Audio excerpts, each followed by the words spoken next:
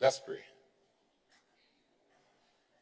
Guide, we beseech thee, Almighty God, members of this house, so they will deliberate for the good of the nation and for the glory of thy holy name. Please join me in the Lord's Prayer. Our Father, who art in heaven, hallowed be thy name. Thy kingdom come, thy will be done on earth as it is in heaven. Give us this day our daily bread, and forgive us our trespasses as we forgive those who trespass against us. And lead us not into temptation, but deliver us from evil. For thine is the kingdom, the power, and the glory, forever and ever. Amen. Pray, be seated. Parliament now reconvenes.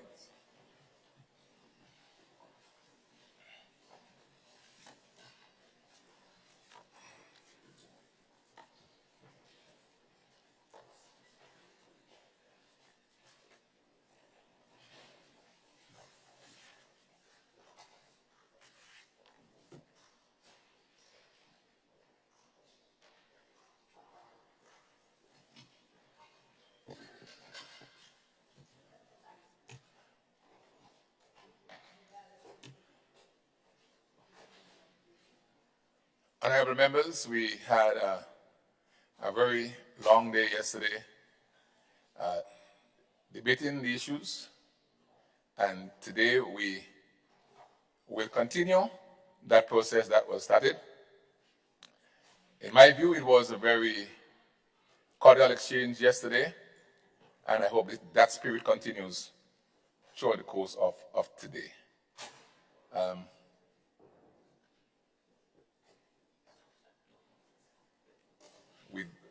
We need to work as closely as we can to the time that is allotted to us throughout the course of today. So without further ado, I will invite from the opposition side, Honorable Eminent Pierre, to make our presentation.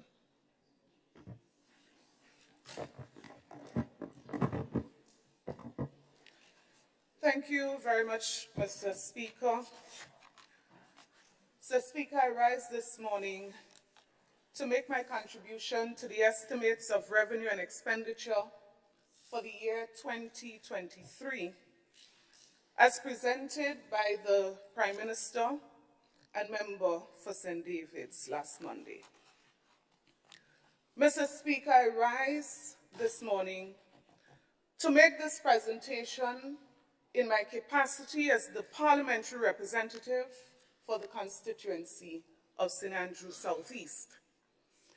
Mr. Speaker, since this budget accounts for 2022 and projections for 2023, I wish to grab this opportunity to first of all express appreciation. Mr. Speaker, I want to say a special thank you this morning to the staff and the stakeholders of the Ministry of Education, who worked, in my opinion, extremely hard during that period that I served as the Minister for Education. Mr. Speaker, that was the first half of the year.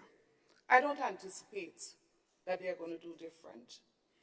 Mr. Speaker, I want to also thank the people of St. Andrew Southeast for the confidence that they placed in me in re-electing me as their parliamentary rep.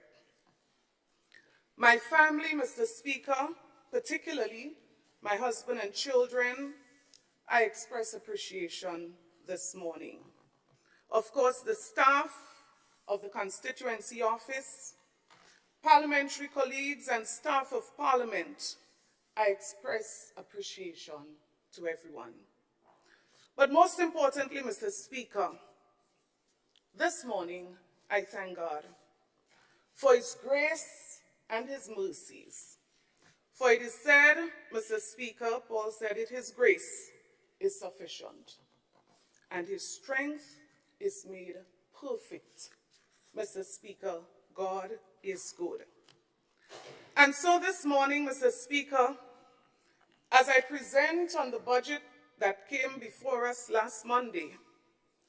Mr. Speaker, I want to focus my attention particularly on the Ministry of Education, Youth, Sports and Culture, with specific focus on education and youth, on the areas that were focused on in the presentation. Mr. Speaker, I also wish during this presentation to share some thoughts and some concerns on behalf of the constituents that I represent. Mr. Speaker, first and foremost, I want to commend the government on the presentation of the 2023 budget. Mr. Speaker, every good intention within this document I commend and support. Mr. Speaker, I wish to give two examples.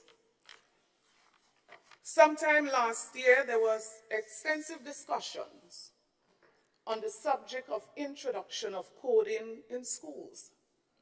Mr. Speaker, I visited the Coding Academy myself. And the feeling was that in 2022, the government should introduce a pilot project targeting Form 1s of our secondary schools.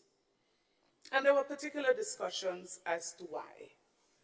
Mr. Speaker, in the budget, $1 million is allocated for introduction of coding in school. I totally support this. I have absolutely no objection to this. Mr. Speaker, the reconstruction of the public library. Mr. Speaker, we all know, and I think it was mentioned yesterday, that this facility was damaged by Hurricane Ivan. It deteriorated greatly. Our government, the former NDC government, was in office since that period, Mr. Speaker, and it should be done.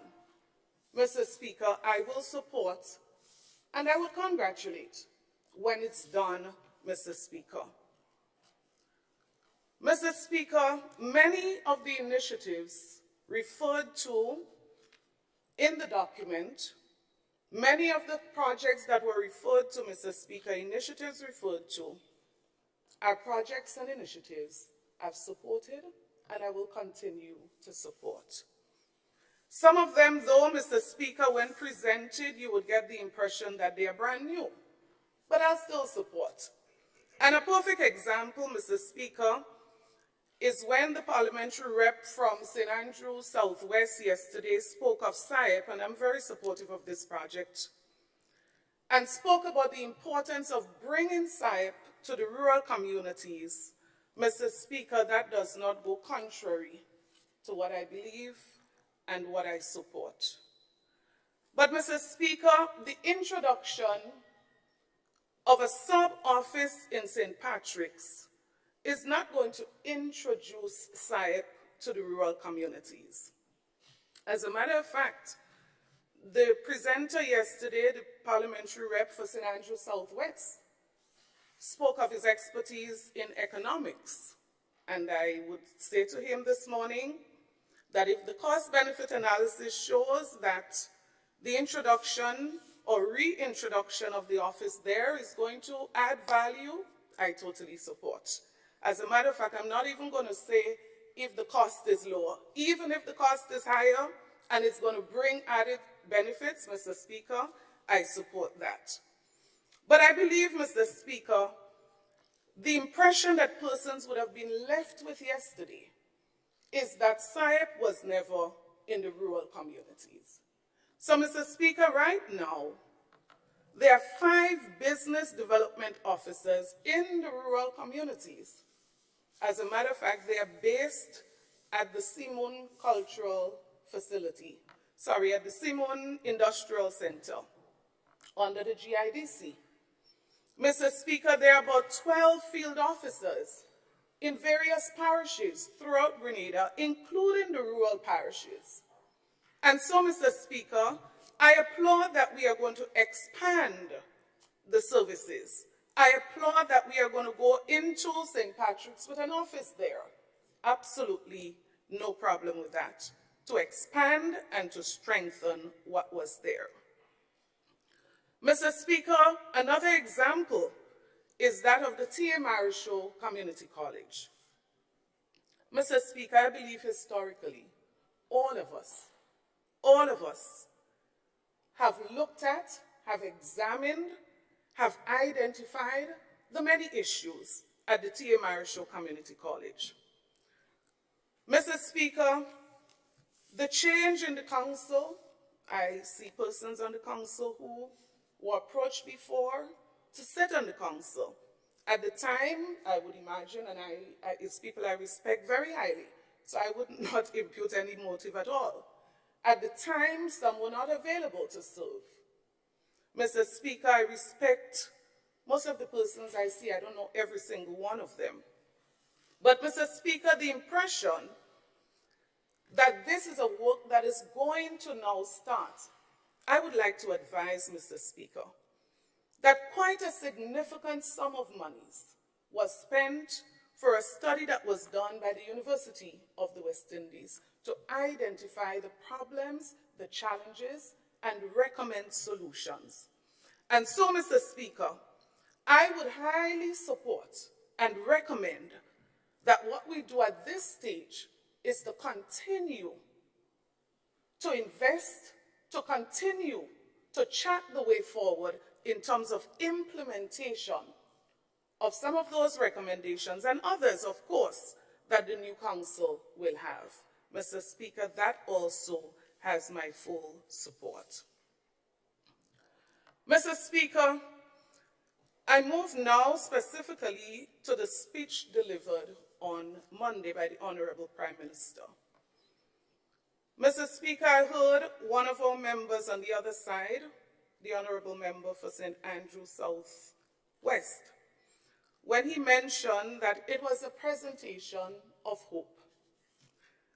Mr. Speaker, I believe if you ask me to rate the document, if you ask me to give my impression of the speech presented on Monday, Mr. Speaker, without any hesitation, I would say it was a well-written speech, without hesitation.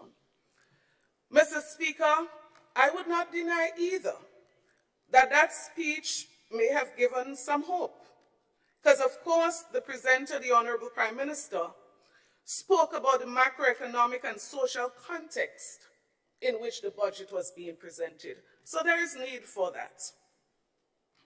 Mr. Speaker, the challenge that I had, though, with the presentation and with the document, and I actually went back, even busy as I was, and I read from the first word to the last, Mr. Speaker. And while I was doing that, Mr. Speaker, I attempted to cross-check and to cross-reference with the actual budget document. It was a task.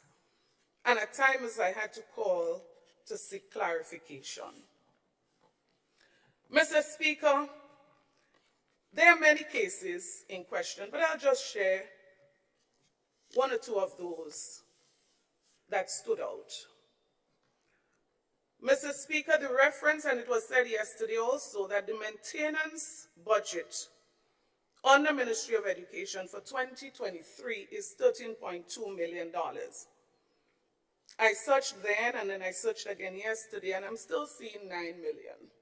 It's probably there somewhere, but I'm saying under maintenance, under the Ministry of Education, I am seeing $9 million. And there are a number of cases like those. And as I said, I tried to cross-reference, and it was a challenging exercise. The figures were not matching up in many cases, many cases. But, Mr. Speaker, it was not just the matching up of the figures, Mr. Speaker. There were a number of cases where statements were made. And if you don't know, Mr. Speaker, you would be easily misled if you don't know. So, for example, Mr. Speaker, when it was said that is the biggest budget ever, the Ministry of Education, I was happy. I would never criticize an increase in budget for Ministry of Education. As a matter of fact, I don't think I would for any ministry. Mr. Speaker, so I immediately went to the budget document to see what we were increasing. And so, Mr. Speaker, when I searched, one of the things that popped out immediately, as a matter of fact, in the summary, right to the top, administration, I recognize the portfolio for youth and the administration that was referred to there, the administration budget moving from 3 to 13 million. The truth is I did not even remember that Ministry of Youth was moved over, or education, I don't want to sound biased in any way, whether youth move or education move, doesn't make a difference. But the point, Mr. Speaker, is this, that if you're going to move a Ministry of Youth, of Sports, and of Culture, and you're going to merge that with the Ministry of Education, I mean, obviously, Mr. Speaker, you expect that there would be a significant increase. But, Mr. Speaker, except I heard wrong, I heard and I read, Mr. Speaker, the impression that one would leave with is that there was a significant increase in budget and allocation because of new initiatives. Mr. Speaker, the other area that I wish to make reference to that came out very strongly in the presentation, in the speech delivered, the budget speech, Mr. Speaker, was the reference to nothing was done. Mr. Speaker, it came out directly and indirectly several times. So, Speaker, the first thing that crossed my mind was this. How does the persons, and I would love to be excluded from that statement, Mr. Speaker, that I'm about to make. And who I include, Mr. Speaker, would be the people who have worked hard, the people who would have made sacrifices, the people who would have gone beyond to make certain things happen. I wondered, how did they feel when the efforts would have amounted to nothing? Immediately, Mr. Speaker, the thought came back. And I remember during the pandemic particularly, and that particular one never left my memory. I was home at about 9 p.m. one night. I mean, this was a crisis. It took a lot of guts to respond to it, Mr. Speaker. It took a lot to deal with what was coming and coming fast and furious. And you were dealing with the crisis, COVID-19, you were dealing with the industrial action, and you were dealing with everything else that you were dealing with before. And Mr. Speaker, at about 9 p.m., that is why I give credit all the time to the people, minus myself, the people who made a difference. So it was about 9 p.m., Mr. Speaker, when I spoke to the PS in the Ministry of Education at the time. And he said to me, we're at the ministry. So I asked him, what are you all doing there at 9 o'clock? No, I wouldn't say that this was something new, but at the particular time, I couldn't understand at 9 p.m. what they were doing. And when he explained, Mr. Speaker, what they were doing and the team that was there at 9 p.m., and when he added to that, Mr. Speaker, that they intend to go till tomorrow morning, Mr. Speaker, I left Simon, I went down to the Ministry of Education, and I stayed there till the next morning. The truth is, Mr. Speaker, all I felt in the middle of a crisis was that I wanted to encourage them. And you're talking about ordinary workers who were there until morning. So, Mr. Speaker, it would be very difficult for me to summarize and to say that nothing happened under the past administration. Nothing was done, nothing was accomplished. That would be hard for me.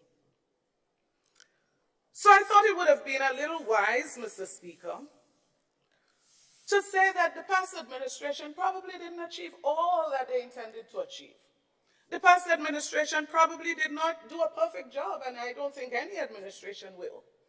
Not any under the sun, Mr. Speaker. But that we are going to do more, we are going to expand, we are going to probably improve, we are going to do all the right things, Mr. Speaker, all that would be fine. But, Mr. Speaker, I would find it difficult that deliberately the impression is given that nothing was done. So, Speaker, it was Loretta Young who once said, "Giving credit where credit is due is a rewarding habit to form. Its rewards are inestimable." Mr. Speaker, I mention this for what it is worth. Mr. Speaker, in the presentation, reference was made to major works to be done for the reopening of a few schools. Mr. Speaker, I commend all of those who are going to continue to work, the hard work of the people who worked hard to bring many of these initiatives to the point that they got. So, Mr. Speaker, when I heard that Bishop's College, Grenada, SDA Comprehensive, and so are going to be opening, of course, I would not stand here. I would be foolish to stand here and say they should not be open.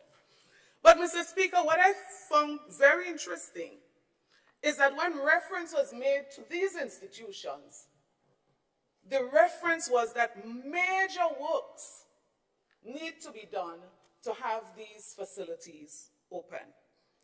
Mr. Speaker, in June of this year, and when I listened, I would have never thought if I did not know, 90% and 85% respectively on the work of these schools were completed. Mr. Speaker, I would support and I would encourage the completion. Mr. Speaker, these two schools alone were approximately $20 million allocated. Another example, Mr. Speaker, is the Presentation Brothers College. An additional wing, Mr. Speaker, was constructed. And in June, more than 95% of the work was completed. A total of $4.6 million was allocated for this project. So, Speaker, additional funding was secured for the construction of the St. Andrew's Anglican Primary School, the Grenada Christian Academy, and St. David's Catholic Secondary School, all new schools to be built in new locations. Mr. Speaker, just for those 6 projects, over $50 million was secured from the Caribbean Development Bank. 3 of those 6 major works were in final construction stages, 2 were in the final design stages, and 1 was at the stage of selecting a contractor. Mr. Speaker, those projects, in many cases, had significant delays.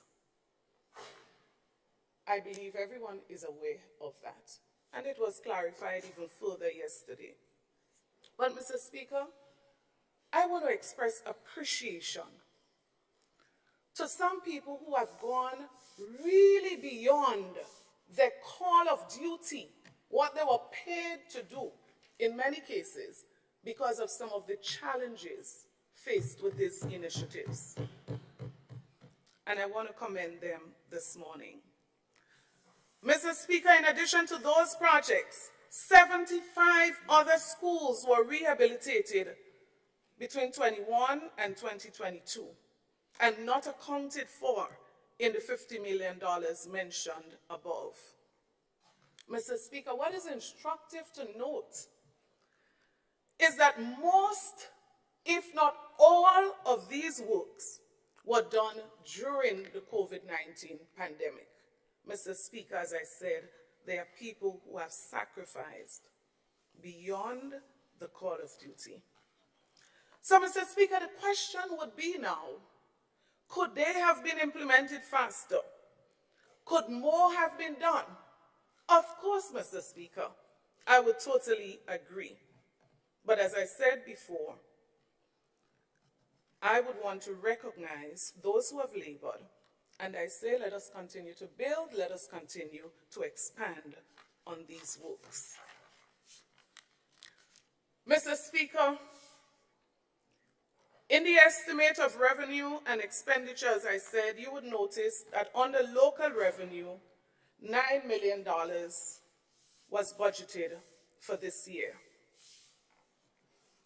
If you look at what was spent in the year before, budgeted for next year, so if you look at what was spent this year, Mr. Speaker, you would notice that prior to June 2022, most of these spendings would have occurred.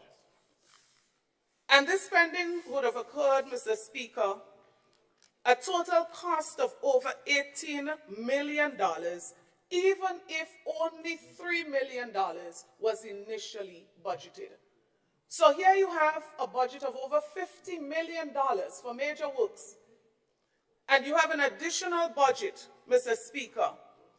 And in the midst of a crisis, in the midst of the challenges of the spending of COVID-19, Mr. Speaker, this government of 2022, June, Mr. Speaker, would have expended additional resources.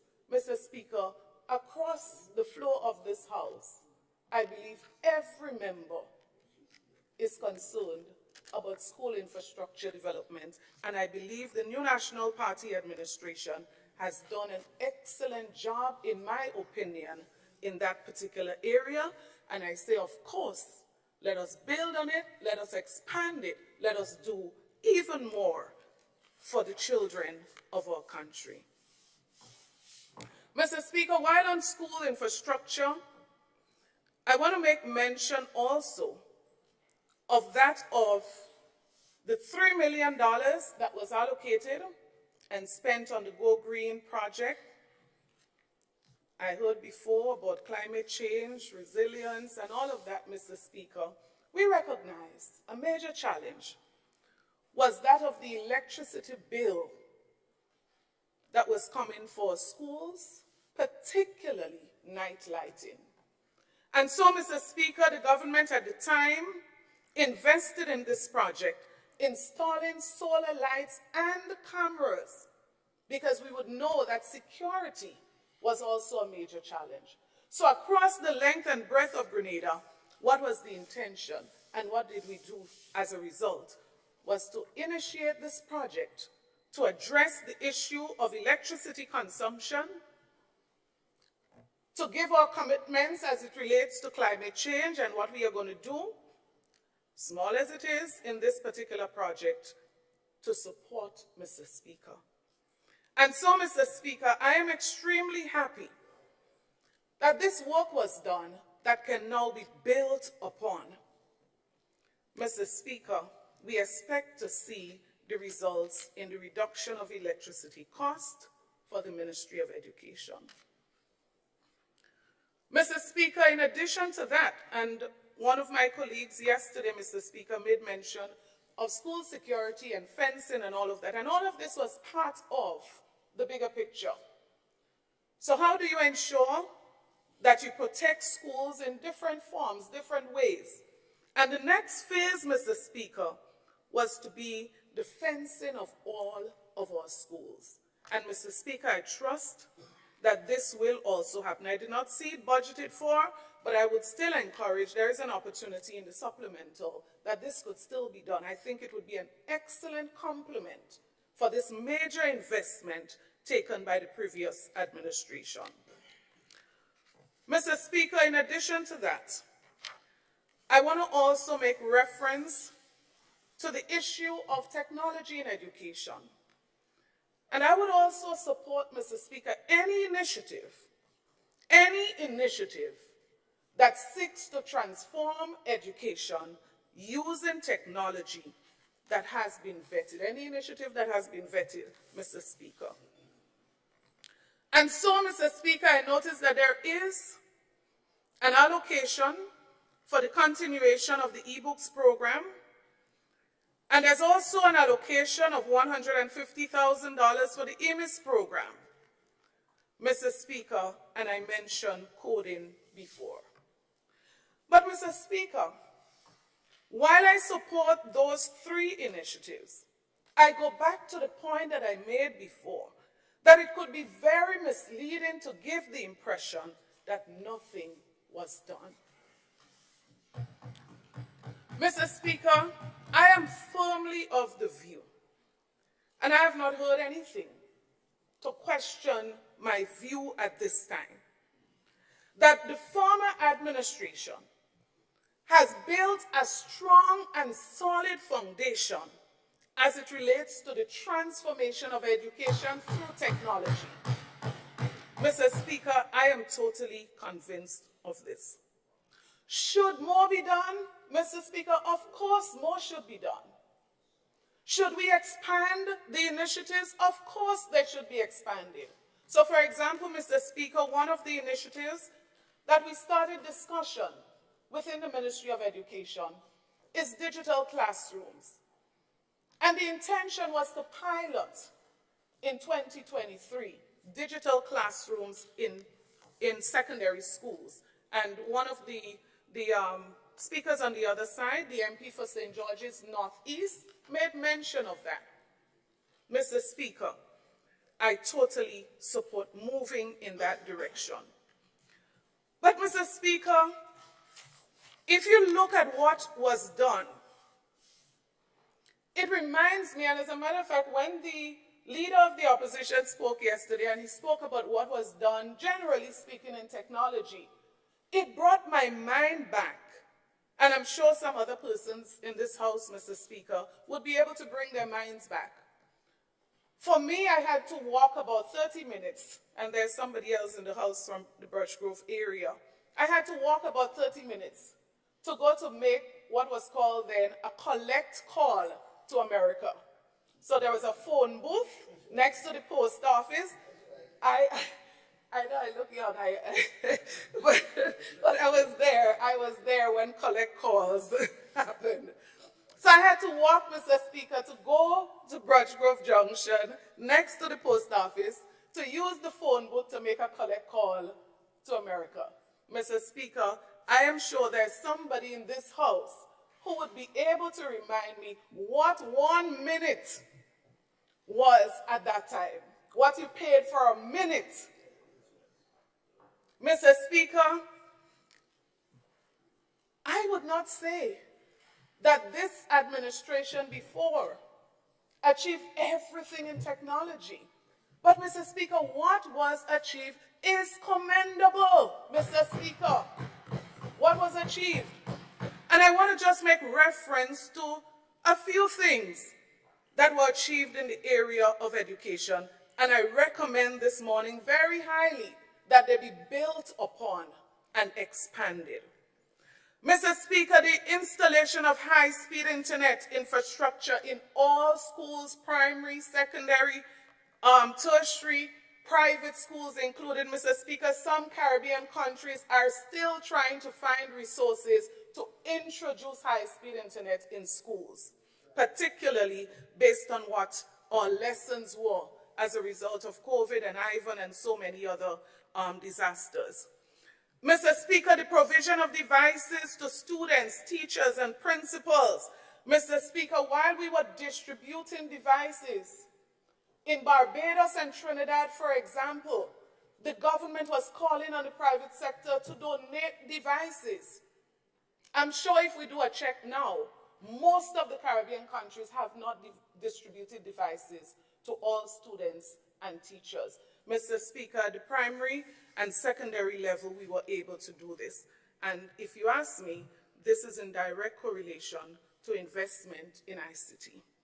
Mr. Speaker, phase 1 and phase 2, training of principals, teachers, students, even parents, education of parents, that process started, and I say let us continue. The introduction of e-books for students in primary and secondary school, and the engagement of teachers to assist with, Mr. Speaker, the development of content, the review of content. Mr. Speaker, all of this happened. Information and communication technology, and I say let us build upon it. The installation of e-books on devices, and sometimes that one, Mr. Speaker, I want to pause again to give credit. Mr. Speaker, I am quite sure the mind can imagine what it is like to install those apps and those platforms on all of these thousands and thousands of devices. And people actually did a lot to make it happen. Mr. Speaker, the engagement, as I said, of local teachers to assist with the review and in some cases development of content. Mr. Speaker, in some cases they were even paid for some of the services. The appointment of technical support staff across the school system to help in the middle of a crisis with rolling out initiatives like these. Mr. Speaker, computer labs in schools. Mr. Speaker, e-testing online. Our students being able to do exam online in the middle of a crisis, Mr. Speaker. Mr. Speaker, the provision of devices and support systems, additional support system for our primary schools. The purchase of license, the development of software, Mr. Speaker. The EMIS project is a perfect example to facilitate data collection and the management of data across the education system. Science, technology, communication technology, Mr. Speaker, however we wish to refer to it. Mr. Speaker, the rollout of Microsoft 365 for all students and teachers. Mr. Speaker, I actually subscribed a couple weeks ago to renew my Microsoft account. Mr. Speaker, across the school system, students and teachers in the Ministry of Education, persons were provided with great support from the Ministry of ICT. The same Ministry of ICT, Mr. Speaker, we had the rollout of a number of these initiatives. Mr. Speaker, I want to make mention again, as I said, e-testing, because what that took, so many people would have sacrificed to make it happen. Mr. Speaker, I want to make mention at this stage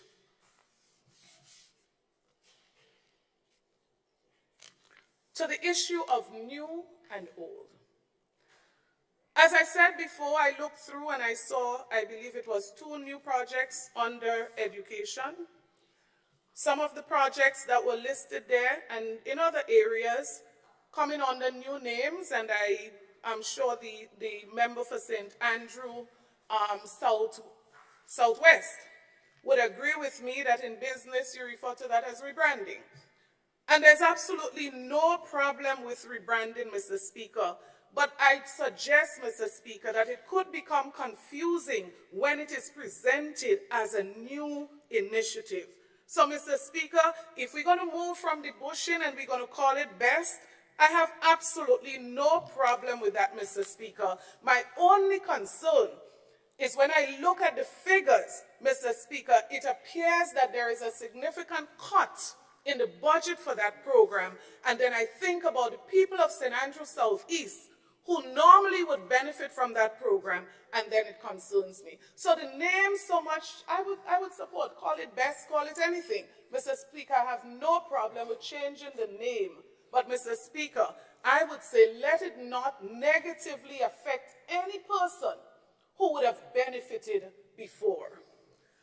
Mr. Speaker, I believe very much, as I said before, in the transformation through education. We may not have called it transformation. Maybe we call them other things, I don't know. But I believe one of the things, Mr. Speaker, that definitely can fit the definition of transformation is when we speak about tertiary education and higher education for citizens of this country, particularly, Mr. Speaker, I make reference to the poor and vulnerable. Mr. Speaker, reference was made to that particular area, and I wish to draw to attention that between the period 2018 and 2022, I only use that short space of time, between 2018 and 2022, Mr. Speaker, a total of 349 scholarships were awarded to students to study locally, regionally, and internationally. 349. Mr. Speaker, those scholarships cost over $86 million in value. Should we do more? Of course. Your commitment to give every household a university graduate, I support that. I would encourage it. Let's do it. But, Mr. Speaker, to give the impression that there has never been transformation, there has never been anything, Mr. Speaker, is what concerns me. But, Mr. Speaker, you know those 349 scholarships, the major beneficiaries of those were young people, children, students from rural communities, Mr. Speaker. Mr. Speaker, these were the daughters and the sons of the debushers, the cleaners, the sanitizers, the monitors, Mr. Speaker.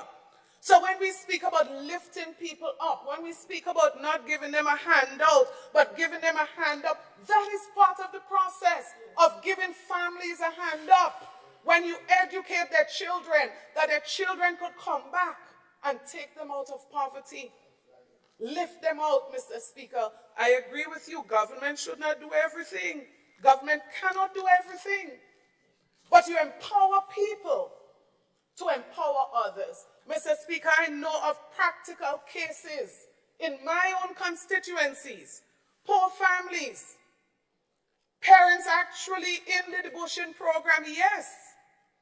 But I've lived to see, and I have not lived that long yet, Mr. Speaker, but I've already lived to see, Mr. Speaker, that doctors come back to take care of their parents, Mr. Speaker. And I have more than one example in my own constituency. Mr. Speaker, I want to encourage us, whatever was built before, we don't have to break it down. We don't have to speak of it as nothing. We can build on it, we can expand it, we can make it better. We can ensure that more people benefit in the process. Mr. Speaker, when I speak about 300, let me get the exact figure. Mr. Speaker, 300, I believe it was 48, I said. Young people, children from rural communities, people who had a dream but they never knew how they were going to achieve it, parents who wished that their children would turn out to be a doctor but never saw the possibility, Mr. Speaker, 349, only between 2018 and 2022.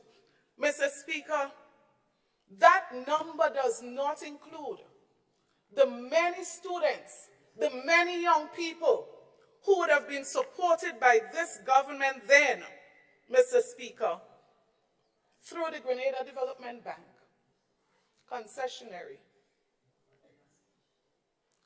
Go and study, and when you come back, you can start to repay. Mr. Speaker, and many other initiatives like the Imani program, where young people had an opportunity to pursue those dreams. So, Mr. Speaker, speaking about the Imani program, I wish to make a couple comments. And I listened carefully the contributions made, both in the presentation of the budget speech and the minister who holds the portfolio of youth, the parliamentary representative for St. George's Northeast. Mr. Speaker, I want to say from the onset that I will not disagree with anyone who says that there are shortcomings, there are weaknesses, there are areas for improvement in the Imani program. As a matter of fact, that statement would stand long after even this current administration leaves office. So somebody would stand up and point out, what were your shortcomings? What were your weaknesses? What were the areas you could have improved? It would happen, and we would leave it that way. And the reason being, Mr. Speaker, is when you speak about these initiatives, the common denominator, the critical factor, Mr. Speaker, is that people are involved. And so, Mr. Speaker, there are things that will not always go right and go as planned and go as you envision or you reimagine, Mr. Speaker, because of that particular factor. Should we improve? Should we expand? Mr. Speaker, my concluding view remains absolutely yes. But Mr. Speaker, the element that we missed in all of the presentations, all of the contributions of the Imani program is the thousands of young people who had an opportunity, Mr. Speaker, that we don't know what it would have been if they did not have that opportunity. Mr. Speaker, we cannot deny that fact. Undisputable it is. That there would have been thousands of young people who were given that opportunity, and through that opportunity, even if it was not perfect, even if everything did not go right, they can look back today and say, thank God for that opportunity. That does not change the fact that there are weaknesses that we should improve. Mr. Speaker, there are many persons through this program who had an opportunity. And if you speak to them today, Mr. Speaker, they will tell you what it did for them.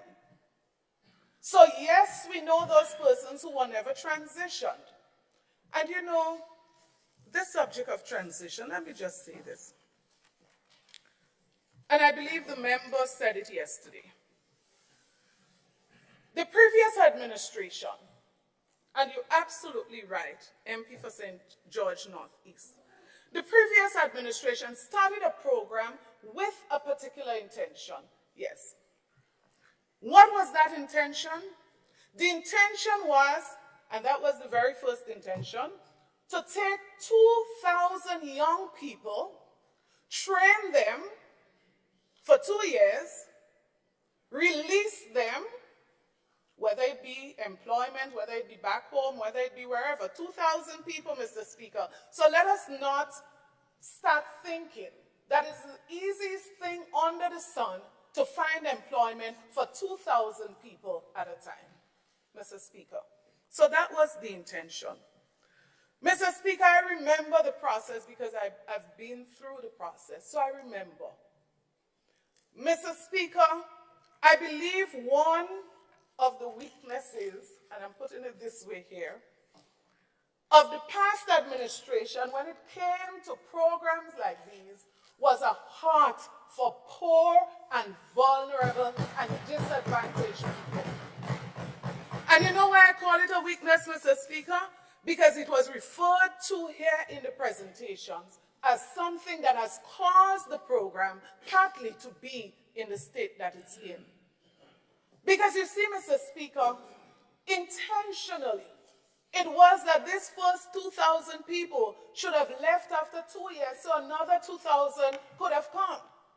Mr. Speaker, when you check the statistics, over 6,000 young people would have passed through this program. Mr. Speaker, there's only one reason, and it cannot be election. It cannot be election, Mr. Speaker, right? I heard the comment, election. My ears are sharp. Mr. Speaker, it cannot be election. Because I challenge any person in this house, go back and check the records of the times when these persons were enrolled into the program. In some cases, Mr. Speaker, it would have been months after an election. So it could not have been election. It must have been a heart for young people and giving them an opportunity. I'm convinced that that is what it was. Was it perfect? I go back again to say no. Could it have been better? I go back to say yes. Could we expand on it? You have my support to expand on it, develop it, take more. But that's where my concern lies, Mr. Speaker. And I would trust, maybe in a side conversation, the minister would explain to me. Because it appears, Mr. Speaker, that there is a cut in the budget for this program for 2023. Now, a cut for me, Mr. Speaker, could mean two things. And that's just my narrow, basic assessment. It could mean a reduction in people, which I trust would not be the case. It could also be a reduction in some of the programs, the opportunities. Knowing the cost of skills training, I can't see how that part of the budget could be going downwards. So I'm left to conclude, because the explanation was not given, I'm left to conclude, Mr. Speaker, that it has to be that maybe we are not going to take the usual numbers. I'm left to conclude, as I said, an explanation was not given. If it's given, I can conclude differently. And so, Mr. Speaker, as I said before, thousands of young people across this country have received apprenticeship training. Their lives have been changed. And, Mr. Speaker, they had many opportunities, including life skills. If you look at the number of areas, I'm sure there are about 20 different areas in skills, particularly. So this is speaking about life skills. And I've heard stories, Mr. Speaker, of how a 3-month life skill program would have changed my life. How I think, how I see things. So I don't devalue those things. I can't call them nothing, because I believe in the process, many lives were changed. Mr. Speaker, CVQ. So I see we are going to reimagine, we are going to transform, and I notice the emphasis on CVQs and skills training. And Mr. Speaker, this has been happening for many years. And I support, if we're going to add areas, if we're going to change areas, I always subscribe to the view that there are some areas that are oversubscribed. And you mentioned a few of them yesterday. And probably more should be done in particular areas, of course. But Mr. Speaker, when we speak about CVQ, when we speak about skills training, I believe, Mr. Speaker, the record would show that thousands of persons benefited in this area. And if you check the stock of people in Grenada right now, Mr. Speaker, who have CVQ qualification and certification, Mr. Speaker, you would recognize, I am sure, that most of them received it under the Imani program. Mr. Speaker, some of them are able to use it even locally in various areas. And so, of course, I support the NTA getting more involved. But, Mr. Speaker, I'm sure maybe the MP, in speaking on the subject, was not totally aware, but the NTA has been involved in this program for many, many years.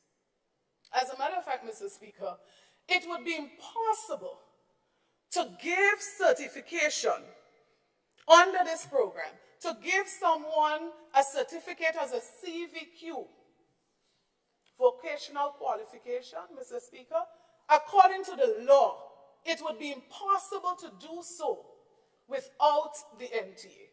The NTA is the only body. So it's not an issue. It's not an issue of not having people in the Ministry of Education or Ministry of Youth, who could have done what the NTA was not doing or was doing. Mr. Speaker, the point is only the NTA could have done it. Nobody else in Grenada, according to the law, can grant CVQ certificates. Else, many people would be doing it. And so, Mr. Speaker, the NTA is the only body that could continue to do it. Now, if they're going to manage the training as an additional initiative, I don't even have an objection to that. So, Speaker, the truth is, who does it when it comes to giving the opportunity? Once the opportunity is given, I'm okay. So moving it to the NTA, Mr. Speaker, doesn't change the fact that thousands of young people in Grenada, Carriacou, and Petit Martinique already have certificates, CVQ qualification, as a result of the work that was done over the years under this particular program. Mr. Speaker, if you check and you do a study, and my colleague from member for St. Andrew Southwest made mention to data, maybe this is something that we need to collect some data on. Because, Mr. Speaker, throughout Grenada, Carriacou, Petit Martinique, you would find that there are a number of young persons, whether they're in the field of nursing, teaching, doctors, maybe businesswomen, businessmen, Mr. Speaker, many of them would tell you, thanks to the Imani program for the opportunity that it gave me. I again go back to say, could more have been done? Could it have been better? Of course, Mr. Speaker, I would not change that line. Mr. Speaker, as it relates to the upskilling and the transition of the current Imani trainees, Mr. Speaker, what I say is this. Remember, they have families. Remember that many of them deserve an opportunity.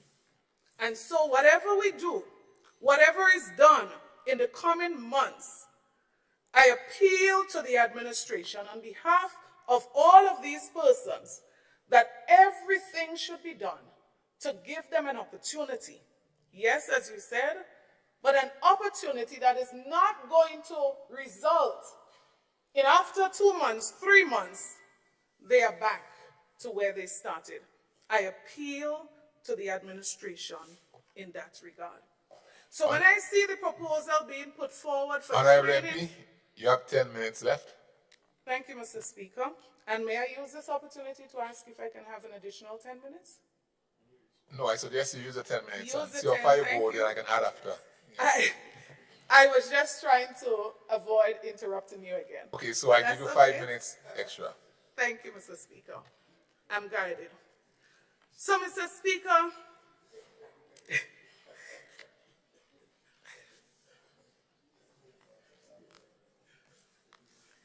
and that's what it does. Mr. Speaker, I want to also make mention very quickly of a couple other programs that I either did not see or there has been a cut or reduction, and one I want to make mention of is the Empower program. Mr. Speaker, I want to appeal. I want to appeal particularly on behalf of the young men in communities across Grenada, Carriacou, and Petit Martinique, young men who need an opportunity, young men who probably need a program like this to be given that opportunity. Mr. Speaker, I am not sure what the explanation is for cutting the program, the budget for the program. If it's going to be made up somewhere else, I'm saying fine, but I'm saying what I see in the budget document is a cut in the budget for the Empower program. Mr. Speaker, many young men can tell you that this program helped to save their lives. Many young men can tell you that. Did everyone get transformed in the process? No. Could it have been better? Yes. Should we expand? Yes. Should we make it better? Yes. Mr. Speaker, another example in this regard, and reference was made yesterday to the Spice Garment and Design Factory. Mr. Speaker, that particular project, and I wish to give credit here and recognize the former Minister for Youth, Honorable Keith Lewis, as it relates to this initiative. Mr. Speaker, this initiative, in my opinion, falls squarely under the banner of transformation. And so, Mr. Speaker, what I say is don't let it die. Don't let it die. I would say it was a great start. I would say many people benefited, Mr. Speaker. If there are weaknesses, I say let's correct them. If there are challenges, let's solve them. But I say do not let the Spice Garment and Design Factory in Pearls die. But there's another reason, Mr. Speaker. There's another reason I say that. And you know what the other reason is? Check the records in Grenada as it relates to success of cooperatives. But let's not even go yet to success. Let us start with interest in cooperatives. Now, if some young people came together, they have an interest, they started doing something, they've made some progress. I mean, the people saw things, people wear it, I wore a shirt from them. Excellent. I call that transformation by my definition. Mr. Speaker, I say, please do not let it die. I want to make one more appeal, Mr. Speaker, and that has to do with the area of sports. Mr. Speaker, I'm not going to get into the debate of who was sent home, who was taken back, if the letter was a mistake. I'm not going to go there, Mr. Speaker. Mr. Speaker, what I want to focus on is that there are people within that group of persons who are not yet back on the job, who I believe have excellent skills, Mr. Speaker, right? Mr. Speaker, and it's not just that. I had the opportunity, the distinct opportunity, to serve as Minister for Sports. And Mr. Speaker, during that period, there are two things that I'll never forget. One being the team visiting Grenada to determine whether Grenada got a particular World Cup game, right? I remember very clearly that game. I actually refer to, there should be West Indies versus England. Yeah, I remember that very clearly. And then the second one was CONCACAF Under 17 in Grenada. And Mr. Speaker, the reason I'm referring to this, and I'll put it this way in conclusion, had it not been, not for the Lord on my side, had it not been for these people that I referenced, Mr. Speaker, there's no way that Grenada was getting those games that I referred to. And I'll tell you why I know there is no way. Mr. Speaker, they came to my office and they said that there is absolutely no way. I don't remember the gentleman's name. People like Cheney Joseph was present in the room, Mr. Howard, when he said, Minister, there is no way that Grenada will be ready by the time we're ready to launch the Under 17, the CONCACAF Under 17. Mr. Speaker, in the midst of people like Cheney Joseph and others, I said, we will make it. Just give us 2 weeks. Give us 3 weeks. We are going to make it happen. Mr. Speaker, I don't take credit for the fact that we made it happen. I don't. I refuse, Mr. Speaker. I give total credit to the groundsmen, particularly, Mr. Speaker, and I want to make reference to two particular fields. The National Stadium, Holas and his team, Mr. Speaker, Mr. Nelson and his team at Montrouge. Mr. Speaker, I'm just saying this morning, I'm not going to get into the nitty-gritty, who did and who didn't. Mr. Speaker, what I'm saying, please have a heart for those persons who have the skills. If they had shortcomings, if they had weaknesses, whatever the problems, I'm saying, you know, maybe MIT can fix the problems, you know, MIT could deal with the problem. But let us please reconsider that particular decision. Mr. Speaker, people-centered development is the main part of the theme for next year's budget. And Mr. Speaker, in this light, I want to turn to the people of St. Andrews Southeast. Mr. Speaker, I listened very carefully, I read carefully too, and I want to say this morning, I have absolutely no problem, no objection, no difficulty with the fact that, as was referred to in the statement, many people do not have pie in the sky, they have pie on their plate. I'm thankful, I'm happy for all these people. Mr. Speaker, but this morning I want to say this, that there are also many people who don't have pie on their plate because the pie was taken away. Mr. Speaker, I am just saying, with all due respect that I can use this morning, that the people who are considered to be poor, and I know we don't like to hear that word, I know anytime we say this poor and vulnerable, there seems to be a concern. Mr. Speaker, 11 point something is the current rate of poverty in the United States of America. Millions of people fall under the poverty line in the United States of America. So I look forward to the day when, as was said yesterday, everybody in Grenada would be rich. Nobody would be poor. I look forward, I would celebrate with you the day when nobody in Grenada would be poor. But until then, Mr. Speaker, what I want to say this morning is that greater consideration, and this is what I'll say, greater consideration must be given, should be given. I implore that it should be given to the poor and vulnerable. And I want to just use, Mr. Speaker, 2 examples. Mr. Speaker,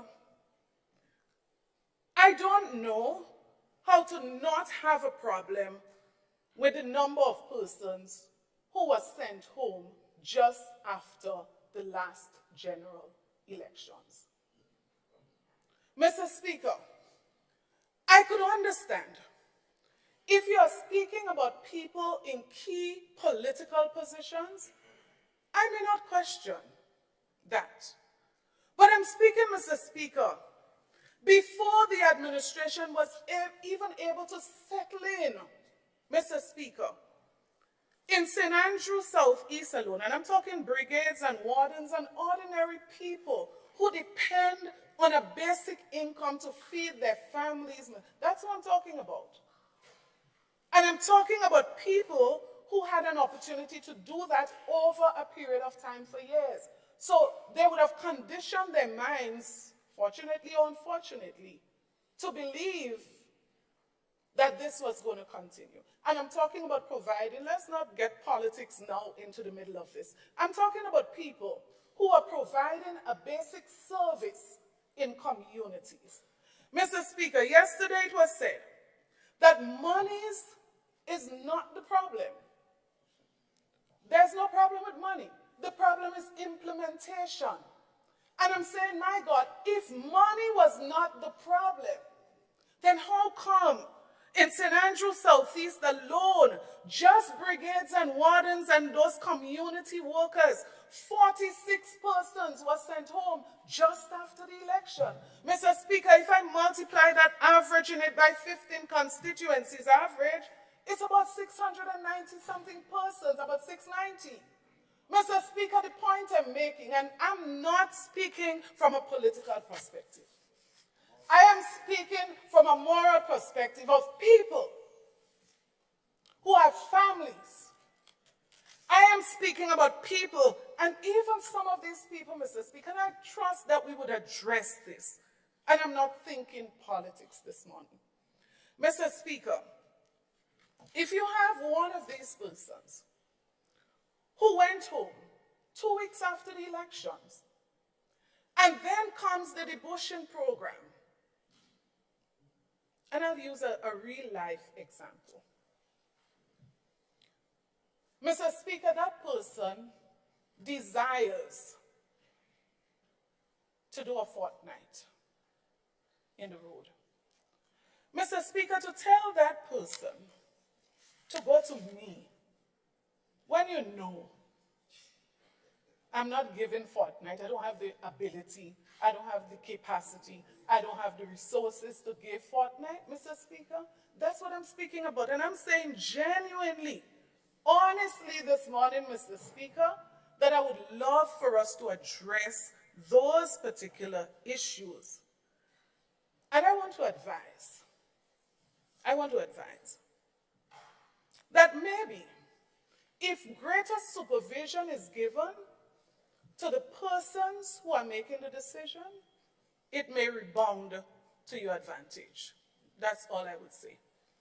If greater supervision is given to the persons decided, give Peter, don't give Clarice, give this one, then maybe it would rebound to your advantage. So I'm saying it with good intentions. Mr. Speaker, I feel very comfortable as it relates to that debushing program in St. Andrew Southeast. What I see happening now never happened during the time that I served as parliamentary representative. And so I would just encourage, let's work on it, let's improve it, let's do whatever is necessary to make it better. You have my support in that regard. Mr. Speaker, similarly, I want to appeal as it relates to the people. So, Speaker, is that the point I asked for 5 more minutes? Or that's it? Right. So I want to close by appealing to all the persons, Mr. Speaker, who are in need of various services that they received before, had access to before. Mr. Speaker, there is a challenge, and I'm speaking on behalf of the people of St. Andrews Southeast. I just want to make an appeal on their behalf that this particular issue be addressed, and I'm begging and pleading on their behalf.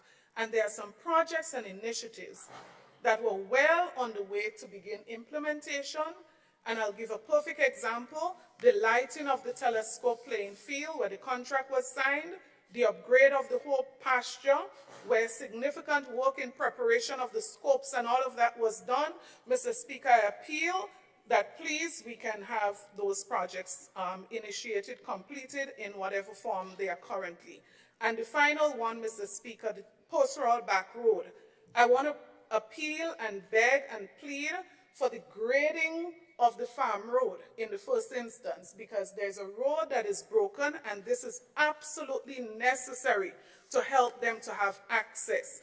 And not only that, Mr. Speaker, as it relates to the farm roads, I also wish to say this. There was a commitment that that road would have been included in 2023 as one of the farm roads to be developed, and I want to beg and appeal that consideration.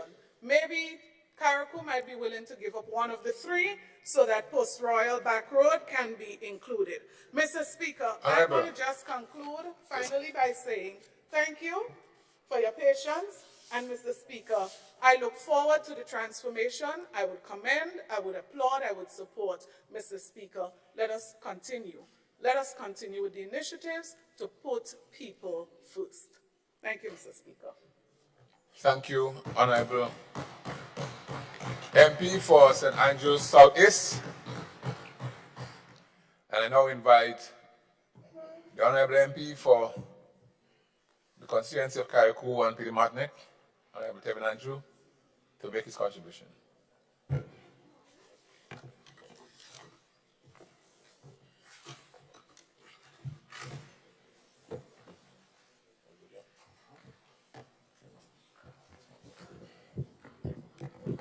No, that's okay.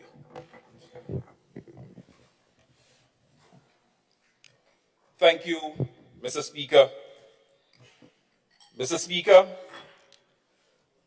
I stand here today to give full support, 100% support to this budget. This budget, it's a transformative budget. It's a people-centered budget. This is boots on the ground budget. A budget of getting things done. A pie on the plate budget. And most importantly, Mr. Speaker, this budget does not leave out the great and resilient people of Carriacou and Petit Martinique. I want to take this opportunity before I start to recognize the permanent secretary within the Ministry of Carriacou and Petit Martinique. Might I say the best permanent secretary within the state of Grenada, and I'll be bold enough to add the best permanent secretary within our region. They call him the henchman. Never mind. He gets things done and make the work easier for me. And I want to recognize him and thank him today. Yes. And I want to also use the opportunity to recognize by the staff at the constituency office in Carriacou who travel all the way overseas to be here. So, for example, my office manager traveled from Petit Martinique overseas, then Carriacou, and then come down to Grenada. So we thank you so much for being here to give the support. Mr. Speaker, $22.8 million is a lot of money. I'm only sorry we didn't get more. But we're satisfied. We are thankful. We're grateful for the sum that has been given to the people of Carriacou and Petit Martinique. The largest sum that has ever been given. The largest budget for Carriacou and Petit Martinique. This is transformation.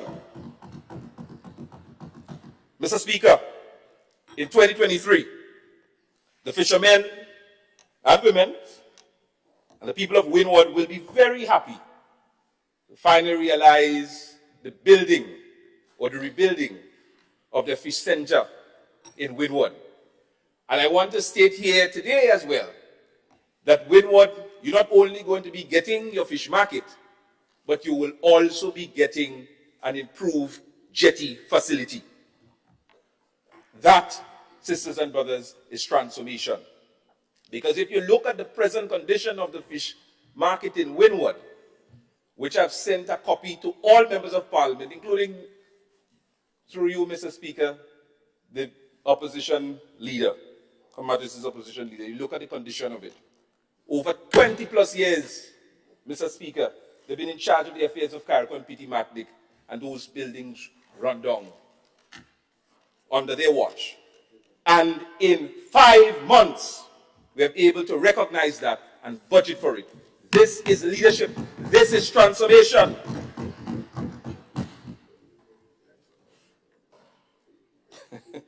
Speak, it's all right, man.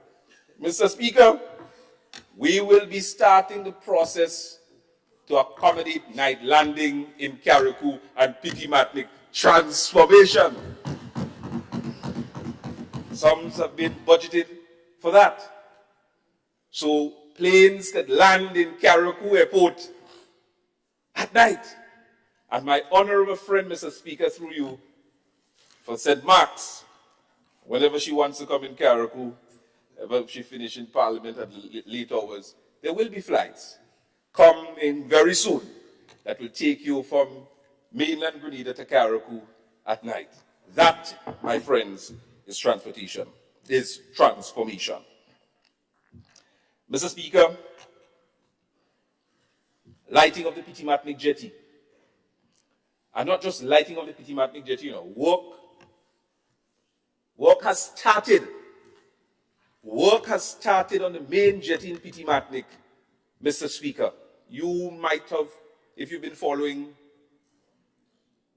the campaign, and you've been following what I've been advocating for in Carriacou and Petit Matlick, and you look at the condition that the people now have to embark and disembark on it as it relates to the private jetty, because the main jetty in Petit Matlick is the problem and work must be done. And that's what we are doing presently. Work is being done. But we're not just going to be retrofitting the main jetty, Mr. Speaker. We have budgeted so that we can also light up the Petit Matlick jetty. Transformation. The member for St. Patrick's East yesterday was talking about the asphalt and concrete road, especially the asphalt roads for Carriacou. And nothing was mentioned in his budget, but I don't think the member realized that over $850,000 were budgeted for Carriacou. It's under our ministry. And of course, I want to thank the budget team for ensuring that that happened. And in comparison to the 2022 budget, Mr. Speaker, 2022 budget, a sum of $500,000 was allocated. And for this budget, the transformation budget, over $850,000 has been budgeted.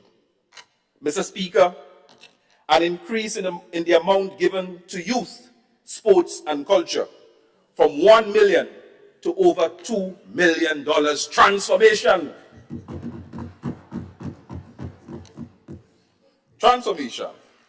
And let me tell you, Mr. Speaker, as it relates to agriculture, you know, Mr. Speaker, through you, we have the people of Carriacou and Petit Matlick under the former administration, and to know that the man has roots in Carriacou, Mr. Speaker, never came to Carriacou in his capacity as Minister of Agriculture. What a shame. But regardless of that, this administration, recognizing the importance of agriculture as one of the fundamental pillars of growth, we have decided, Mr. Speaker, to give an increase in the allocation for agriculture from $1 million to over $3 million. Transformation, Mr. Speaker. Transformation.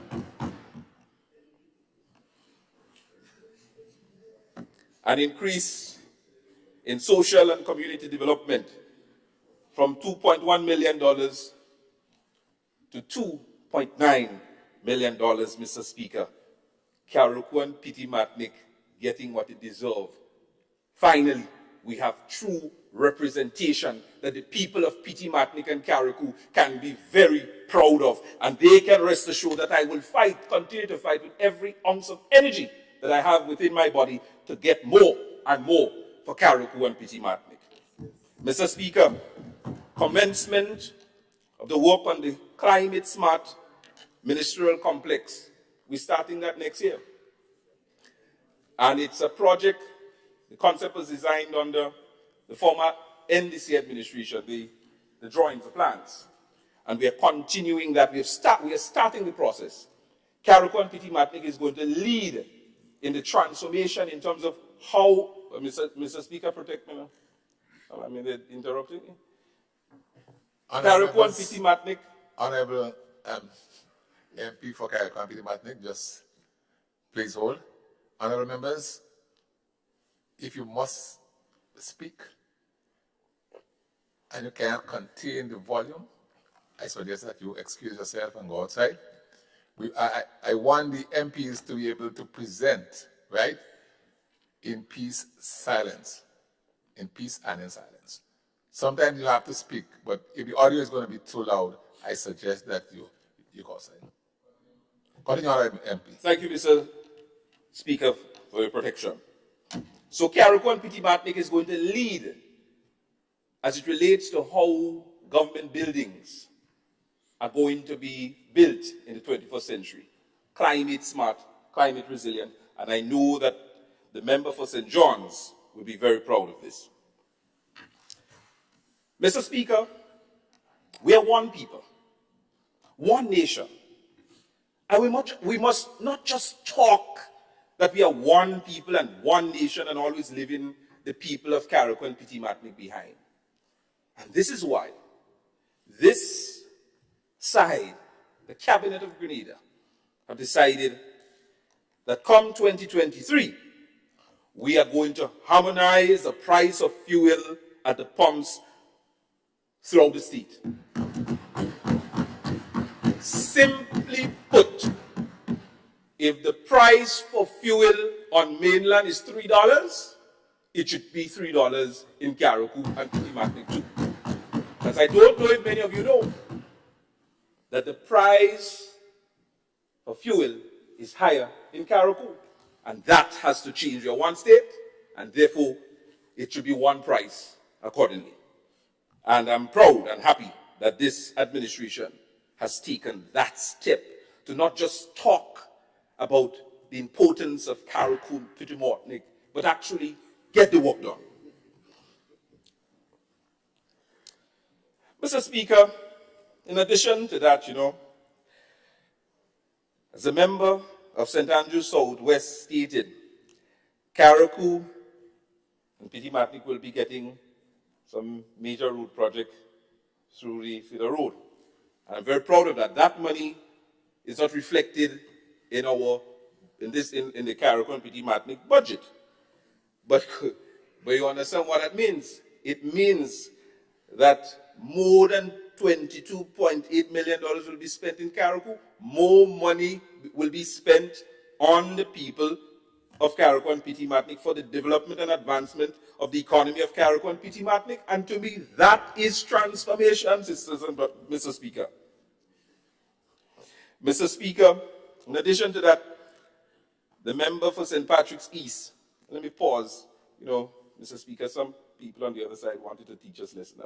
I'll probably be a teacher for a few minutes and bring some lessons. Probably younger members like the member for Northeast may not know this, but at one point, St. Patrick's and Carriacou was one constituency back in the colonial days. And therefore, we share so much history and we have such a good bond as a constituency, Carriacou, Petite Martinique, and St. Patrick's.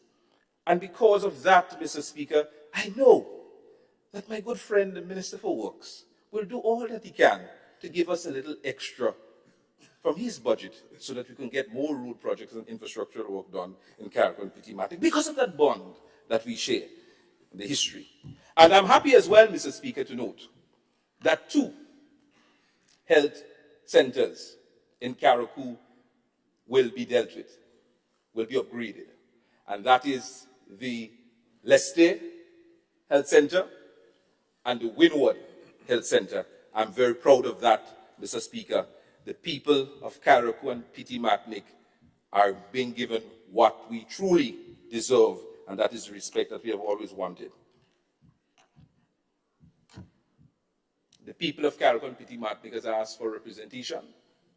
That is exactly what we are giving them.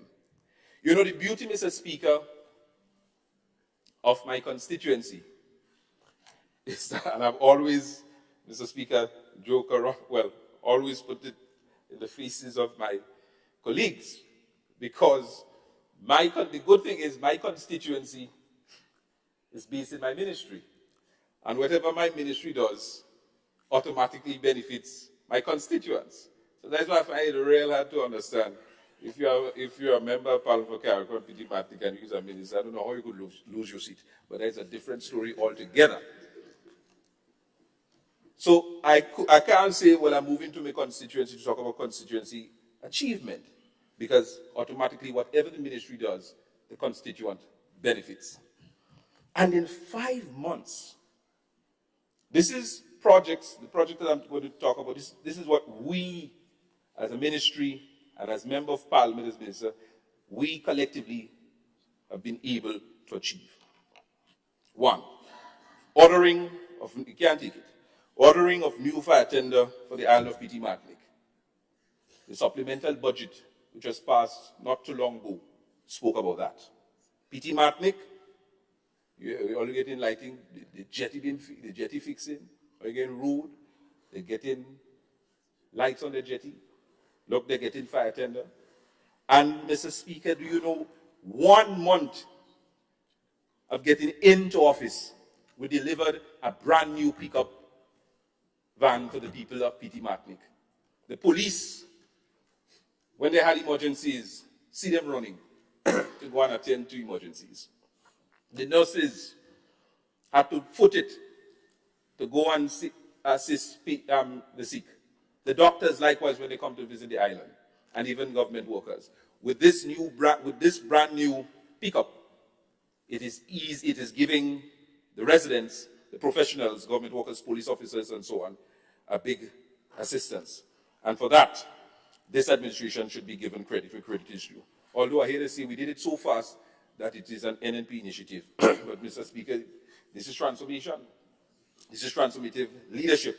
We get things done. Mr. Speaker, as stated, the work has started on the Petit Martinique main jetty. Improvement of the fishing center in Petit Martinique.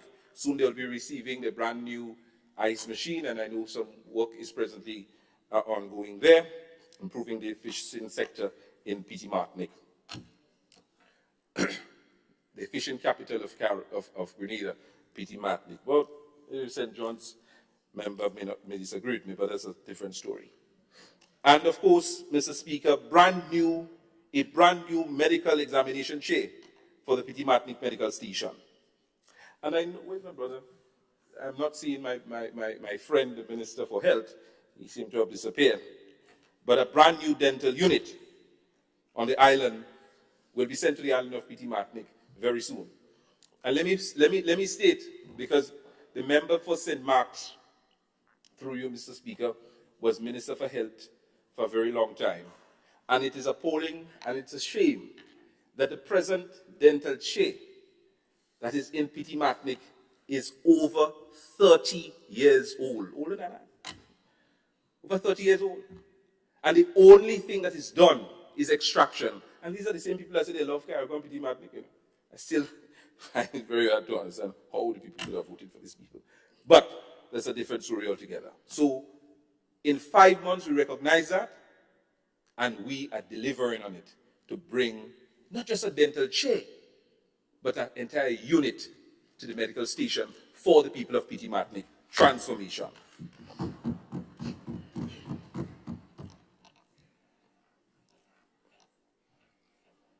Mr. Speaker, And yes, of course, I love the word transformation. You love it too. All you're using it as well, innit?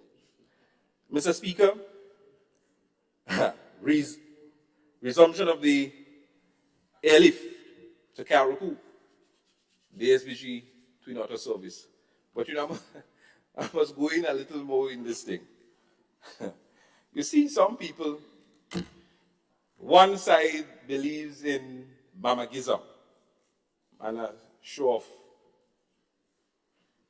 tomfoolery. And the other side believes in genuine development and transformation of the country.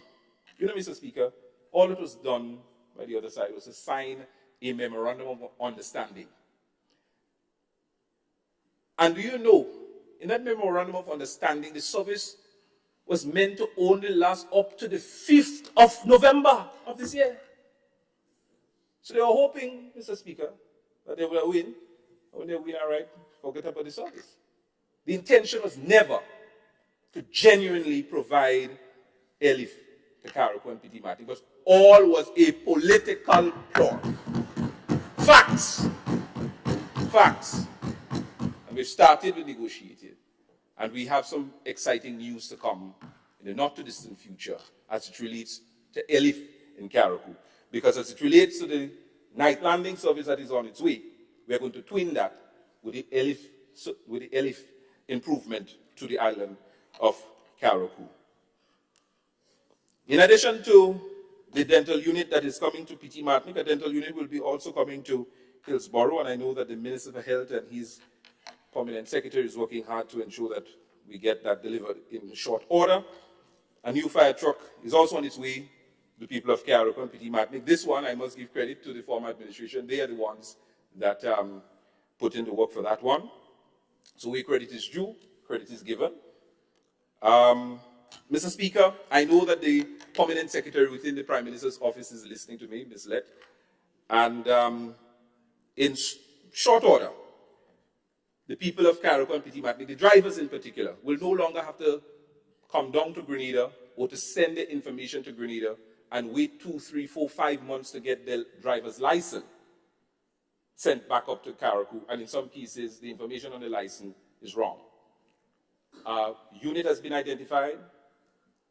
I believe it should have been purchased by now, and it should be on its way to Karaku, so that the drivers in Karaku, the licensed drivers in Karaku, would no longer have to wait 4 or 5 months to get the license. And the officers, police officers, won't have to harass those that don't have their license, and all they have is a receipt, and the receipt, of course, fade away after a certain time. That, in 5 months, we have been able to deliver, Mr. Speaker, and I'm very proud of that. Talking agriculture, Mr. Speaker, the old man from agriculture minister going around walking plantation and all kind of things. And when you hear my good brother who in charge of agriculture say, know this, know that, I wonder what the man was doing. But then when you look in Karaku and Petit Martinique, you look at the agriculture division, and you see the mess that it was in. You ask yourself, well, what kind of Minister for Agriculture we had? Yeah, a Minister for Agriculture for sure, but a Minister for Agriculture of getting anything done. And that's the reality. And I'm proud, Mr. Speaker, to say that in 5 months, the people of Karaku and Petit Martinique, the Ministry of Karaku and Petit Martinique, has been able to re-establish the livestock veterinarian unit within the Ministry of Karaku and Petit Martinique. And not just the setup of a unit, but for the first time in the history of Karaku and Petit Martinique, we have a doctor of vet station in the unit that comes up 3 times, 2 times for the week, every week. That is transformation. Taking the livestock industry, Mr. Speaker, to higher heights. To higher heights. I was having lunch.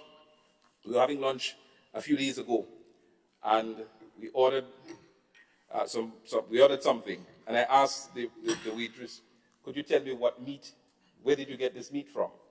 And she went and asked them, where from, and you know where it came from? New Zealand.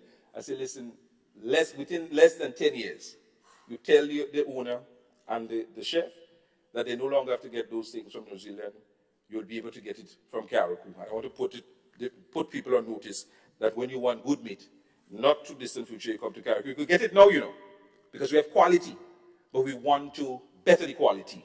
And that is why we have improved the livestock center and the livestock industry by putting at the veterinary unit so that they can assist us in that regard. Local government, Mr. Speaker, it's on its way. Draft legislation is before AG's chambers, and very soon you'll be hearing about local government. And local government, yes, first for the people of Petite Martinique and Carriacou, and then after we'll roll it out on mainland Grenada. Mr. Speaker, the member for St. George is not East. Usually comes to Carriacou. He loves Carriacou and Petite Martinique. And I tell him, listen, if you keep coming to Carriacou and Petite Martinique and not bringing anything, we would have to ban you. And more so, you know, put a visa restriction. So with that, he and his ministry has assisted with the establishment of a music lab, which will soon commence, Mr. Speaker. And I'm very proud of that for the people of Carriacou. And for me to put on the record how grateful I am to the minister, and it goes to show how much he loves Carriacou and Petite Martinique. Minister for Implementation loves Carriacou and Petite Martinique too, you know. We'll get to that point. Greater collaboration, Mr. Speaker, with the ministries on mainland. You know, we have some issues. People forget that there's a ministry for Carriacou and Petite Martinique on the island. And our responsibility is to look after the affairs of the island, the people of the island. And yes, we have several ministries, Ministry of Works, Ministry of Education, and so talk about education. Member Brother will talk about education as it relates to greater collaboration of education with Education Ministry and workers in Carriacou. So, greater collaboration, and I'm proud of that we are strengthening that, Mr. Speaker. Starting the process of officially rolling out seed in Carriacou and Petite Martinique. Yes, people. I know a lot of people think that the people of Carriacou and Petite Martinique have a lot of money, but the reality is we do have vulnerable people in Carriacou and Petite Martinique. So and the seed program is not yet officially rolled out in Carriacou and Petite Martinique. And that is something that we are working on. And the idea is that hopefully, in the not too distant future, we'll be able to graduate those people out of the seed program, and we'll have less and less people that will be demanding the program. Because, you know, Carriacou and Petite Martinique will lead, others follow. Mr. Speaker,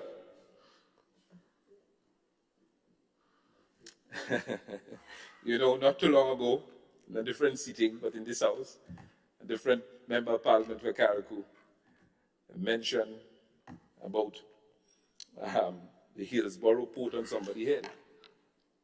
But I'm happy today, Mr. Speaker, that preliminary works should begin soon as it relates to doing an assessment on the Hillsborough jetty port facility so that we can realize once again operation with building a brand new jetty at the Hillsborough port area so that we can accommodate ferry services once we're in the town of Hillsborough. It has to happen. It must happen because the decision to move the port to Harveyville without having a contingency plan, without even doing any feasibility study, it has crippled the town of Hillsborough. And we must do something to save the town of Hillsborough and the economy of Hillsborough. The businesses are crying out, the people are crying, and they want action. And that is exactly what we are going to do. So in 5 months of getting into office, that's the work that we have done. And I want to put on record my thank you. I didn't ask them for permission. I want to thank them because it's a collaborative effort by private citizens who are paying for this. Citizen Kent and citizen Leo Joseph. The port will come out on top of your head soon. Those are the two citizens who are paying for this service because they realize the importance of getting back the jetty in the town of Hillsborough and the impact it will have on our economy. So I want to thank them for that. Minister for Agriculture is here as well, and I want to just mention that Carriacou will be receiving brand new freezer truck. And thank you very much, Minister, for making that a reality for us. the fishermen of Carriacou, Petit Martinique, will be very grateful for that. Work has commenced, Mr. Speaker, on a cricket turf for residents of Petit Martinique, and I'm very proud of that because you've never had one before. And again, kudos, all the things that I mentioned, Mr. Speaker, let me tell you, the permanent secretary is making my work lighter. So when you have a good permanent secretary, what happens? I don't know if the others could boast like I do, but I can boast.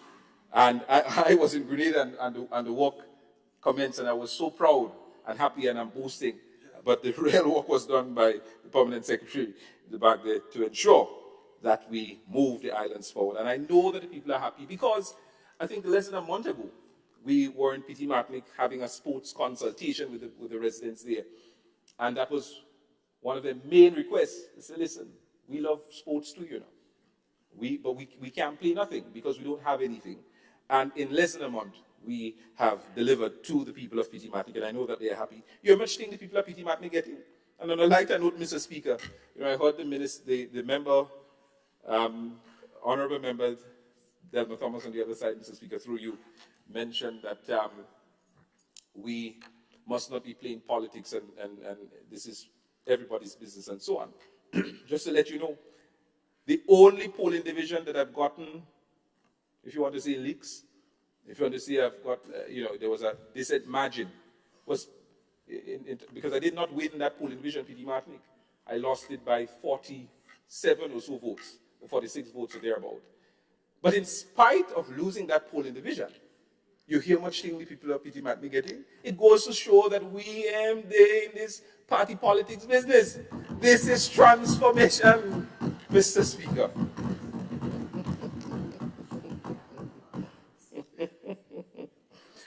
Mr. Speaker, every Wednesday is my constituency day in Carriacou. And every Friday is my constituency day in Petit Martinique. I have two constituencies there. Because you have to understand the uniqueness of the islands. We're separated by water. And because of that, we have to make time for the people of Petit Martinique, and equally so, make time for the people of Carriacou. And of course, in addition to that, I usually visit every Wednesday the sick within the constituency, I do my hospital visit and so on. And so far, Mr. Speaker, since we have started the constituency meetings with the people, I've met with over 1,023 people thus far. I think it's a lot of people. And of course, not talking about the several people that I meet via Zoom or via the WhatsApp and who comes to the ministry to look for me as well. And we have been able to assist quite a number of these people, and I'm very, very proud of that. Mr. Speaker, I heard on the other side that the budget is unachievable, which was shocking, but not surprising. The budget is unachievable. Really? You know what is unachievable? What is unachievable is that Grenada would not be able to get back over $22 million lost in Livero Hotel project. That is unachievable. We won't be able to get it back. What is also unachievable, because we won't be able to get back that $28 million from the Mount Hartman project, E.J. Miller. Does it ring a bell? Those are the things that are not achievable because we won't be getting back those money. Those monies are gone. And you know the over $52.4 million in the shrimp farm somewhere up in St. Mark's, my good friend, on the other side. Those are the things that are unachievable because we would not be able to get it back.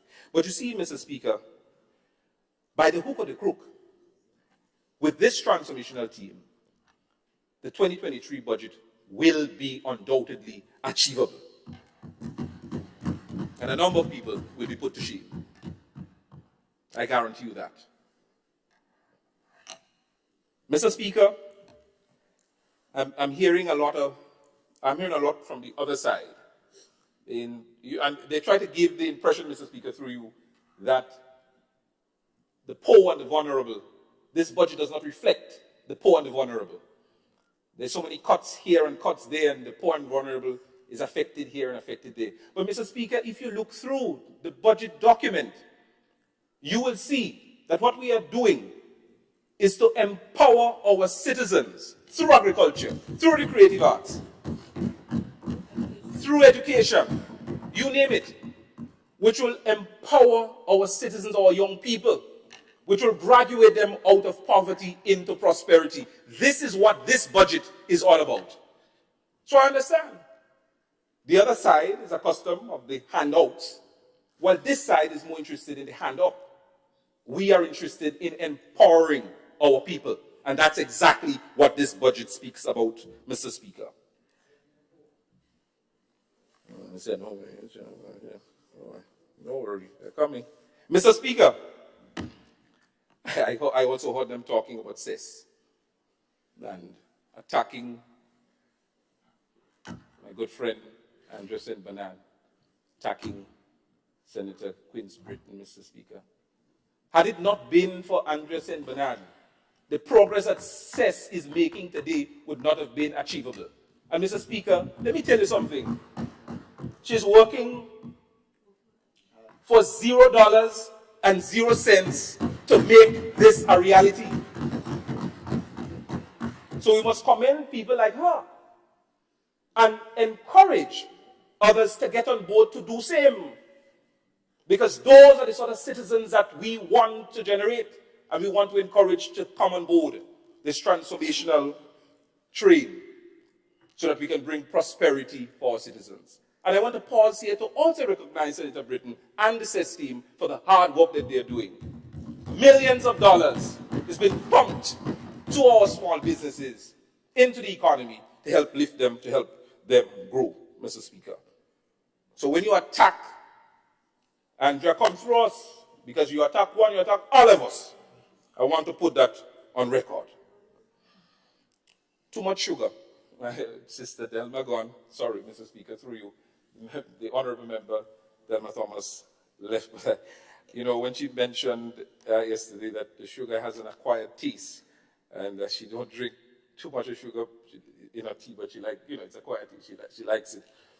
You know, and I'm hearing the talk out there that it's a tax, you're hiding the tax to gain more revenue on sugar and so on.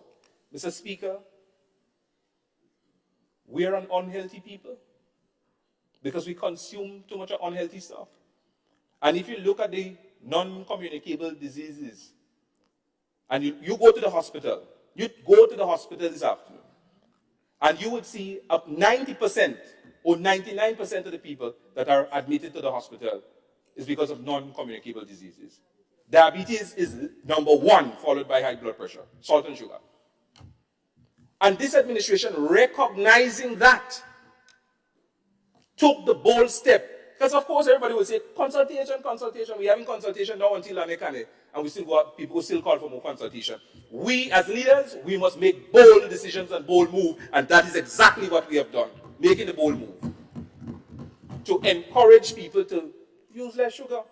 And I heard the talk on the other side that a bottle of honey will cost $40, so people can't afford it. The same people who say they can't afford, and the members on the other side know that. Some of the people who claim that they can't afford the honey, you go to those expensive shows and you will see them. We're just encouraging people. Your health is your wealth. And you need to take stock of that. Because, mind you, Mr. Speaker, average, on a monthly basis, the government of Grenada have to spend hundreds of thousands of dollars, taxpayers' expense, on the patients in the hospital, especially the ones with non-communicable diseases. So if we can get Grenada on a healthy path, for people to start exercising, cutting down the sugar, cutting down the salt, those hundreds of thousands of dollars, those millions of dollars that are being spent to take care of people, had they taken less sugar or less salt and lead a healthier lifestyle, those hundreds of thousands of dollars might have been able to be spent, Honorable Minister Emlyn Pay, through you, Mr. Speaker, on the poor and vulnerable, or even assisting in improving the health care. So that's what we are doing. And I want to encourage members inside here today. I mean, I'm starting in January. I'm starting in January. Cut out as much sugar as you can. Cut off as much sugar as you can. Start living a healthy lifestyle. We as leaders, we need to lead by example. And that's exactly what we're doing. So I understand it will be hard for some. I understand, and we understand that some people will be affected. It's a fact.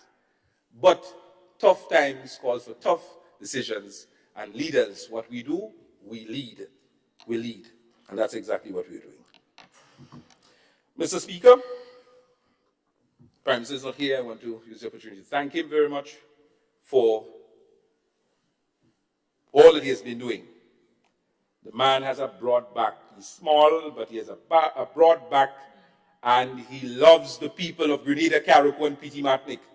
And the budget allocation for Carriacou and Petite Martinique is a clear demonstration of his love for people of Carriacou and Petite Martinique. A clear demonstration for his love for people. Some people say all that they want about him, but in the end of the day, he will prevail. I also want to use this opportunity to thank my family, in particular my son, Tevin Jr. And Tevin, I know you're looking at it. Pops love you. I know, you may not understand half of what I'm saying, but the fact that,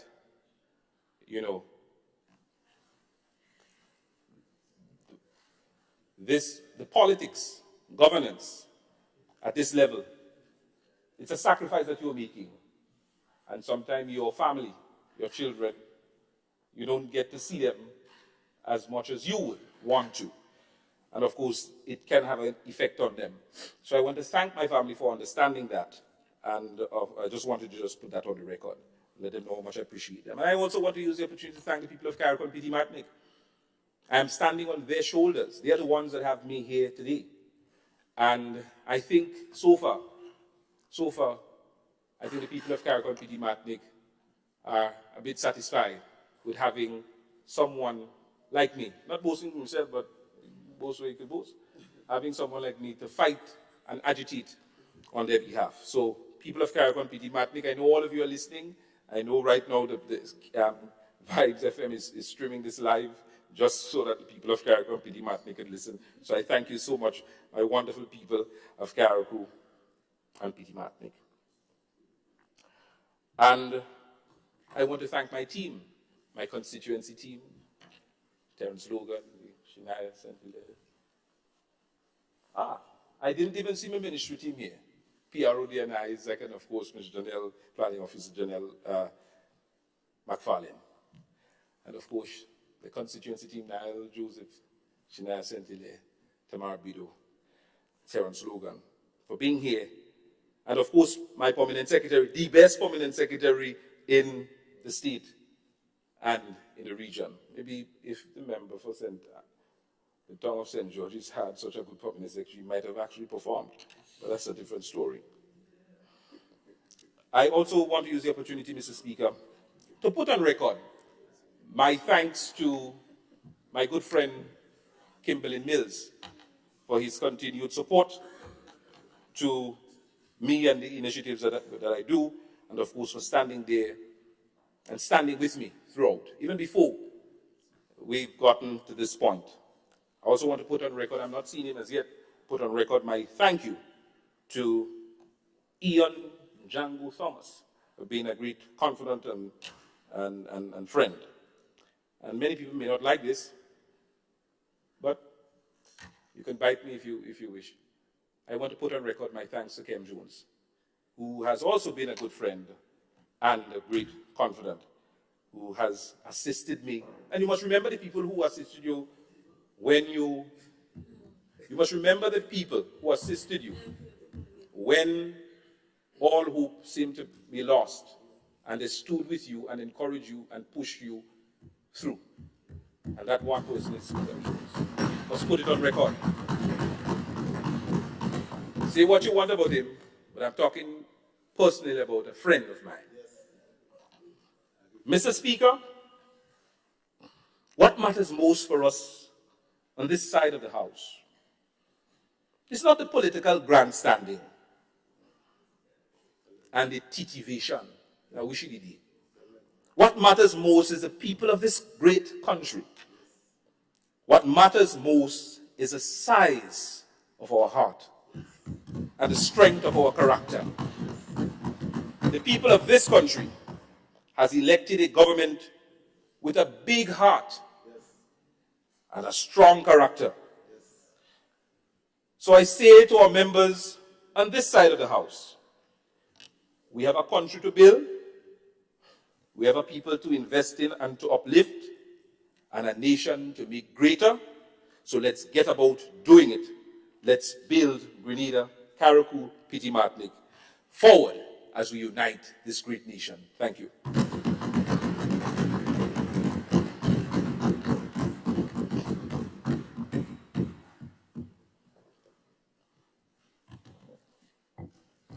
I thank the Honorable MP for Carriacou and Petite Martinique for your presentation. And I must commend you because you didn't use your full hour, which is commendable given the tightrope that we are walking today. I now invite the MP for the town of St. George, Honorable Peter David, to make his contribution to the budget. Thank you, Mr. Speaker. Good morning to everyone in the House and those out of the House who may be listening. It is a pleasure for me to be here this morning, Mr. Speaker. Let me first of all commend the persons who prepared the budget. Sometimes we take it for granted, we get the documents, but they are very much hard-working persons in the Ministry of Finance and throughout the public service who work very hard to prepare this budget to have us here. So I want to thank them and thank everyone who in some way contributed to this. I also want to again welcome the members of the House. You know, it's good to be here with them and to again welcome you, Mr. Speaker. I want to use the opportunity to congratulate my good friend, the Prime Minister of Dominica, on his victory at the polls. I think Prime Minister Skerrit, a good friend of Grenada and a good regionalist. He's a man who has always stood for regionalism. And I'm sure my friend, the Foreign Minister, will join me in that having worked with Prime Minister Skerrit for some time, he has contributed immensely to the development of the region, and I want to congratulate him on his victory again at the polls. Mr. Speaker, just in terms of how I will proceed, I will outline before I proceed with the specific areas in foreign affairs and agriculture, in labor and the town of St. George. I will just make some overarching comments on both the theme and the approach.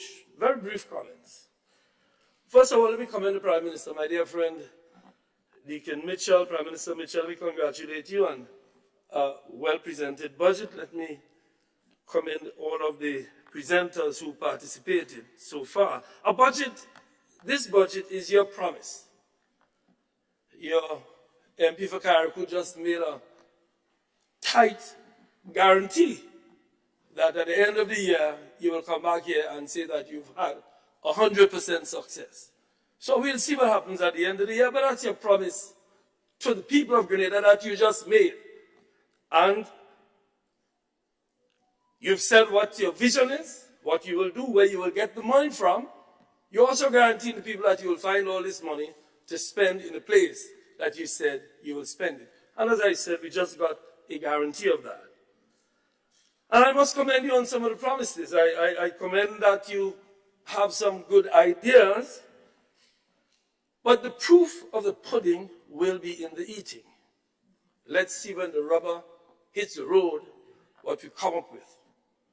I will not preempt you by saying you will or will not. I have my own experiences being in the House for the last 20 years. You will have your experience maybe 5 years from now.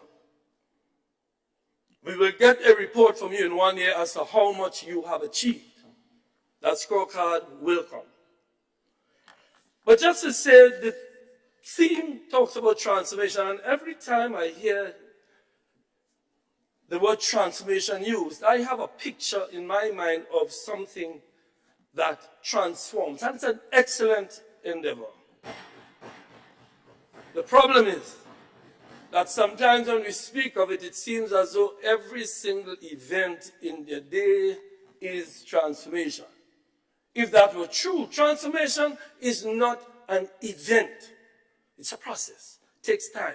You don't see transformation tomorrow. I don't buy a fridge for a constituent and expect that I will see the transformation in a day. So not everything you do is transformation. Everything you do collectively over time would lead to transformation. So I have done, many things have been done in the town of St. George. We built small roads, so I guess every day I transform the town of St. George. I help people every day, so every day I transform. I think that is, in a sense, making slight of the word transformation. Let us not lead our people down that path. Let us not lead people down the path that you do something today and it's transformed the country. No. Let us work together. The other thing I want to urge you is to be wise. Experience brings wisdom. You can argue against that, but I believe that each generation plays its part in our development. And I'm speaking here not, I am known over the years for trying as much as possible to be non-tribal. I will continue along that path till the day I die. Your season. This is your season. Plant your seeds because it's your season. But do not tear down all of the fruit trees that the other farmer has planted in the previous season. Plant your seeds. But remember, others in previous generations have planted seeds and have borne fruit.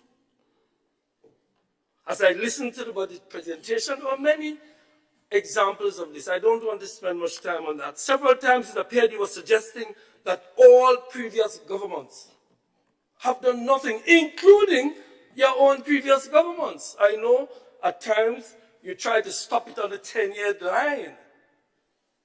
No, you have denigrated the contributions of every government that has come before you.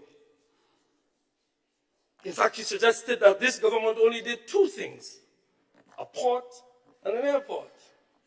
At least not this government, but those were the only two transformative things that was said. But the member for Carriacou just gave us a whole heap of transformative things that I can say I do every day. That is not what we mean by transformation. I'm sure the Prime Minister does not mean that when he talks about transformation. He means big things and small things that lead to transformative changes in our society. You can be as critical as you wish. Your role and our role is to be critical of each other and give praise when each other deserves it. You are entitled to be as critical as you wish, but pay tribute to the ancestors. Please pay tribute to the ancestors. Pay tribute to those who labored in the vineyard before you got there. Please pay tribute. We have water, electricity, housing. We have a hospital. We speak as though we don't have one. We have one that was built by the Cubans with the blood, sweat, and tears of the Cuban people. Pay tribute to that. But let's build a new one. Healthcare. Each generation has done its best. It's not easy. You will learn that when you come with your report at the end of the year. You would learn that it's not easy. Even for me, more recent history, those of us who made the revolution made an error in not paying tribute sufficiently to what Sir Eric Matthew Gary did, but we pay tribute today because we have St. George's University, we have trade union recognition, we have land for the landless. We pay tribute to Sir Eric Matthew Gary despite some of the issues we, who made the revolution, we have had. Pay tribute to those who came before you. You see, history is not made by individuals. History is not made by individuals. That is one view of how history is made. History is made, as my dear sister said, by the workers, the farmers, the businessmen and women, the professionals. They are the ones who make history. So when you make a widespread condemnation, you are condemning the workers, the farmers, the people who came before, the peasants who came before. Because we are not the ones who do the things that transform the society. We like to give ourselves the praise. You are not the ones who are going to do it, and we are not the ones who did it. It's the people who worked in the vineyard to develop this society. Let's pay tribute to them.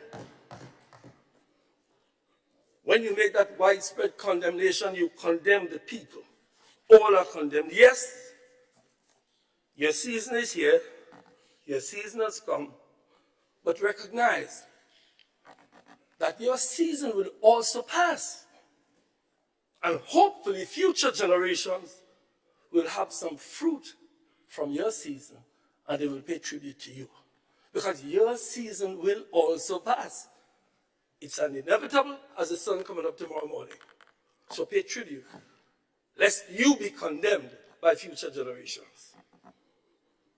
Our generation has harvested from the fruit planted by previous generations. There are things we must agree on. I have sat here for the last couple of days, and I've heard members on this side. You've heard them. I heard my sister yesterday. I heard my sister this morning. I heard my sister yesterday saying, we are prepared to work with you for the development of this country. What is the response I heard this morning? One side is good and one side is bad. How do we expect our people to come together when we here are characterizing and demonizing each other? I have been in the vineyard for 50 years. I have seen what this divisive politics does to our body politic and to the economy. Coming together is not a political tactic. It is a developmental imperative that we come together and agree on the things that we agree on. I'm going to speak on foreign affairs. And there's a lot we agree on. I'm sure the minister, I have utmost respect for the Minister of Foreign Affairs. I think he's a good man who means well. But I have some advice. And I hope you listen. And I hope you don't listen to everything I say as if I'm trying to undermine your program. Let us pay tribute and let us work together. I like the tone of bipartisanship that I heard from this side. I ask you, please, to receive it in the best interest of this country. The member who spoke before spoke about who is good and who is bad. Everybody inside there. In fact, I was on your side. I have won the town of St. George 4 times. Twice for the NDC and twice for the LNP. Here I am, trying to do my best. I didn't leave the LNP, you guys, well, not you, but your party expelled me. I didn't go outside the castle and crying. I re-engaged to do what I do. To do what I've done for the last 50 years, from revolution to NDC to LNP, and wherever I go. So I'm saying to you, listen to us. Take on board what Sister Pierce said this morning. She said, build on what she did. Delma, Ms. Thomas, MP Thomas yesterday. My sister Clarice yesterday. But what do we get coming back? So you're saying, let us go to war. No, my brothers and sisters, let us talk about the budget and see how we can build this country. Let us do that. Yes, I know, I know. But you know, I've spoken this way for years, and it seems to me sometimes it falls on deaf ears. But those who don't listen will learn eventually. I have learned. My brother in foreign affairs, let me congratulate you on your appointment as foreign minister. It's a very important position. Some people believe that foreign minister just flies around the world, going and dine and wine and dine around the place. No, it's an extremely important position you hold. And it is one area, and I started on that, where I believe we need bipartisanship. In fact, I have proposed and had proposed that we have some bipartisan committee at the level of the parliament to talk about the foreign policy of our country, because to our multilateral and bilateral partners, there is no NNP foreign minister and NDC foreign minister. There's no NNP Grenada and NDC Grenada. There is Grenada. So my dear brother, I commend you. I commend your focus on Africa. The Prime Minister spoke about the new initiative on Africa. We had some initiatives on that. We spoke with Ghana, Kenya. You said that you're looking to establish an embassy. I want to suggest that the embassy of Morocco, in Morocco, an OECS embassy, be used as a foothold in Africa. It's the north of Africa. And we have excellent bilateral relationships with Morocco, that mission be used, at least initially, until we can do like the other Caribbean countries and establish maybe in Nairobi or Ghana, in Accra.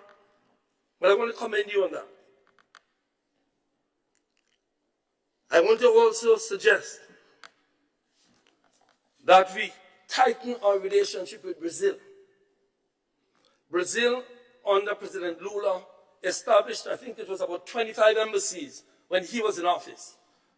When Mr. Bolsonaro came in, he removed all of the embassies throughout the region. I want to suggest that we re-engage with President Lula in Brazil to ensure that we get as much cooperation as we can. Brazil is known for excellent agricultural production. There's an organization called Embrapa, which is a research organization. You can work with them for our agricultural benefit. I also want to say, Mr. Speaker, through you to the Minister of Foreign Affairs, that, and I see we're on the right path to that, the issue of Venezuela. And again, this previous government was under immense pressure by many persons locally, regionally, internationally, to not pursue the relations we had with Venezuela. We did not submit to the pressure. In fact, truth be known, if Grenada had submitted to that pressure, Venezuela would not be in the position it is in today, with the ability to rebound.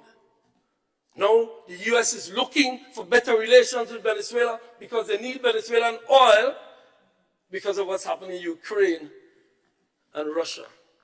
We took the approach where we called for the Caribbean to remain a zone of peace and to ask those interfering to keep their hands off Venezuela. Many persons said, no, we should not, we will offend. Mr. Foreign Minister, our main principle throughout our foreign policy must be what is in the best interest of Grenada. Of course, there will be principles that we don't go beyond, but the fundamental principle is what is in the best interest of Grenada and by extension, the Caribbean. So I urge you and I commend the fact that Venezuela is on the agenda. The ALBA, we became members of the ALBA. The ALBA is an excellent mechanism through which we get assistance. I urge you to pursue that. China, excellent relationship. Again, I don't have to preach on that. I'm sure the government is going to pursue the One China policy. I've heard pronouncements. I know there were some people in your party some time ago who did not support the One China policy. I'm not seeing any indication that those who don't support the One China policy are in the ascendancy. Mr. Foreign Minister, I urge you to keep it that way. Because the relationship with the People's Republic of China is essential for the development of our country. Let us keep on the path of the One China principle. It has brought much benefit in housing and agriculture, in several areas. I do not need to speak about China and the benefits of China and Cuba. Cuba, United States, Canada. Cuba has been one of the most reliable allies we have in the region. The visit of the president was a good thing. I commend your side for the government for the bilateral arrangements, and I noticed you had the bilateral discussions went way over time. Good sign in discussions on on cooperation. India. We forgot India. India is excellent in several respects, particularly ICT. In fact, some years ago, India had established an ICT arrangement with Grenada. You can go dig that up and see what we can do with that. You mentioned in your speech a mission in the Middle East. But we do have one in Dubai. Dubai is not a bad hub in which we can launch into the other areas of the Middle East, also, although politically there are some issues there. But I want to urge that you enhance maybe the Dubai arrangement and see if you can upgrade it from a consulate to an embassy. I support regionalism. I think we all support regionalism. Small island developing states have to come together to fight. I think the member for St. George's Northeast spoke about the challenges small island developing states have. And we do have challenges. Let us not make our people believe we have the resources of large countries. Small island developing states, and the Minister of Agriculture will come to realize that when I come to that, the challenge of land availability, but we'll get to that, what small island developing states, the challenges we have. That is why we have to work regionally to see how we can face the world together. So those are some broad comments I want to make on foreign affairs, except to add one element that is critical. Diaspora relations. It is essential that we do, I think it was in or about 2008 that I coined the term diaspora being the 16th constituency. The member for St. David indicating that you're establishing an office called a group called the Grenada Diaspora Advisory Council. But that came out of an arrangement we had with the IMO. And again, build on what we have done. Do not chop down the fruit trees planted by the previous farmer. Please. They bear fruit. They bear fruit. Any farmer will tell you that. Maybe you clear 2 cocoa trees and you put up a nutmeg tree and a sauce-up tree, but you leave some cocoa. Diversification. The point I'm making is do not cut down. I have become a little pessimistic about us working together after I heard some comments, but I'm sure the member for St. David would revive my optimism when he speaks at the end. Diaspora relations. We, in the previous government, established a relationship with the International Migration Organization, IMO. I want to thank them as a former foreign minister who made the arrangement for the support to Grenada. We had an agreement with them and they fulfilled the agreement. It included a mapping of our diaspora to make sure that we know what talent is available outside. We talk about capacity. My friend from the Ministry of Mobilization, implementation, indicated that implementation is low. One of the main reasons for slow implementation is capacity. You will come to know that. I know my friend Lennox Andrews, who was in the Ministry of Finance for many years at a very high level, understands the lack of capacity. We can get capacity out of our diaspora. But to get it, we must know where it is. And that is why we work with the IMO to map our diaspora so that we know where our diaspora community is and what capacity they have. Mr. Foreign Minister, I would urge you to look at that. Unfortunately, the office that we established in Grenada, the Office of Diaspora Affairs, was shut down 2 weeks after election. I don't know why. All I can say is I find it unfortunate. I find it unfortunate that the staff was sent home without a proper briefing as to where they were with their IMO arrangement and where they were with the diaspora. I believe that even if you believe, as my sister said, that it was sensitive politically, that the best thing to do is to take a briefing from them, debrief them before they leave. I find it unfortunate that there is no Officers of Diaspora Affairs. And don't take this as a criticism that you want to launch an attack on.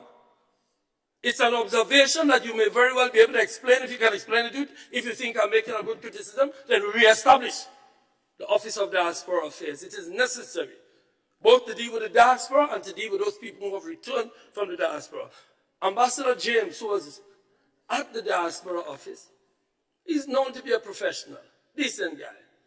And he was doing an excellent job. So I want to pay tribute to all of the people who worked in the Office of Diaspora Affairs.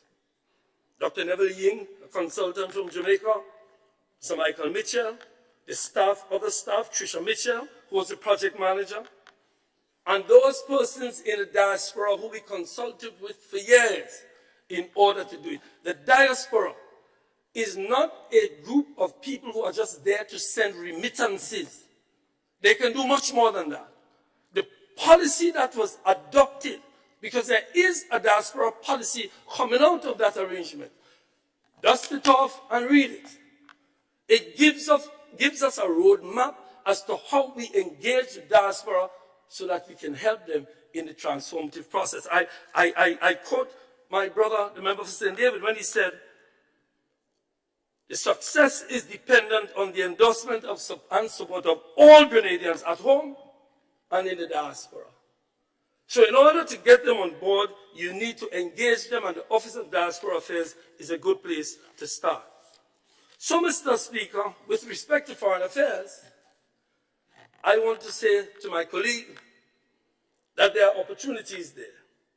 There are opportunities with our bilateral arrangements, our multilateral arrangements, and I speak too about engagements with CELAC, engagements with CARICOM, engagements with the ALBA, engagements with the UN, that these engagements must be enhanced. And we on this side are prepared to work with you in those bilateral arrangements and those multilateral arrangements. We have established contacts and people in these places who know us. And diplomacy is a thing that is dependent on relationships.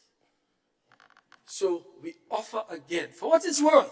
I know my friend from Carriacou talk about that side is this and that side is that. Only one side I know, and it is called Grenada. I was hoping if my friend had supported the constitutional reform, I could say Grenada, Carriacou, and Petit Martinique, but he did not want Carriacou to be on the name, so I have to call it Grenada. Maybe next constitutional reform process, you will support putting Carriacou on the name of Grenada, so that Carriacou really feels a part of Grenada. So, my dear brothers and sisters, I move on. I move on to agriculture. Now, agriculture is not easy. I'm sure my friend from St. David sitting at the back, the minister, will learn that very soon. Agriculture is easy. Let me just give you one statistic on agriculture that blew my mind. That Grenada has 78,000 acres of land. 78. That's all we have, 78,000. Carriacou has 8,500. And Petit Martinique has 575 acres. Of this amount, less than 10% of our land is flat. And less than 10% consists of crown lands. It means that government availability of land for agriculture is not as big as we think it is. And the government land consists of forest reserves, national parks, protected areas, government agricultural estates, cultural landmarks, etc., etc. So agriculture in Grenada has to be very focused. With respect to farm roads, and the member for St. Andrew Southwest, I do listen. I listen to you. You're a good teacher. And I didn't, not only yesterday, I listened to you about 7 or 8 months ago when you made some comments. Good comments. Don't think I'm coming to be critical. Don't start frowning. You said very publicly that there were 4 things that concern you about agriculture. One is money for farmers, access to finance, land for the youth to do agriculture, to get them off the blocks, your words, roads for access to the farms, and the need for a land use policy. And I agree with all.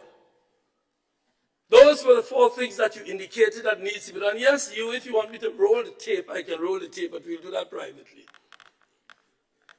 With respect to farm roads, I won't go into details, but this government spent millions and millions of dollars over the years to build farm roads and give access to farmers in this country. In 2021, $46.8 million was budgeted and more last year. So farm roads, a lot has been done.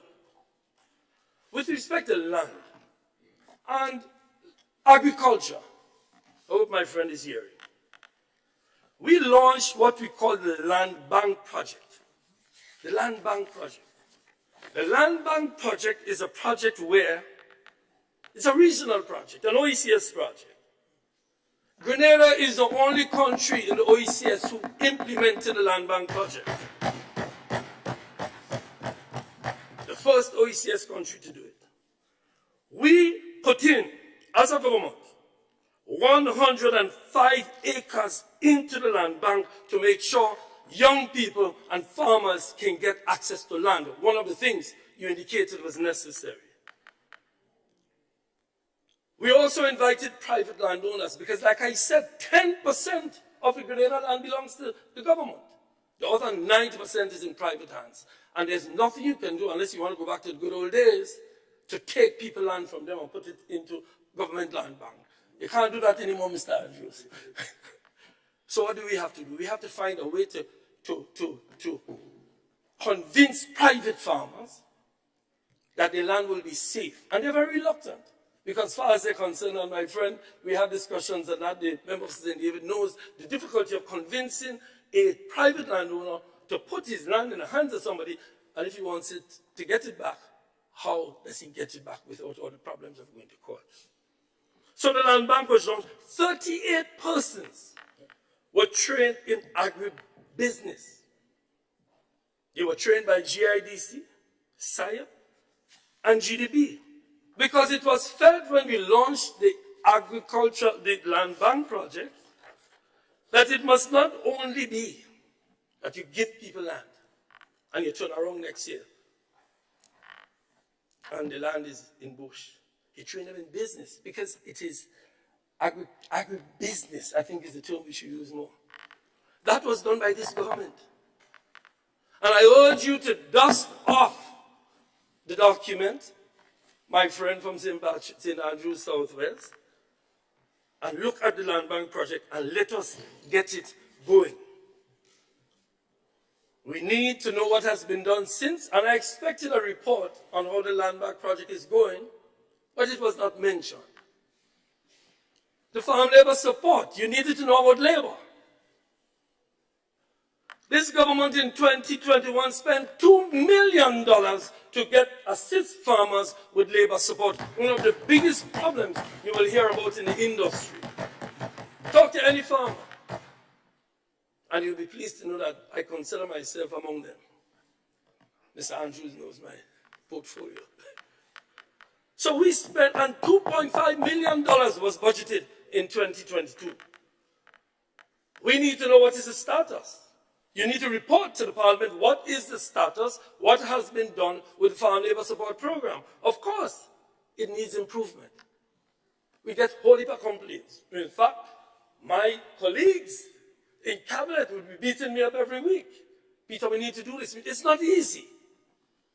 It's not easy getting the Farm Labour Support Program going in a way that seems to be equitable. In addition to that, we need to improve it to the extent where the results of what they do. One of the problems we had is that you give a farmer support to cut down the land this year, and you go back next year and realize the land back up in bush.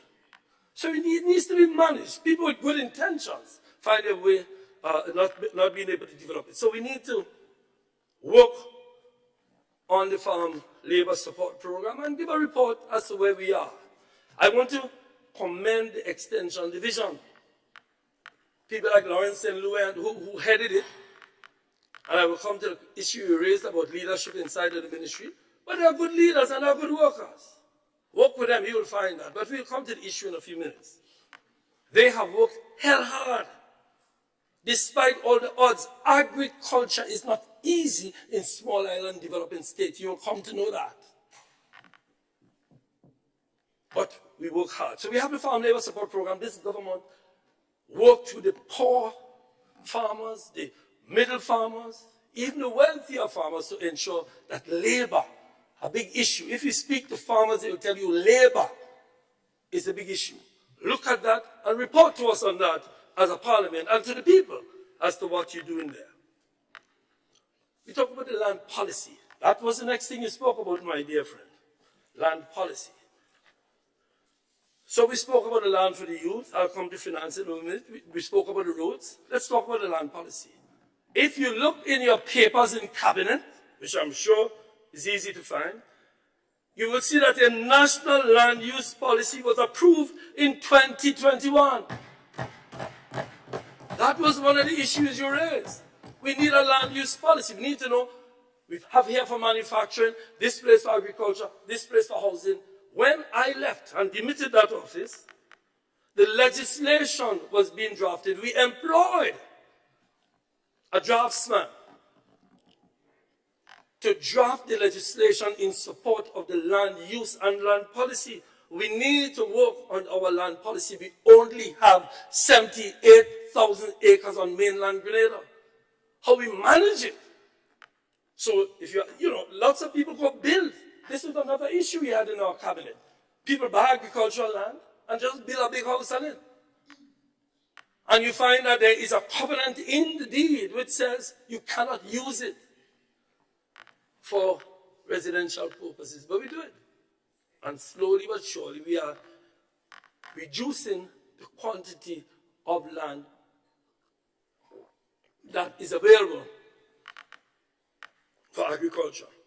So yes, this government has done an enormous amount of work with respect to ensuring that we have, the word you use, transformation in agriculture. It is not a new word. It is something that all previous governments have been doing. It is like saying that we spent zero money on the creative industry. That is not true. We didn't call it the creative industry. So it's a matter of semantics. Carnival, all of those things are creative industries. I am not condemning. I am merely pointing out to you. If your history is deficient, what has been done? That is all I'm doing. I'm teaching like my brother did yesterday. My brother Lennox Andrews. He's a born teacher. Yesterday evening somebody told me they'd love to go to your classes because you teach well. You did teach me yesterday. But in any event, we went to actual school together, so I'm not surprised. With financing, again, the fourth issue you raised, my brother, Minister of Agriculture, you and I'm not sure, the senior minister and the junior minister are both in my sight. Issue of financing, GDP.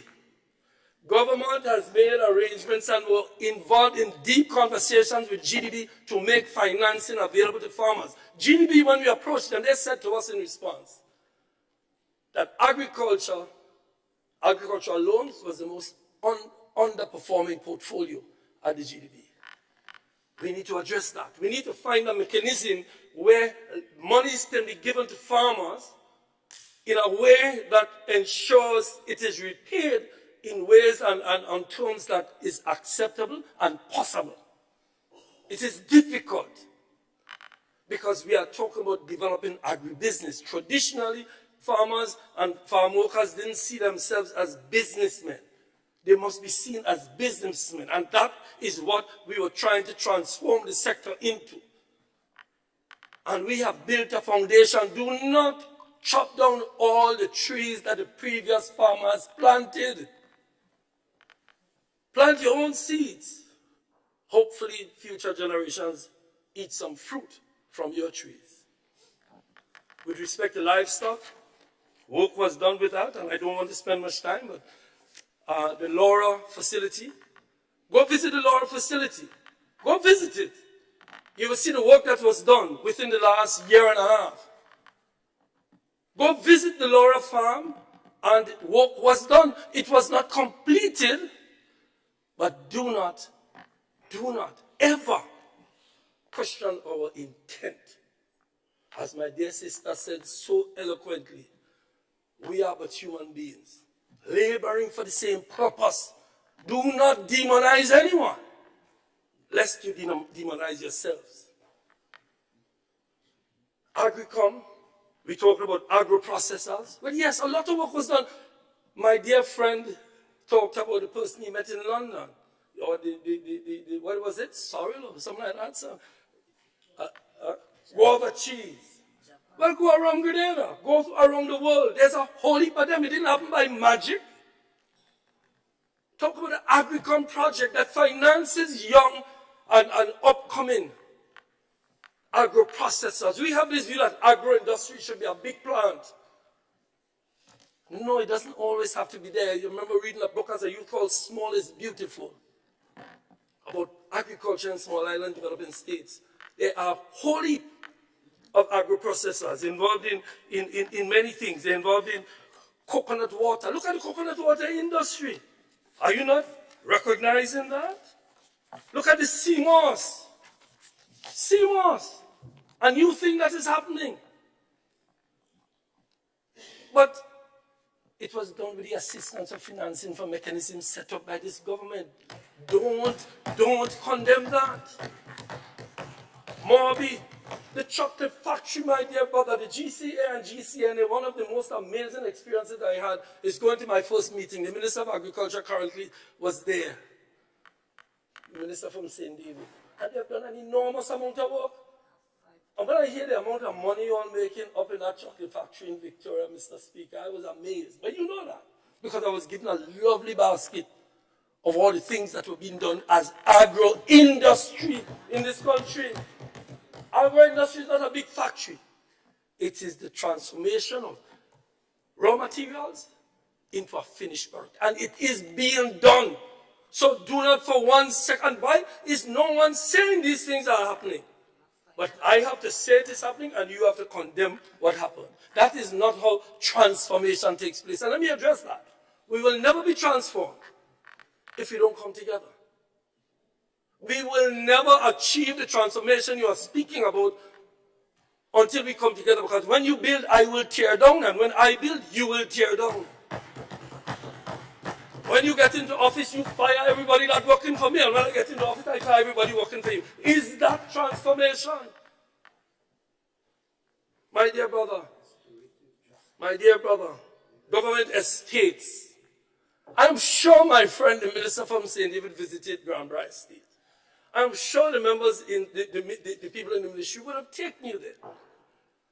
And I'm sure you've seen the transformation there. We have put in Grand-Bras, we spent $500,000 in 2021 or was it 2022 in order to transform Grand-Bras. The government made an attempt to commercialize, with very good intentions, to commercialize Grand-Bras, Bellevue in the first instance. Grand-Bras didn't work out. We decided 2 years ago to place Grand-Bras back into the hands of the state, and we spent $500,000 to transform it. 39 acres was put back into production. Take a drive to Grand-Bras. I know my brother from the south loves to drive around the country. Go to Grand-Bras. You'll see for yourself. Go to Mongrel. You'll see for yourself. No agriculture. My brother, I want to make a recommendation to my dear brother, Minister of Agriculture. Engage the private sector person on Bellevue and see if we can get that going. That turned out to be a difficulty that I accept, and we need to transform it and bring it back. Either get them to do what they promised to do, or get it back into government hands. There is a 10-year plan for Grand-Bras. Dust it off. Look at it. Don't cut down that tree. Don't cut it down. GCA, GCNA. My first encounter with the Speaker of the House was in meetings on GCA, GCNA. Nobody will doubt that we need to find ways to merge GCA and GCNA. It is a hot topic that everybody is afraid to touch. But it has to be done for the economic benefit of the farmers and the associations themselves. And we must not use the issue of commercialization and liberalization in order to confuse the issues. They are two separate issues. Merger is necessary in my view. And I think we got a long way to getting it done. I think there was a commitment. If you dust off the files in your office, Minister of Agriculture, you will see that there was a commitment on the part of GCA and GCNA to pursue the merger. And not to forget the millions of dollars that the government spent supporting these organizations over the years. Government must be given credit for that. That is agriculture. So when we speak of agriculture, as the member said yesterday, give us a couple of claps for me when we do some good. Please. The chocolate factory and the other things done. I went to some I had a wonderful time with GCA and GCNA. My brother, the clerk, also a serious farmer. Andrew Augustine, a good farmer, who has also taught me a lot about the sector. You know, that was the best time of my ministerial career, but we'll come back to that at another time. Agronomy. We need to do more research. We need to do more research in new products, new crops. You see how soursop came up? Out of nowhere, soursop came up and became our green gold. We need to find new crops. There is a gentleman from St. Andrew, don't want to call his name here, I didn't get permission from him, who has a proposal in your ministry to lease some land in order to do new crops like leeches, crops that we have access to. And a critical thing that you didn't observe. Why do you think soursop is so important to us? Because the hardworking people in the Ministry of Agriculture were able to get access to the US market. Grenada is the only country in this part of the world that the fruit, the soursop fruit, can go into the US. That was not done by magic. I sure prayer helped, but prayer was not the only thing that got it done. It is hard work of the government and hard work of the people inside of the Ministry of Agriculture. Give credit there. We must do more to find new crops. And that is a thing Brazil can help you with. You know, Brazil is known for soya beans. Soya beans was not indigenous. But when the Brazilians looked at their soil, they realized that, listen, there's a crop that people need, there's a crop that our soil can do. They plant soybeans. Today, they're one of the largest exporters, if not the largest exporters of soybean. So we need to do research. Research is going to be a critical area of our agricultural development. And you know, maybe the foreign minister is sitting next to the Minister of Agriculture. We had bilateral discussions. While I was Minister of Agriculture, I decided to use my foreign policy experience to talk to India, Guyana. Guyana has promised us, and I'm asking you to take some notes, I know you're a teacher. Guyana has promised us several scholarships to train our extension workers. Years ago, Guyana was a hub. The Minister of Foreign Affairs could look into that for you to see where that is, but we had an agreement just months before the elections. We have agreements with Venezuela, at least non-written, to provide urea, which is a fertilizer coming out of petroleum.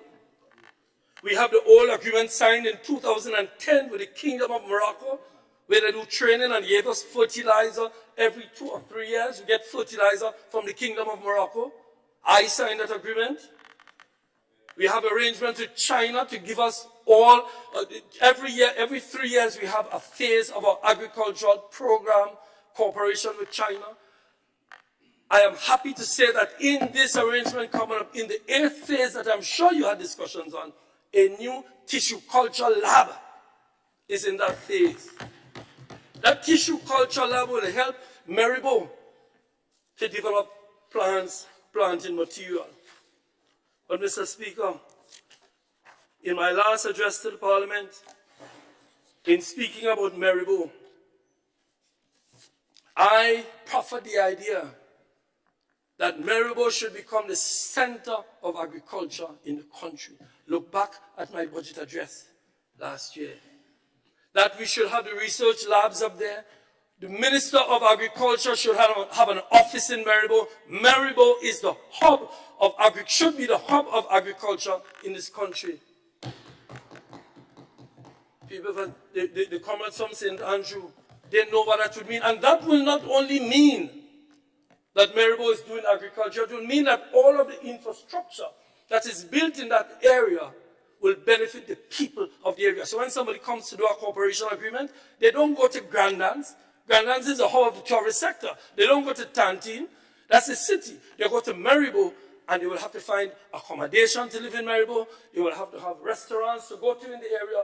Maribo should become the hub. It is a beautiful site with lots of land for this. And just to say this, we done nothing. Visit Ashanden. Visit Maribo. Visit Maran. See the work that was done with millions of dollars over the last year. Don't tell me we did nothing. Say, we did some, you will do more. Look at Ashanden. Look at Maribo. New offices, new facilities. No mention of that. It was done in 2022 and 2021. Another proposal I have, and we were working on, member for St. Andrews Southwest, is the establishment of the farm machinery program. Mr. Speaker, how much time do I have to my regular time? I'm not asking for the extension now. You have 10 minutes. 10. Yes. Time goes fast when you're enjoying what you're doing, Mr. Speaker. The farm machinery program, I think we should bring it back. That's just my proposal. And the reason is, and the member is an economist, he does developmental economics. There are some things in small island states that the state must do. I think my opposition leader, in the earlier times of government, decided, using the private sector principles that were applicable, decided to remove the farm machinery assistance program, where government will have a pool of machinery, and that machinery will be used to help the farmers. I think the thinking was that the private sector would do it, but the private sector cannot do it, simply because the cost of the overheads way exceed the income they will receive from small farmers. The agriculture everywhere in the world is subsidized. We have to accept that we have to subsidize agriculture. There is no way around that. Not in Grenada, not in Europe, not in the United States, nowhere. Agriculture. So I believe farm machinery is a way we can subsidize our farmers. Mr. Speaker, with respect to honey exports, when I left the ministry, prior to leaving, I know we underwent a successful risk assessment. You know, Trinidad has been blocking honey from Grenada for years. And no matter how much we check them, Mr. Rowley and previous governments, they are not allowing honey into Trinidad. We did a successful CAPSA risk assessment, and that should allow our honey to get into Trinidad. So, Mr. Speaker, we've been doing a lot. Mr. Speaker, one issue I haven't heard any conversation about is this cannabis business. I know on the campaign a big promise to the youth was I'm going to legalize weed. I hear nobody mention it since. I don't know if it's been a change of policy, but if there's a change of policy, announce it now. Before we leave today, you can announce it. We, in the previous government, had legislation to deal with the issue of the criminalization of a large amount of our youth. Our approach was in keeping with the Caribbean Commission and what other Eastern Caribbean states have done. They have said there are two aspects.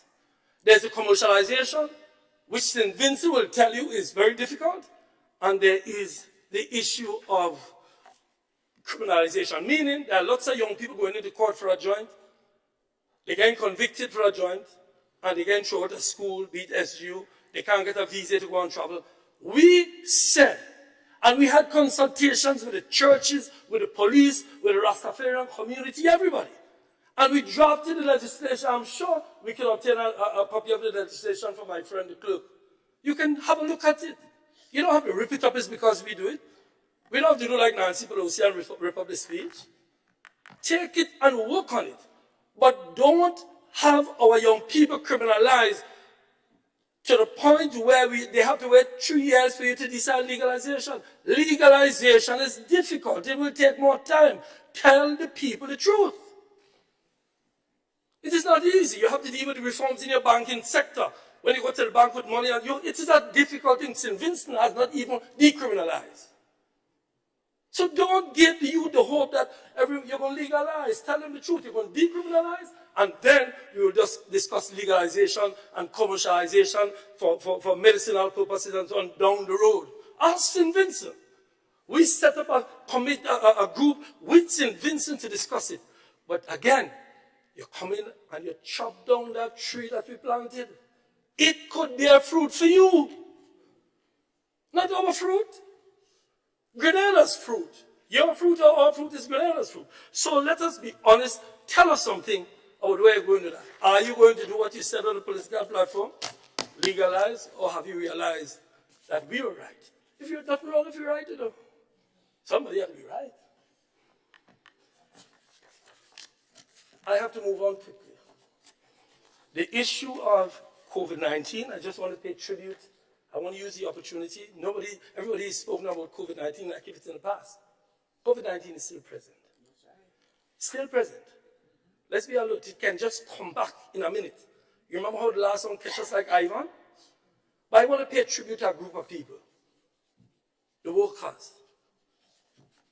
The nurses, the doctors, the people who worked in sanitizing, a whole heap of people. My friend knows them more than I do. And members of the committee that dealt with it. That committee met every single day, Monday to Monday, during COVID. I want to recognize a man, Dr. Bert Brafitt. You know Dr. Bert Brafitt, very early when they're talking about this thing in China, he said, Peter, don't come Grenada and you end up in a pandemic. At the time, it was just started as an epidemic, and Dr. Brafitt warned us. I want to pay tribute to Dr. Brafitt and all of the persons who helped us to manage COVID-19 here this evening. Something that all of us should celebrate, brothers and sisters. That is not a partisan thing. COVID-19 didn't ask you if it's an NMP or NDC before it take you. So let us all thank the guys and girls and ladies and gentlemen who kept us safe during COVID-19. And to Dr. Brafitt, I give special honor because he, as a doctor, was the earliest person who warned us. I want to also talk quickly about the Citizenship by Investment Program. The Citizenship by Investment Program is an important program. You know, when it just came out, again, this government get real blows for it. I thought only that corona training come in, you know. I thought it was a fruit tree that you all didn't like the fruit. Because everybody cussed, they're selling passport. All of a sudden, I look at your budget and I see how much millions coming from the CBI program that everybody condemned this government for. Accept that you made an error in your judgment about the CBI program. Let me tell you why. The CBI program is one of the results of lack of resources in small island developing states. My brother, Lennox, you know that. It is not Grenada doing it alone. It's all over the world. Portugal, Greece, everywhere you go, there's CBI programs. Why? Because it is a way of raising funds for small island developing states. Here's one thing I would say about the CBI. And I've said this to the opposition leader when he was Prime Minister, and I say it here again. We should use the funds of CBI in sectors like the agriculture sector. We spoke about the library. I have advocated, you see when you're, well anyway, I have advocated and recommended that the library be one of the recipients. In fact, I brought somebody to visit your house to see if we could do it as a CBI project, because I believe your house should be the place for our library and archives. Because you don't want to just build a library, you want to build archives. So all our history can be researched there. All the material we have in the fort that was brought back from 1983. And then we have a place downstairs of the York House so that we can display our artists. Part of what you call these days your creative industry. Everything cannot be done at the same time, but you can build on what we started. So we started CBI. You use the money in order to do these things too, along with us. So don't cut down that tree. It bears fruit for you and for us and for this country. So I want to urge you to approach CBI in a way that helps with your agenda and Grenada's agenda. Remember, we are in this room as a parliament, I don't see any green or yellow anywhere on the front of us. Let us work together on the things we can work together. Let us disagree on the things we disagree on. I'm sure among yourselves you disagree on issues. You could pretend to be nice and fancy outside there and all together, but you disagree, and so you should. That's how we develop. And another issue, constitutional reform, I hope we could get back to that someday. It was wrongly, soundly rejected by you, despite the fact that during the campaign you were calling for everything that was in the constitutional reform package, fixed date for elections, reform of the electoral process, electoral commission. All of those things were in there calling for Carriacou to become part of the name of the country. I know we don't stop saying Grenada, Carriacou, and Petit Martinique in violation of what you said during the constitutional reform process. I don't want it that way, but you keep saying it. Well, I say Grenada, Carriacou, and Petit Martinique should be the name of Grenada if you accepted the constitutional reform. I say it, if you don't want to say it. So I urge you to let us start the discussion. Because you know what? The British gave us a nice trick. They gave us a very divisive political system, and they gave us a mechanism to change it that it will never change because of the divisive system. Let us not fall into that trap. Let us not fall into that trap. Comrades, I'm just making my recommendations. The other issue, Mr. Speaker, I just want to mention briefly labor. I want to say, and I don't have enough time to go through all of it, but if the Minister of Labor, you can advise, goes into the documents that was sent to Cabinet and the offices upstairs, you will see a document where there was a comprehensive report on what we believe should be done.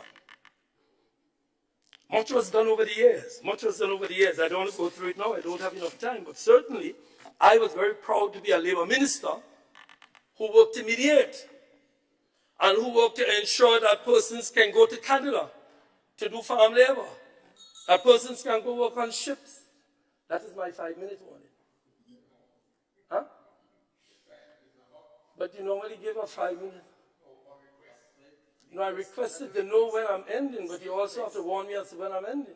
No, you say request now. No. I thought this was my warning, and my friend the clerk would say that we normally get a warning that we're about to done.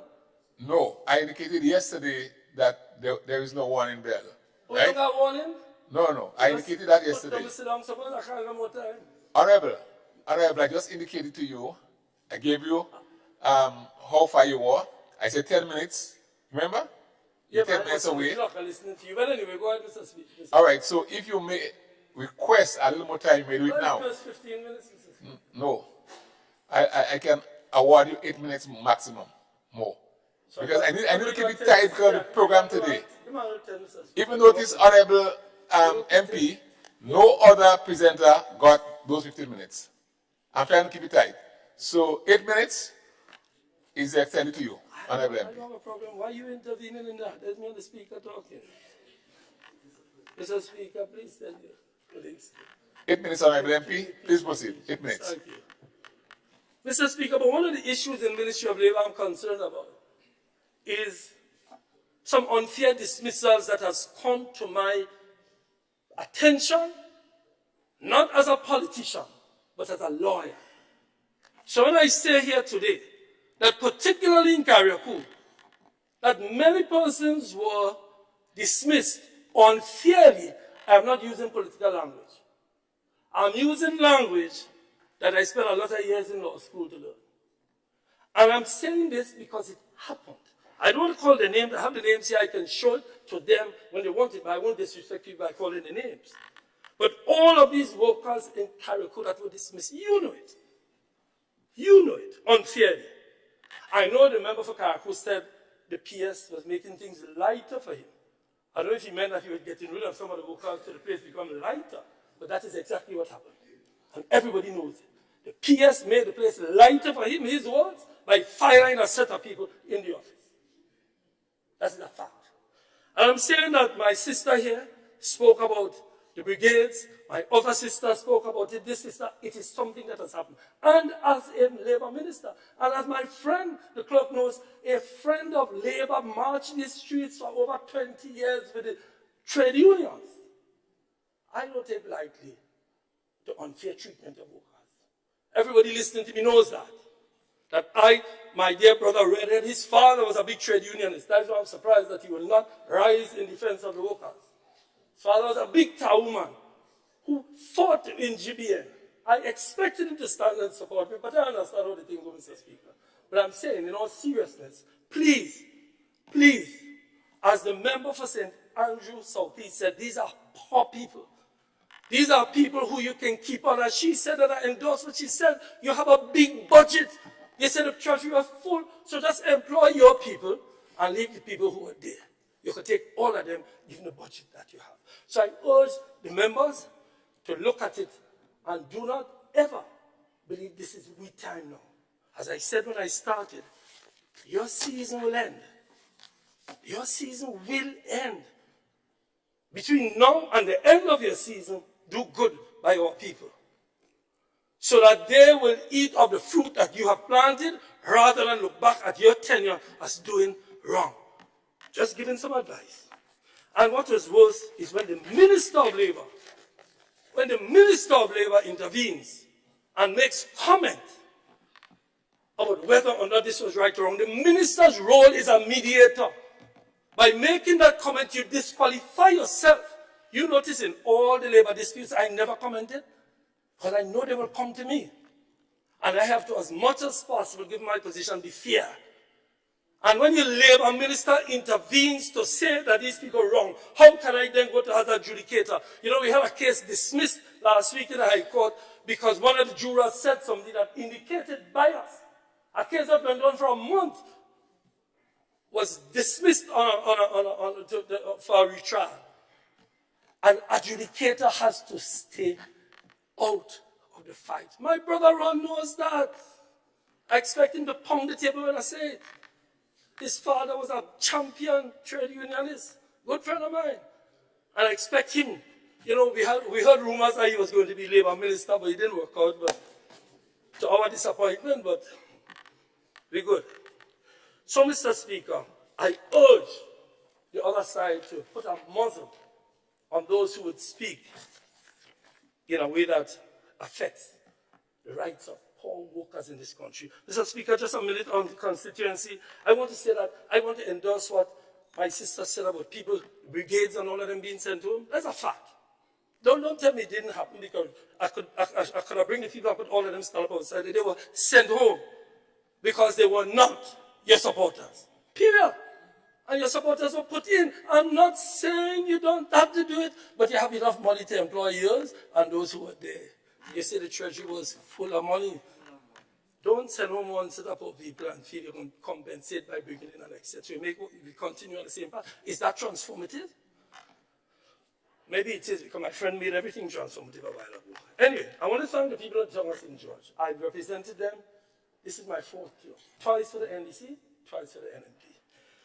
And a lot has been done. Housing assistance, the river mitigation project. Talk about it. Now you pump the table. Done by the NDC, that river mitigation project is big. Give me a pump table for that, it's big. Yes, find a way to criticize it. Well, on the campaign, you all said you all got chopped down the wall, so I didn't see the wall come down yet. They said it was too big. I have the tape. We have the Chinese housing project. Thanks to the People's Republic of China, we have a housing project. The toilet and bath program. You talk about giving people dignity. You talk about dignity. Dignity is not building a big building. It's giving poor people a way to carry on the household obligations in dignity. You should give the government a pound table for the toilet and bath program. The Empower program for the youth.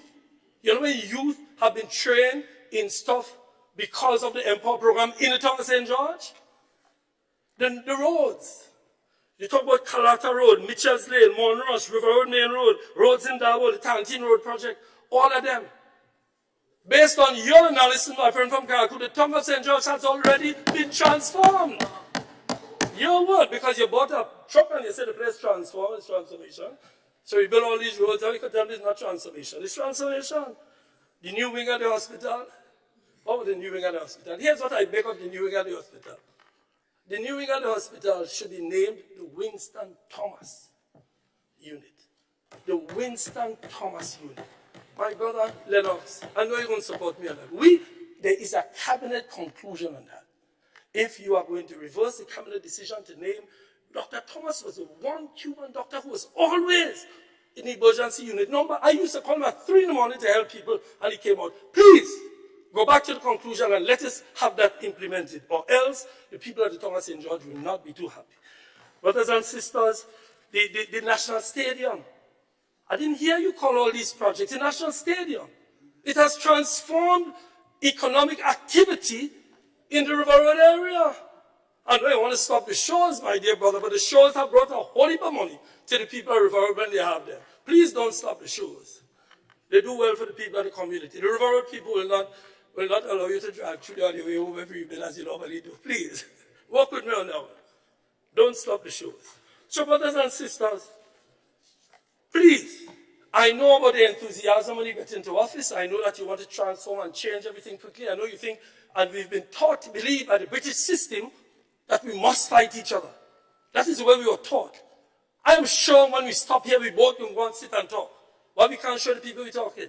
Why can't we show the people that we work together to build this country? Why do we have to put up a front here that we're fighting each other, and when we go in the back, we're sitting down and have a drink? Let us do it here. I reiterate, Mr. Speaker, one sentence. I reiterate the offer of this side, made through all of the presentations, that we are prepared to work with you to achieve Grenada's objective, but do not believe that we will not criticize you on the way forward, because that is the way it works. That is the way of democracy. We lend our support to the achievement of your agenda, because your season is now, but your season will come to an end, and we would have all benefited from your season, as we have benefited from the season of the generations who came before us. Thank you. May God bless you. I wish everybody a Merry Christmas, and do have a wonderful, wonderful weekend. But Happy Christmas. Thank you, Mr. Speaker. Thank you to Honorable MP for the town of St. George for your typical presentation.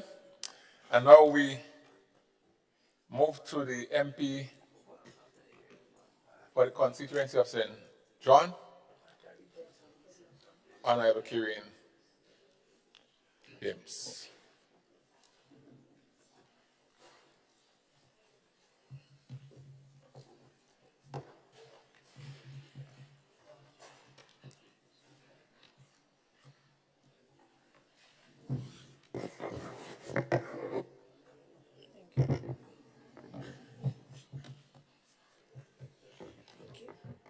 Thank you, Mr. Speaker.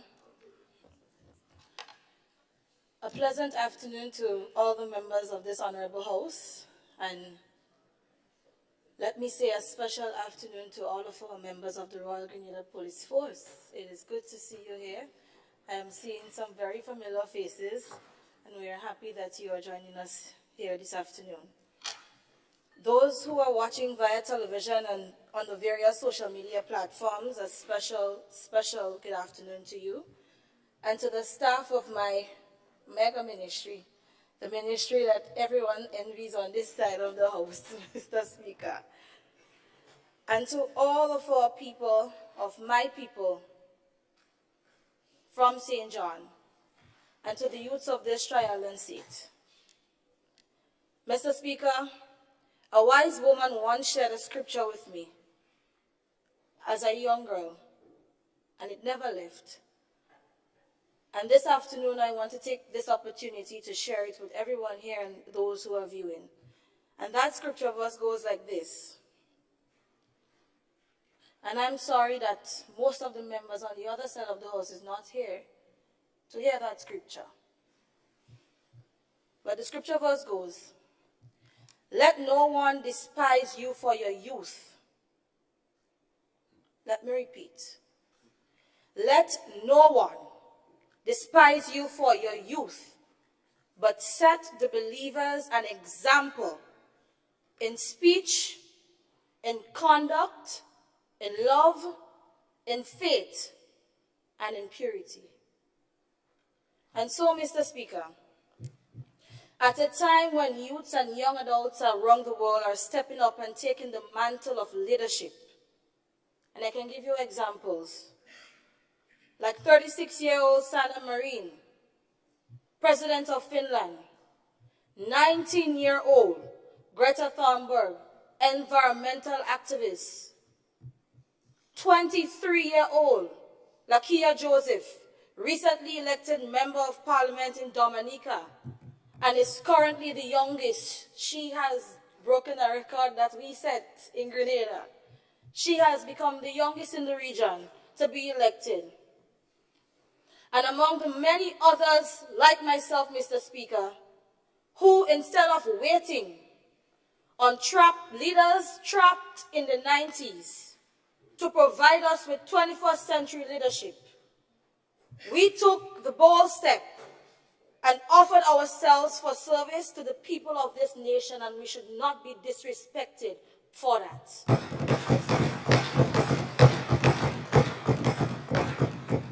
And so, Mr. Speaker, to the young man and to the young woman who is watching or listening today, I want to tell them, ignore the noise of those who have many years behind them than in front of them, and steer the course that you charted since June 23rd, 2022.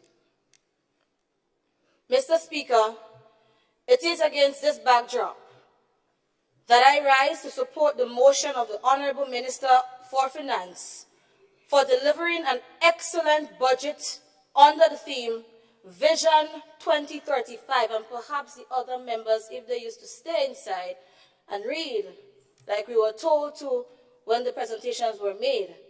The theme is Vision 2035, people-centered transformation, laying the foundation for resilience, empowerment, and growth.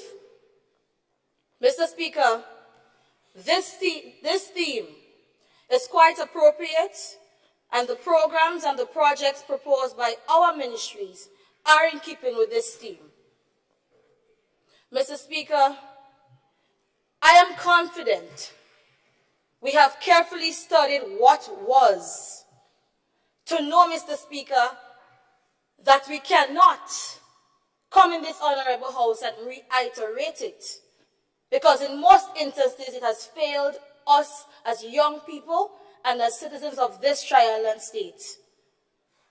And so in this breath, Mr. Speaker, we have studied and we realize that we have the capacity and the resources to achieve all of our ministerial mandates.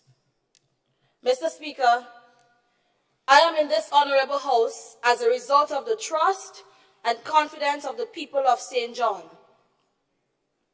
It took only 12 persons, well, it was 7 first, then it went to 12. And my presiding officer, who was doing the final check for me, Mr. Speaker, he said perhaps if they stayed another few hours, maybe the votes would have increased in my favor. But it took 12 persons, Mr. Speaker, 12 brave persons in St. John to bring genuine and honest representation to St. John. And though the win would have been sweeter if it was just 1 vote difference, Mr. Speaker, my representation for my constituency would not have been any less. I am indeed grateful for having been given this opportunity to serve my beloved constituents at this level. And I am pleased, Mr. Speaker, to report on the achievements of my ministry to the nation. Mr. Speaker, please permit me to take this opportunity to thank our Prime Minister for assigning me the portfolios of climate resilience, the environment, and renewable energy. Mr. Speaker, the portfolios are cross-cutting across all economic sectors. And I was very happy, Mr. Speaker, to hear how the former Minister of Agriculture spoke so passionately. And if only, Mr. Speaker, through you, if only we implemented all of those talks. Our work to lay the foundation to build resilience and to transform our agricultural sector and all of the other economic sectors would not have been that hard. Too much talk and no action. And that is why we are here, Mr. Speaker. Mr. Speaker, I am confident and I know that my ministerial team, the hard-working staff, very limited though, but we fixed that too. We fixed that. Who I thank and I appreciate dearly, and they are here today. They are mindful, Mr. Speaker, of the stewardship expected from all of us, not only in the ministry, but also our stakeholders at the community level and the private sector. Mr. Speaker, we gave account based on the principle that we must utilize our natural resources and assets in a sustainable manner for future generations.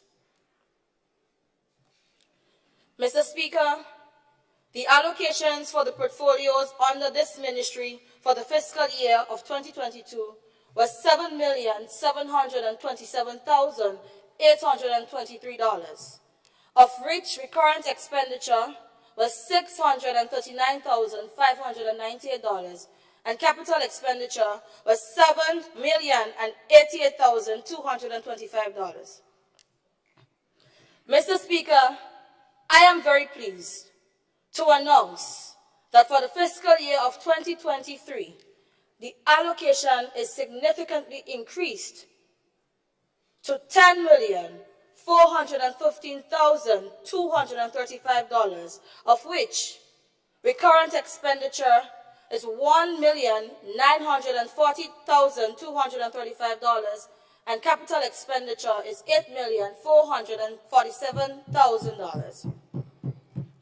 Mr. Speaker, though some of us in this honorable house might have scared the public to really to know and scared them to think that spending money is bad, but I believe in investment and in good investment.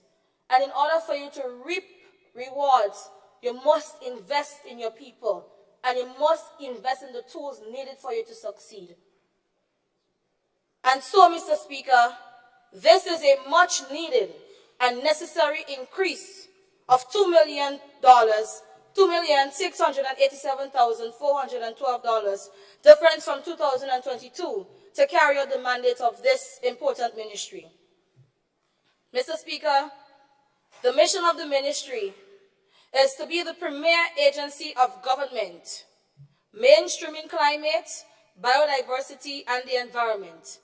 And may I add, renewable energy interventions in partnership with the public and private sectors and civil society, mobilizing resources and leading actions that will minimize the impacts of climate change at all levels of society.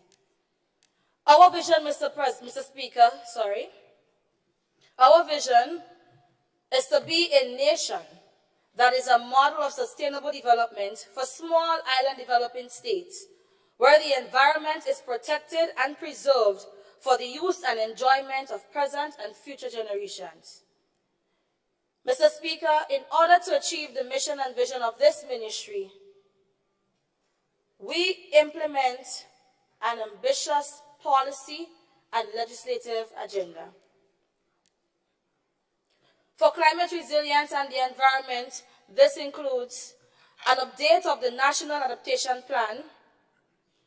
We aim to develop a resource mobilization strategy. We also aim to update the Nationally Determined Contributions Plan. We aim to implement an environmental education and capacity building program focused on the value of nature and environmental stewardship. We also aim, Mr. Speaker, to develop and implement a pollution control program. We aim to develop and implement an integrated environmental protection program, to ratify and implement the Escazú Agreement, to ratify and implement the Access and Benefit Sharing Protocol, to update and implement the National Biodiversity Strategy and Action Plan, to develop and implement a gene bank program to support biodiversity protection, and the enactment of a bill to support the phasing out of ozone-depleting substances. Mr. Speaker, for renewable energy, we will develop and implement a national transition plan to a low-carbon economy. We will also revise the national energy policy. We aim to launch the Grenada Energy Management Information System, develop and implement the Energy Efficiency Act, work with the Ministry of Finance to amend the Public Procurement Act to include provisions for green procurement, and to continue the implementation of the geothermal energy development project in sync with the proposed Natural Resources Management Bill. Mr. Speaker, with all that has been said, it will be a dynamic 2023. And Mr. Speaker, we are ready to do what is required. Mr. Speaker, for capacity development, the ministry has received support from the Department of Public Administration, and I am very pleased to announce that the organizational structure is approved. This allows us to make arrangements to hire 12 additional staff to assist in carrying out our mandate. In that regard, the capacity development of the staff of the ministry will be a strategic exercise in 2023. So we're not just hiring people just for hiring people's sake, Mr. Speaker, as what the perception is in this honorable house. We will execute training sessions, workshops, and seminars through partnerships with local, regional, and international institutions. This is imperative as human capital development is a driver for growth, and the transfer of knowledge will ensure consistency of the quality of service delivery. Mr. Speaker, with regards to the major projects and programs, the Ministry of Climate Resilience, the Environment, and Renewable Energy is positioned as a strategic department to support our government's transformational agenda. And some members of this honorable house, through you, Mr. Speaker, doesn't really understand. And this is our job, to educate and re-educate our citizens. They are included. Mr. Speaker, we lived through the COVID-19 pandemic. We know it was not easy, but we are resilient people. However, we must not forget the threats to our economy, the threats to our country, and the threats to the health and well-being of our people, starting with, Mr. Speaker, the environmental and climate crisis. SIDS, or let me break it down, Small Island Developing States' position on vulnerability and special circumstances remains relevant, Mr. Speaker. Access to climate finance whenever we are hit or whenever we want to prepare ourselves for the climate crisis that we face. The loss and damage facility, adaptation and mitigation options as well, Mr. Speaker. Mr. Speaker, our susceptibility to the impacts of natural hazards, combined with our energy security issues as it relates to accessibility, availability, and reliability of renewable energy and energy efficiency technologies. Mr. Speaker, the Tri-Island state stands to be one of the most severely affected by the negative impacts of a warming world, while being one of the least equipped to cope. This is why one key priority for 2023 is to ensure a meaningful presence at the international climate and biodiversity negotiations, even with the daunting challenges and difficulties we are being faced with daily. It remains imperative, Mr. Speaker, not just to participate in the global efforts to address climate change and loss of biodiversity, but also to play a central role in challenging the current inadequacies in the international response to date for both climate and biodiversity crises, and in pressing for greater action and support to Grenada, as well as other vulnerable countries like Grenada, to ensure our future. For resilient islands, Mr. Speaker, Through the support of the German Federal Ministry for the Environment, under their International Climate Initiative, the Nature Conservancy, the International Federation of the Red Cross, and the government of Grenada, and we go give them kudos for that. Construction has commenced on the first climate-smart renewable energy fisher facility to be located in the low-lying coastal community of Soubise, St. Andrew, under the Resilient Islands project. And I'm sure the member on the other side is quite indeed happy for that project in the constituency. Mr. Speaker, the intention is to replicate and scale up this pilot project in other areas once successfully completed, starting with the constituency of St. John. Another component of this initiative is the Soubise Area Jetty and Pilot Shoreline Stabilization Project. This is intended to reduce coastal erosion by replanting mangroves, as well as building out a 300-meter reef array and restoring living coral to the existing reef. This should provide, Mr. Speaker, a natural barrier to storm surges and wave actions that can cause coastal erosions.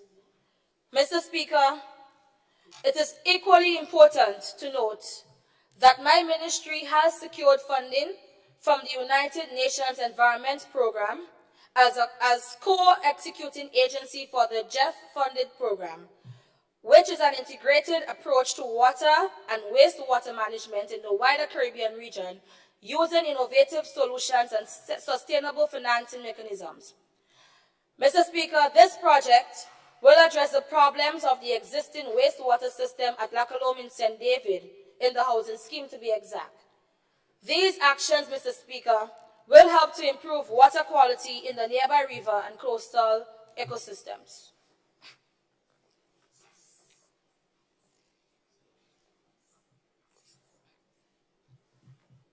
Mr. Speaker, the Tri-Island State's biological diversity, plants and animals in our waters and on land underpin our tourism, as you loudly hear through the member on the other side, through you, Mr. Speaker, agriculture, it underpins yachting and maritime sectors. Work will continue to promote synergies among multilateral environmental agreements to support sound environmental management of our marine and terrestrial living resources, Mr. Speaker. Grenada, in collaboration with the Center for Environment, Fisheries and Aquaculture Studies, or CFAS, is employing new technology to support improved coastal ecosystem mapping and monitoring. Mr. Speaker, several public education and awareness activities to highlight the importance and value of ecosystems and to discuss what can be done to address loss of fruit species, medicinal plant species, assess health of various pollinators such as bees, insects, birds, and bats were conducted. Capacity building sessions were carried out with the CSOs and community members to increase resilience to the effects of climate change and how to access climate finance from the Green Climate Fund. Mr. Speaker, the ministry remains committed to enforcing the Non-Biodegradable Waste Control Act of 2018. The drafting of a manual to guide capacity building on single-use plastics to support compliance was completed in collaboration with the Plastic Waste Free Islands project. Mr. Speaker, I am happy to mention, and I am happy that the former member from the other place during that time is here as well, and my good comrade minister is here as well. And we should be happy that we were members of the other house when this bill was passed, so we are very familiar. And we are aware, or we should be aware, of the challenges we face in implementing and enforcing this act. And I want to ensure the people of this country, because during my first few weeks in office, Mr. Speaker, a lot of people came to me with complaints. And I feel it for them, because most of the people that came, Mr. Speaker, they are small business owners who were in the business long before this act came into play. And I can assure them, and I am assuring them, Mr. Speaker, that the issues surrounding this act will be rectified in short order. Mr. Speaker, under the Environmental Protection, Public Education and Capacity Building of Youth and Private Sector in Climate Action and Environmental and Social Safeguards, we had the Minamata Mockery Assessment, which was carried out to check that the lactating mothers or women of childbearing age across the Tri-Island state had no evidence of being exposed to high mercury. Also, an assessment of fish at the fish market was done as well to ensure that mercury was not bioaccumulating in fish that form part of the food chain for humans. And I commend the other side for endorsing such a project to come on board. Mr. Speaker, I now turn to the Basel, Rotterdam, and Stockholm Chemical Conventions. Managing and safely disposing of hazardous and corrosive chemicals are very important for Grenada, Mr. Speaker. The Basel, Rotterdam, and Stockholm Conventions set the obligations and regulations for the same. Therefore, Grenada has acceded to the conventions. And while the MP for St. Mark, through you, Mr. Speaker, made mention of the dates on which we became a signatory, there was no mention of the outstanding dues, which we are now in the process of addressing. So we're not just cutting down trees as they make the people perceive it to be. We are commending, and in most instances, Mr. Speaker, we are fixing the problems and we are transforming the sectors that we have the responsibility to transform. Mr. Speaker, Cabinet has only now approved a focal point for the Basel, Rotterdam, and Stockholm Conventions. I now move to the Green Climate Fund Enhanced Direct Access Project.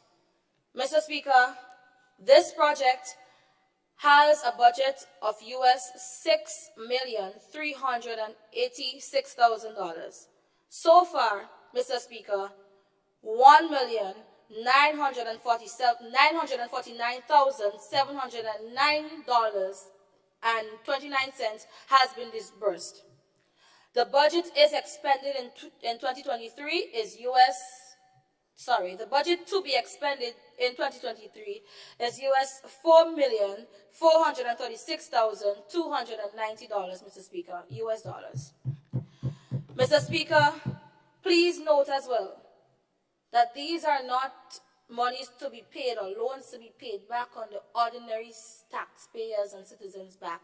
These are grant funds, Mr. Speaker. Mr. Speaker, I wish to highlight that of the sum to be expended, $900,000 is allocated to support 4 selected community projects in the area of climate resilient infrastructure. The shortlisted projects are the renovation of the Tam-Sisi Administrative and the Program for Adolescents PAM buildings, and the construction of a second floor of the preschool at Marquis St. Andrew.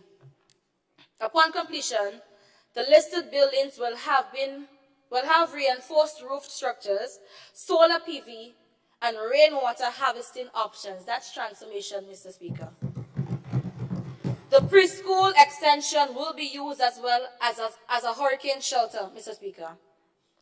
And the other proposal is being reviewed. Mr. Speaker, I now turn to the support for the update of the National Adaptation Plan through the Climate Resilient Water Sector in Grenada, or the GCRUISE project. Mr. Speaker, this project will facilitate the update of the National Adaptation Plan and the National Climate Change Policy. This updated National Adaptation Plan and Climate Change Policy will support identifying priority adaptation actions with associated costs to promote and support climate resilience within the Tri-Island state. The GCRUISE project will also support updating the building codes to include mandatory water harvesting, so it's not just in Carriacou, Minister for Carriacou, Petit Martinique. But we will ensure that all our building codes include mandatory water harvesting for all new buildings above a recommended floor size of 1,500 square feet. Mr. Speaker, the project will also assist in climate proofing of public infrastructure, including medical facilities, water supply infrastructure and bridges, with an emphasis on disaster preparedness. Finally, this project, Mr. Speaker, will support the integration of renewable energy systems for NAWASA's water supply and distribution operations. This will contribute to the increase of renewable energy penetration in Grenada, Carriacou, and Petit Martinique. And Mr. Speaker, for what it's worth, I don't need to go into any further details regarding the low implementation rate of this project, because I can't eloquently express it as how my comrade did last evening, Mr. Speaker. But all of this low implementation happened under the stewardship of the previous administration. And one thing that I grew up learning from my parents, Mr. Speaker, when you do good, we commend as well. And when you do bad, we tell you. And you shouldn't wait for somebody to tell you when you do bad. You should ask how you do, so that you get an honest, constructive criticism. But, Mr. Speaker, we are moving along and we are transforming. What I can assure this Honorable House and the hard-working GCRU's team is that whatever deficits or deficiencies you were faced with in the past, it will be remedied under my leadership, and the project will successfully be implemented in its timeline. Mr. Speaker, under the climate screening of PSIP projects, or Public Sector Investment Program projects, it is important to note that in 2023, will be the screen for climate risk determined measures for reducing the vulnerability of these projects where applicable. In this regard, at least 30 persons will be trained in the use of Sea Coral. The approved, and Sea Coral, Mr. Speaker, is the approved climate screening tool approved by the Caribbean Community Climate Change Center, or 5Cs. Mr. Speaker, with regards to environmental protection, public education, and capacity building of youth and private sector in climate action and environmental and social safeguards, 2023 will see an improved capacity building, including youth and private sector, along with the compliance with and use of support from multilateral environment agreements, in partnership with the local and regional private sector, to explore climate resilience through relevant adaptation and mitigation actions, including technologies for climate resilient action, especially in the water and agriculture sector, for monitoring and management of ecosystems, including coastal and marine ecosystem health, and interception and management of waste streams, including plastic waste, in an integrated approach with key government and non-government partners. Mr. Speaker, I must also note that our ministry is working closely with the Physical Planning Unit to address the whole EIA process, and so a draft manual has been developed and submitted for public comment. And Mr. Speaker, I must highlight that as we advance, we will strengthen and rekindle our partnership with civil society organizations as well. That is something that I promised, and I will keep it while in office, Mr. Speaker. Mr. Speaker, given our current energy situation, as we are not oblivious to the global trends in high cost of energy prices, and even more so for our own survival, this administration is committed to building, investing, and accelerating our actions towards transitioning to renewable energy. Mr. Speaker, renewable energy options are critical for the way forward. Analytical and advisory support to update the 2011 National Energy Policy was received from the World Bank, and we are working towards sustainable, low-carbon development of the energy sector. Mr. Speaker, the overall objective is to update the National Energy Policy 2011, a policy document with a 20-year vision accompanied by a 10-year action plan for the period 2022 to 2032, and to provide a corresponding implementation plan. This technical assistance will focus on the concrete steps and actions to achieve the goals and policies during the initial 3 to 4 years, a period between 2022 and 2026, with a corresponding monitoring framework. The purpose of this is to provide a clear roadmap of concrete actions that shall enable the timely accomplishment of goals included in the update of the National Energy Policy. The National Energy Policy, Mr. Speaker, is currently being drafted with intent to hold a first public consultation thereafter. Mr. Speaker, a key element to the successful outcome of this energy policy is the reconstitution of the National Energy Policy Steering Committee. Mr. Speaker, Grenada pledged to achieve the Nationally Determined Contributions, or NDCs, not the brand, under the UNFCCC framework to reduce greenhouse gas emissions by 30% of 2010 by 2025, with an indicative reduction of 40% emissions of 2010 levels by 2030. The reinstatement of this committee, Mr. Speaker, is important for national guidance on energy policy for the country. It is important to note that our ministry will be working with the Procurement Department of the Ministry of Finance to revise the Procurement Act and include a Green Component Act. In addition, Mr. Speaker, our ministry has already engaged the World Bank to seek support for the preparation of the Energy Efficiency Act. Mr. Speaker, Grenada is presently, and has for well over 10 years now, receiving support from the International Renewable Energy Agency, or IRENA. The objectives are to support the revision of Grenada's nationally determined contribution ambition, which is 40% reduction on 2010 greenhouse gas emissions levels by 2030 through least cost mitigation abatement by doing these following things: undertaking technical analysis of renewable energy penetration in the power sector, assessment of potential mitigation measures in the power sector, identification and spatial characterization of mitigation options based on national circumstances, undertaking a technology plan for the decarbonization of the transport sector, conditional, of course, on timeline extension and funding, Mr. Speaker. Assessment of the feasibility of the electrification of high-usage factor fleets in Grenada.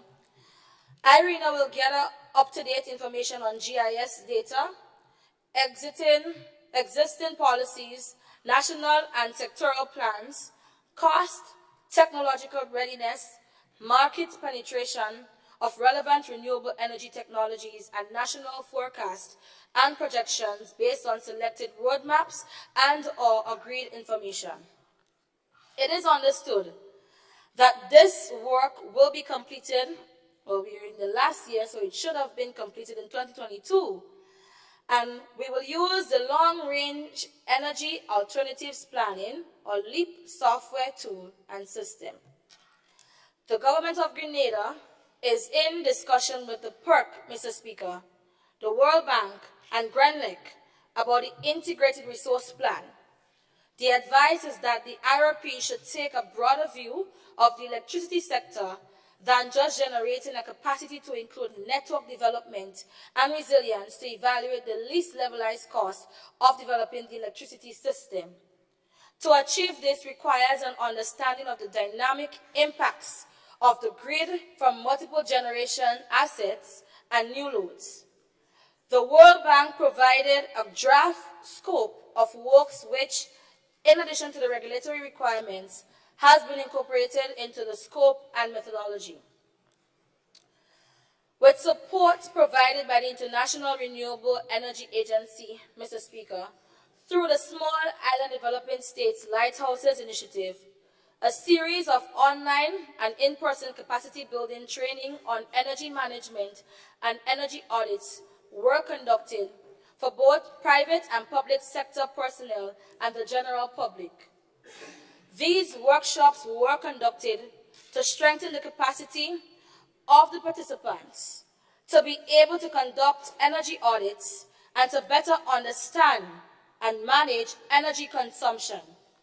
In these capacity development sessions, over 100 participants from government ministries, statutory organizations, financial sectors got a better appreciation on the principles of energy conservation and management, with a focus on conducting, Mr. Speaker, an energy audit, identifying energy conservation measures in various sectors, calculating energy savings, and conducting financial analysis of energy efficiency and conservation interventions.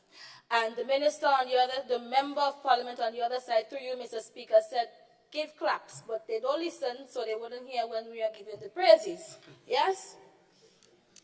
Mr. Speaker, 2022 has been a continually active year for the National Ozone Unit, as several implementation activities has been completed as part of the country's global effort at the national level to rid the planet of ozone-depleting substances.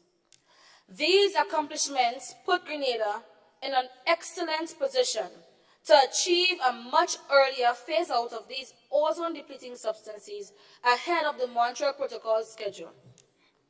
In fact, Mr. Speaker, in 2022, and I'm giving praises but they wouldn't hear, Mr. Speaker, over 84% of all ozone-depleting substances have already been phased out. The Montreal Protocol schedule for Grenada requires the country to phase out 67.5% by 2035, and we have surpassed that. So you could knock the table harder, Member of Parliament for St. George, Tongue of St. George. Mr. Speaker, the summary achievements in 2022 are as follows. After extensive consultations with multiple key stakeholders and working along with Grenada Bureau of Standards, energy efficiency labeling standards and minimum energy performance standards, or we call it MEPS, for the refrigerating and air conditioning sector appliances, or we say the rack appliances, were established to ensure that only the most energy efficient rack appliances are imported into this country, and I hope the members on the other side are not importing these AC, air conditioning and refrigerating ozone-depleting substances, Mr. Speaker, because there is a tendency to believe that young people don't know what they want. Young people can't hold leadership. Young people are little children in the house, Mr. Speaker, but yet still, based on the actions, you would wonder who the children really are. In the area of capacity development and training, Mr. Speaker, 20 custom officers and trade officers received training in monitoring and control of trade in ozone-depleting substances. That is another praise, a member of parliament through you, Mr. Speaker, that we will give them a clap for. TAMCC, Newlo, and 2 secondary schools, St. Mark Secondary and Boca Secondary, received state-of-the-art training equipment for their refrigeration and training programs at their respective institutions. For the first time, Mr. Speaker, His Majesty Prison was among the recipients of training equipment from the National Ozone Unit to start a Level 1 refrigeration and air conditioning program for inmates at the prison. And if it's anything that I have to take a card for, I will take a card for that. Our inmates, our young men. I visited the prison, Mr. Speaker, just a few weeks ago. Our young men and women, they are lost because they have been misled. There weren't any leaders to look up to in this country, Mr. Speaker. And so, when things like these happen for them, young people, political infants and little children like myself, and those that I represent in St. John, they applaud things like that. And so I say hats off to the National Ozone Unit for doing something like that for the inmates at His Majesty Prison. Mr. Speaker, 2022 also saw the return of the National Ozone Unit Scholarship Program. This program provided full scholarships for 10 students, 3 of whom are females, to pursue the refrigeration and air conditioning program at TAMCC. Mr. Speaker, 2 students from my constituency of St. John were among the recipients, and I am happy for them, one of them being a female. The program would be extended in 2023, Mr. Speaker, and we're not cutting down all the trees. We are carrying some with us because we don't want the work to be harder. So the program would be extended in 2023, Mr. Speaker, to include refrigeration and air conditioning students attending NULO, the New Life Organization in Palmy, St. John. In the area of policy and legislation, the final round of public consultations was completed on the draft ozone-depleting substances bill. This bill, when it becomes an act of parliament, will further strengthen the regulatory framework for the phase out and phase down of substances controlled under the Montreal Protocol by including provisions for storage, transport, disposal, resale, recovery and recycling of controlled substances, and the licensing of refrigeration and air conditioning technicians. Mr. Speaker, 2022 also saw the launch of Phase 2 of the Cool Contributions Fighting Climate Change, CFO2. That was a project. The implementation activities of this project are in line with Grenada's National Cooling Action Plan. Under this project, support is provided for strengthening national policy instruments to facilitate a better market uptake of green cooling technologies and reduce the climate impact of cooling appliances. Mr. Speaker, we now move on to the Grenada Geothermal Energy Development. The Geothermal Energy Development Project is a multi-phase, long-term, renewable energy development that, on completion, aims to deliver 15 megawatts of baseload power to the national grid. The project is currently in its exploration drilling phase, which involves drilling 2 deep slim holes, exploration wells, one in St. John and one in St. Patrick, to confirm the existence of a viable geothermal source that will support utility-scale power generation. If confirmed, Mr. Speaker, and successfully developed, this will supply almost half of Grenada's demand for electricity. It will offset 5.5 million gallons of imported diesel per annum and will avoid the emission of more than 25 million tons of carbon equivalent over 25 years, thereby allowing Grenada to be able to achieve its ambitious renewable energy and greenhouse gas targets numbers. And if the member on the other side, Mr. Speaker, through you, did not understand transformation and did not understand what Vision 2035 means, that is an example of one. Mr. Speaker, the project is being implemented in keeping with the highest environmental and social standards and safeguards, and with commensurate levels of stakeholder engagement. The current exploration drilling phase of the project is being financed by grants. We're lucky and we're thankful for grants. Those in climate finance who negotiate for finance, they would know and appreciate how grants is important for small islands like ours. Mr. Speaker, the exploration drilling phase of the project is being financed by grants and technical assistance provided by the Caribbean Development Bank and by this government. And this government is grateful for the generous financial support as well as the technical assistance provided by the governments of Japan and New Zealand. And hats off to those in the geothermal unit who is here with us today. Mr. Speaker, a summary of key 2022 activities includes an environmental and social impact assessment, or ESIA, is currently being implemented with an expanded scope of work. A review of the project's technical scope and design per the available grant budget was completed, and preliminary engineering drawings for the exploration drilling infrastructure were finalized. Additional CDB grant financing was procured for continued project support, including additional funding for an expanded scope ESIA. A high-level inter-ministerial geothermal working group was established.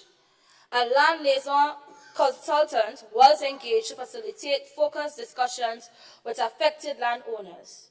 Ongoing community and landowner engagement activities continued throughout the period. Mr. Speaker, I also have the summary of key 2023 projections. The following key activities are scheduled to be completed in 2023, Mr. Speaker. Completion of the ESIA, including a hydrogeological study at the St. Patrick's site, and publication of the draft ESIA for public review and comment before finalization. So this government, Mr. Speaker, is not just doing things on their own. We are consulting all people involved in this process. Mr. Speaker, our 2023 priorities will be procurement and performance of contracts of geotechnical investigations and for infrastructure development to support the exploration drilling, procurement of an integrated services drilling contractor and award of a drilling contract, and ongoing public information, communications, and stakeholder engagement.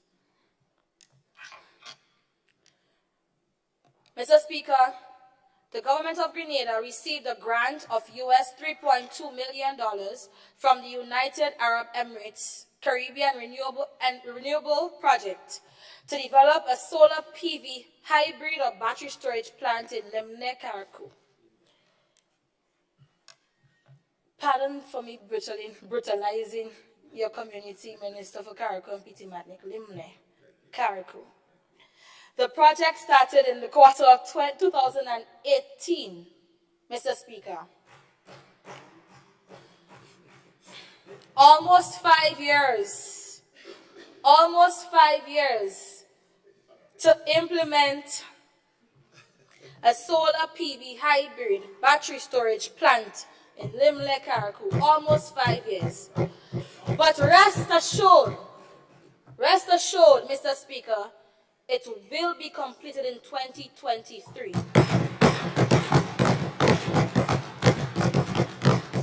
Mr. Speaker, it is expected that this project will contribute significantly to the efforts to transition from fossil fuel economies to options of renewable energy and low carbon economy. Arrangements were made through PERC to facilitate the interconnection with GrenLec, which is an important signal relative to the renewable energy ambitions of Grenada as expressed in the Electricity Act of 2016 and the National Energy Policy. The benefits of this project are as follows, Mr. Speaker. Once operational, it is expected to achieve savings of 60% in diesel fuel imported into Carriacou for electricity generation. That is transformation. You can knock it again. Remember from Town of St. George. Yes. And I like you, so I hear you ask the member, through you, Mr. Speaker, we're picking on you today because we want you to come back home. Yes. And bring others with you too. But Mr. Speaker, on a more serious note,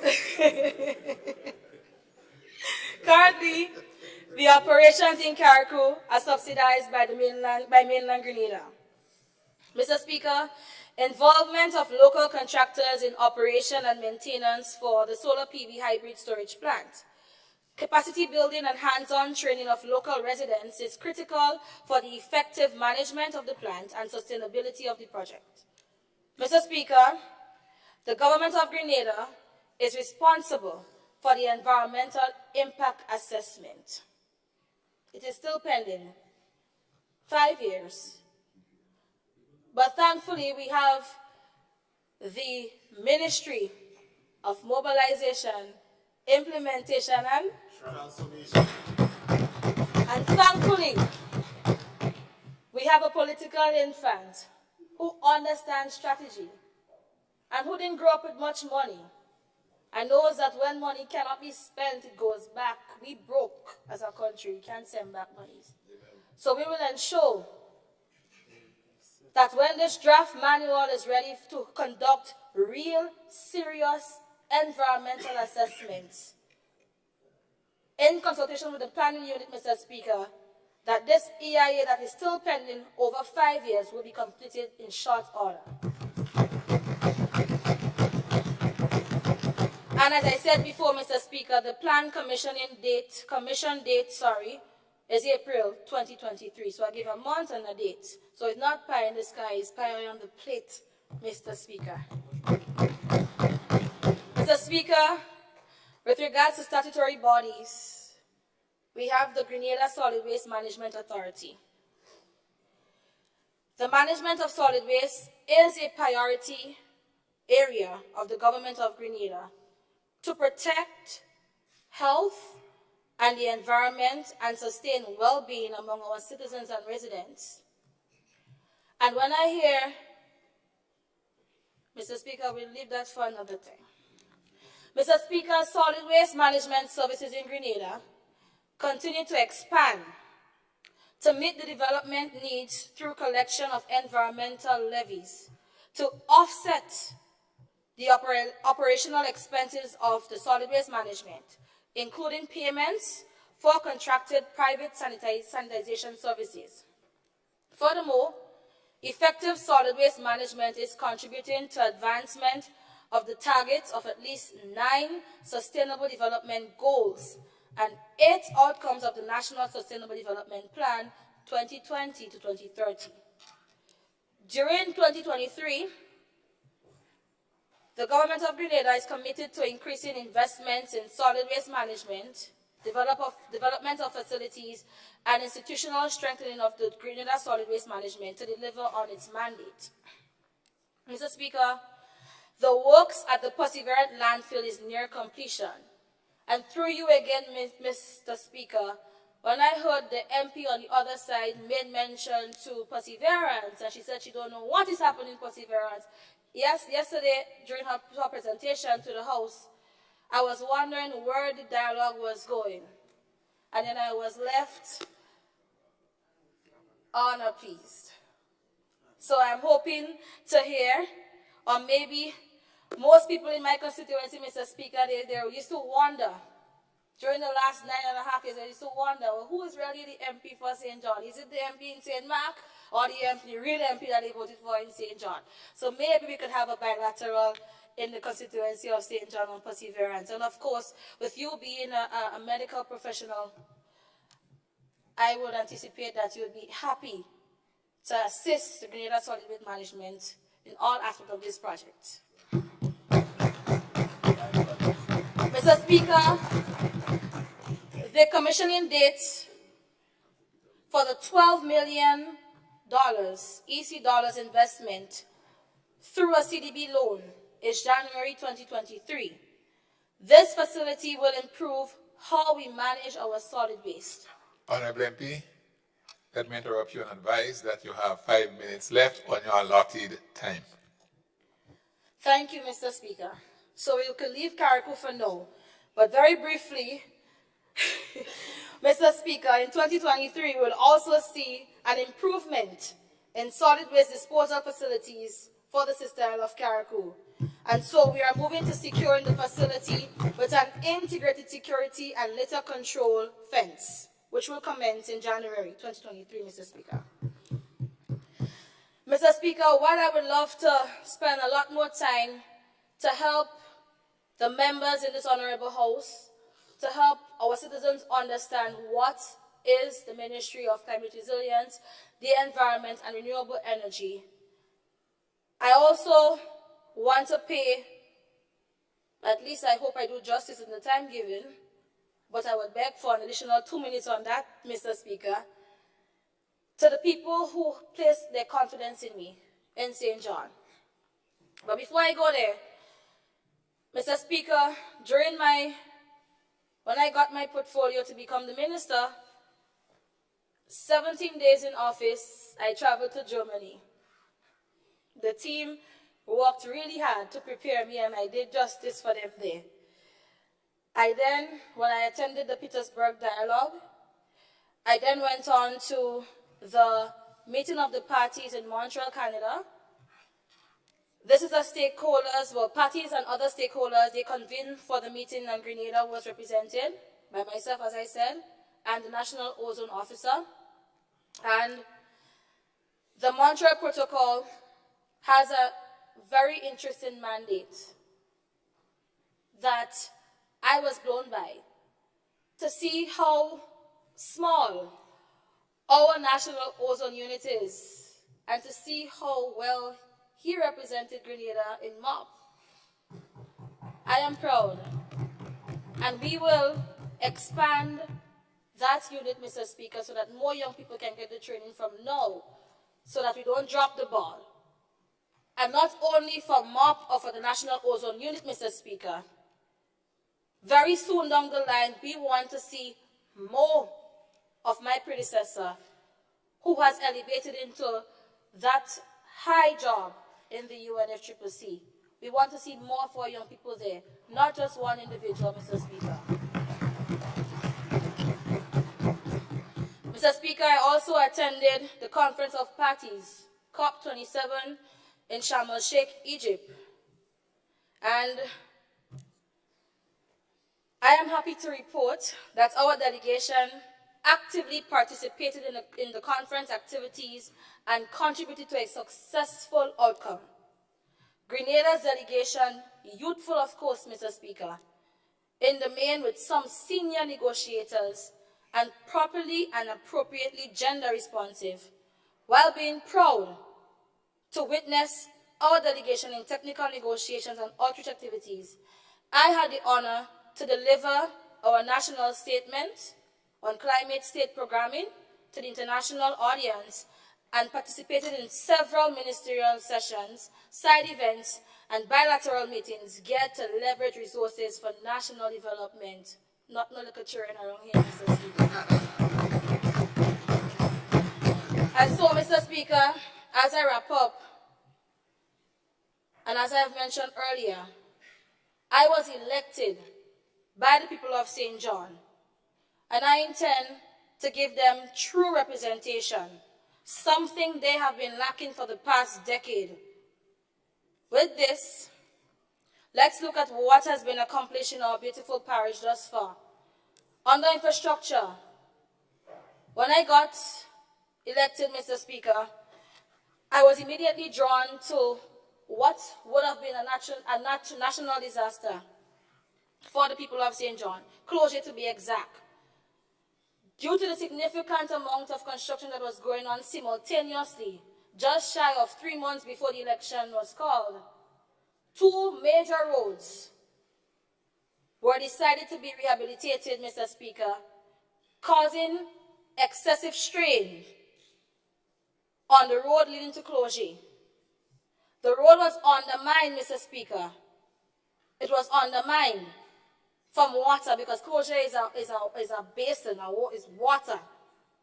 The road was undermined, and the further use of the trucks to help build these 2 major roads that has caused significant loss to small business in the area. The road was almost broken. And immediately I spoke to my good Minister of Infrastructure, and he worked magic for us. And to date, Mr. Speaker, that road is almost complete, and the people of Clogie is happy. Mr. Speaker, just after all of the heavy rainfalls during the last few weeks, I was not on island when it happened, but my research assistant, and I have to big up you, Sweeney, my hard-working research assistant, whenever somebody called, he's there, went up quickly in Loreto to see what was happening. One of our single mothers in that area, Mr. Speaker, was almost to lose her house. And the sub-office of the Ministry of Infrastructure immediately stepped in. In little or no time, the engineers came up, did their assessment, and work has started and is almost complete on that retaining wall in Loreto, Mr. Speaker.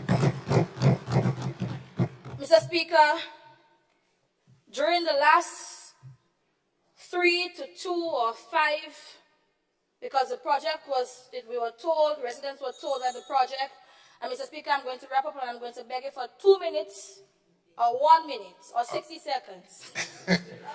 I'm going to settle for 60 seconds. You comfortable with this? I'm going to give you 4 minutes. 60 Thank seconds you. is fine. 4 minutes, right? Yes. Okay. Thank you, Mr. Speaker. That road was delayed and delayed and delayed. They were doing some construction on a culvert. There was the main road in Old Road, Marigot, those who are familiar with the area, and then there is Old Road down on the inside. So what had happened was, because the projects, again, no planning at all, Mr. Speaker, both of them happened at the same time. I'm not blaming nobody, because I don't know all the facts, but I'm only speaking as I see it, Mr. Speaker. And I am not new to construction. My father is a contractor, so I know. Mr. Speaker, the residents in Old Road didn't have an access out with their vehicles. So when the elders come down with their groceries, there was an incident one night. A young lady called me. One of her elderly neighbors, she had an emergency. The ambulance could not have gone down to Old Road. And Old Road is a forbidden place. They said that they are forbidden. When I went there, I walked there more times than the past MP for the area did in 9.5 years. And they have been forgotten. And Mr. Speaker, when I saw that they had no access in case of an emergency, and if they get a barrel, they have to empty it on the side of the main road, I immediately stepped in and asked my road officer if there was anything that can be done to have the alternate route on the other end, what's not out of Black Bay, fixed, at least temporarily, so that they can have access should an emergency occur, and just for mere privacy to do their business. And within a matter of days, she said, yes, we are going to get it done. And she did. All of the road was not pitched at the same time, Mr. Speaker, because of access to the resources to have it pitched. But I got confirmation this morning that it is almost complete. So even after that project is finished, the residents in Old Road, Marigot, and Black Bay have an alternative route. Should anything happen on that end, they have another access out. Mr. Speaker, we have Brother Main Road, as I mentioned before, and Loreto Monk Millet Road. Now, Monk Millet Road is a whole set of mix-up thing. And I'm not going to go there, Mr. Speaker, because we are transforming and we are moving forward. And maybe we might make the same mistakes too, as the other members on the other side, through you, Mr. Speaker, resoundingly told us. And we have to be honest, maybe we will as well. So I wouldn't go down to the political aspect of that road. But what I want to reassure the people of St. John, to the small businessman and businesswoman, to the school boys and girls of the St. John's Christian Secondary School, who is prepared, as I was told on my way down here this morning, that they are ready to write a petition because they have no access to the school now. No access. When they pass, the students and the teachers, their school socks, their school shoes, their clothes get dirty. We are working to move these projects forward, Mr. Speaker. For whatever reason it was stopped, I didn't get a report. I waited. But I'm not going to wait no more because the people voted for real, honest, and implementing leadership and transformation. And so I would seek the information and I would meet the residents there and have a chat with them very soon, Mr. Speaker.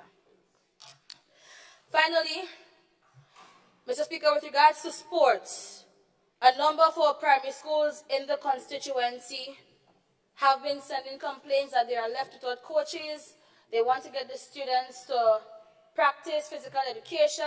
Sports season is coming up and there is no coaches. And I was happy to hear that the Minister for Sports said that coaches will be sent out to the schools. So Concord Government School, your coach is almost there in the new school term come January. Mr. Speaker, with regards to the housing, yes, it was a plan of the past administration, Mr. Speaker, but the Stony Goat housing that was planned then has been transformed.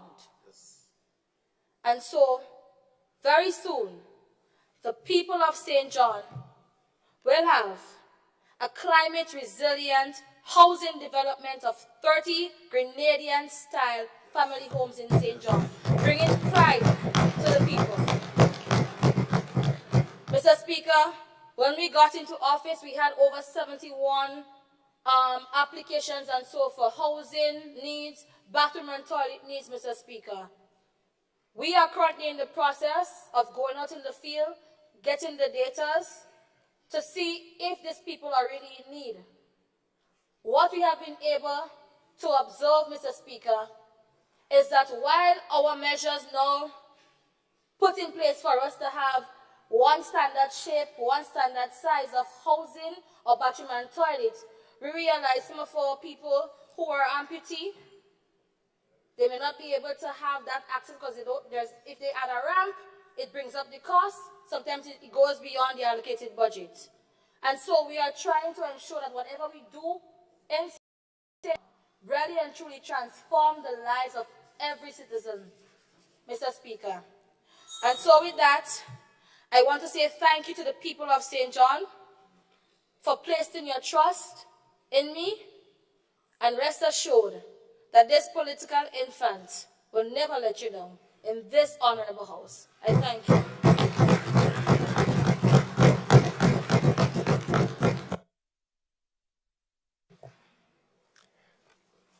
Thank you, Honorable MP for St. John, for your contribution.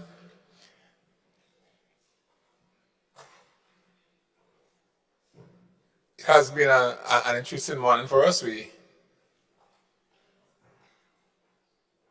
are now going to break for lunch. After which we will resume 2 p.m. 2 p.m. should be fine.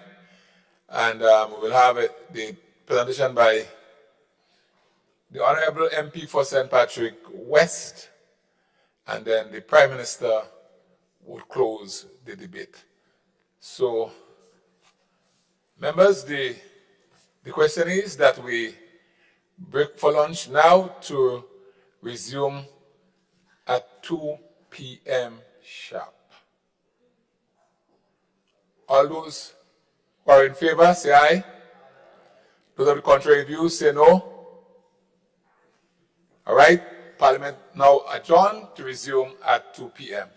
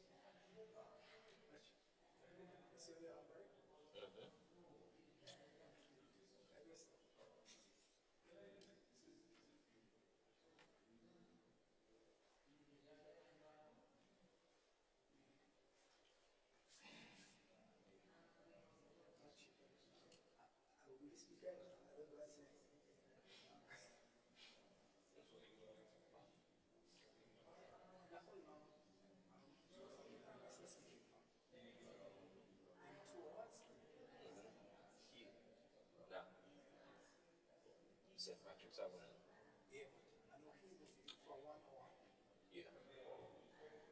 PM might take out too.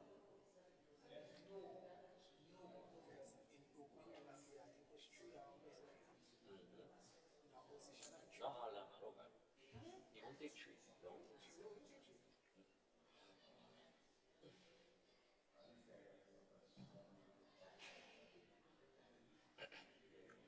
Vamos a Inspector Gary. Inspector Gary.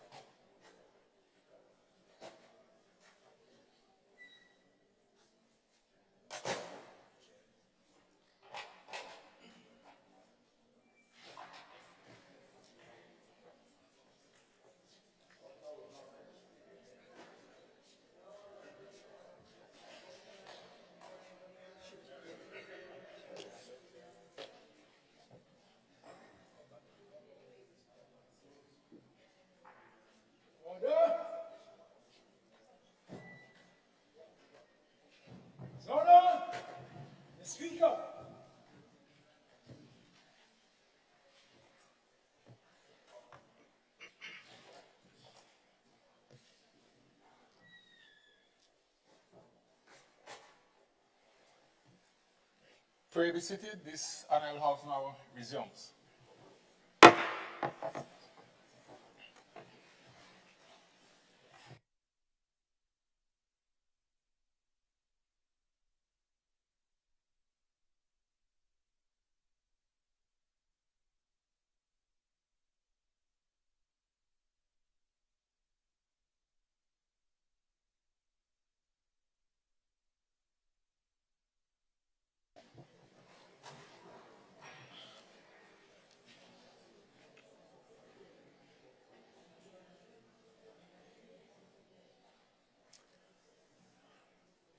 Now that we're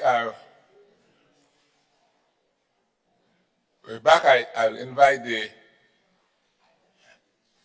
Honorable MP for the constituency of St. Patrick West to now make his contribution to the 2023 budget debate.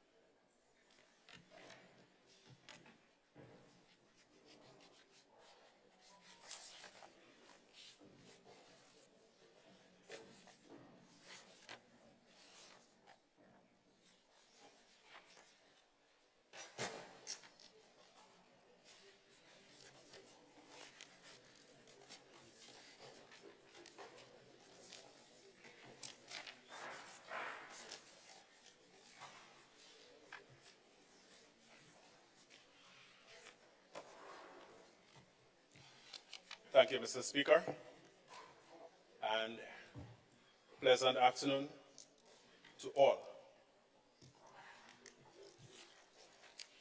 Mr. Speaker,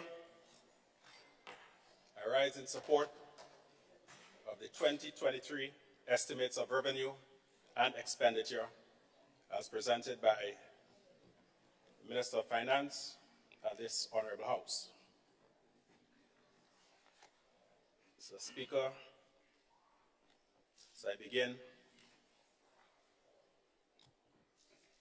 I think that Digicel and Flow are missing out on a great business opportunity, because since 9 o'clock yesterday morning, all I've been hearing, everybody asking for credit.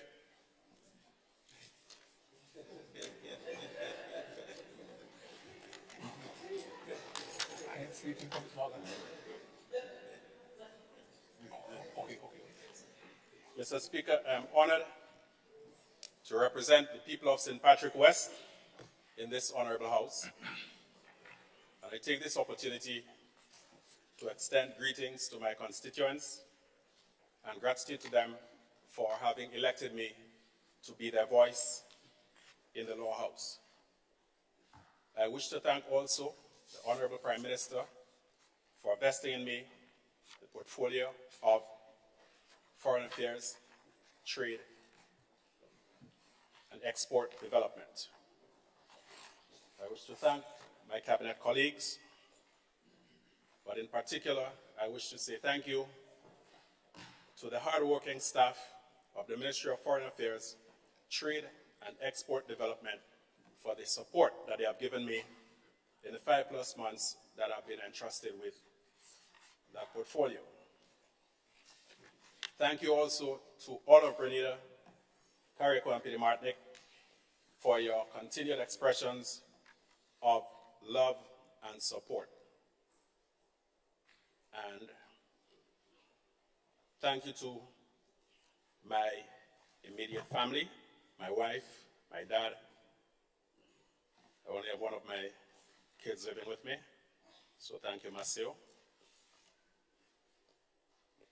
Mr. Speaker, the theme for this budget, Towards Vision 2035, People-Centered Transformation, laying the foundation for resilience, empowerment, and growth, brings into greater focus the vision statement and the mission of the Ministry of Foreign Affairs, Trade, and Export Development.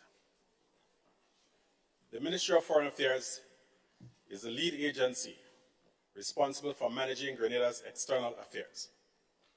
The ministry provides leadership to Grenada's diplomatic missions overseas, manages and maintains Grenada's diplomatic network, including the provision of services to other agencies represented overseas, and delivers services to diplomatic and consular representatives in Grenada. Mr. Speaker, we're cognizant that our world is now more interconnected and interdependent than ever. Advances in science and technology have spurred economic growth and improved the quality of life of millions. At the same time, same connectedness that empowers individual citizens increases the risk and volatility in the international system. It is clear, Mr. Speaker, that in a more competitive world, our domestic and international policies will have to work together to maximize our national brand and international influence. The conduct and management of the country's foreign relations will need to improve significantly. International trade and progressive foreign policy will continue to play an important role in opening external markets for trade, job creation, and promoting sustainable development for economic growth. To achieve these goals, the government will reevaluate its foreign policy in order to establish the country's global trade priorities and pursue robust reciprocal, bilateral, and multilateral trade, taxation, and investment relations through regional and international trade agreements. In pursuing this agenda, the government has expanded the mandate of the Ministry of Foreign Affairs to include trade and export development. This new foreign policy approach will embrace the themes of opportunity, security, and strength. They recognize that an outward-looking Grenada, fully engaged with the world, is essential to our future security and prosperity. The government's starting point is that we should approach this period of transformation with confidence because we are fully conscious that Grenada has the strength to shape its own future. Consistent with this philosophy, the ministry's strategic priority areas identified to advance the transformation agenda during the period 2023 to 2025 are A, reorganizing the ministry and professionalizing the foreign service, B, fostering beneficial trade and foreign relations, C, promoting the national interest through resource mobilization, and D, enhancing export promotion with a focus on value addition and diversification. We have been allocated a budget of $14,777,700 to carry out the plans and programs of the ministry in keeping with these strategic objectives. Mr. Speaker, diplomacy is an instrument of national power, essential for maintaining effective international relations and a primary means through which Grenada defends its interests, responds to crises, and achieves its international goals. The Foreign Service, Mr. Speaker, is an important profession, principally responsible for safeguarding Grenada's interests in the community of nations by managing diplomatic relations with other countries and international organizations. This government recognizes the Ministry of Foreign Affairs as a key driver of the transformation agenda and has committed to providing the necessary tools to aid in the delivery of its mandate.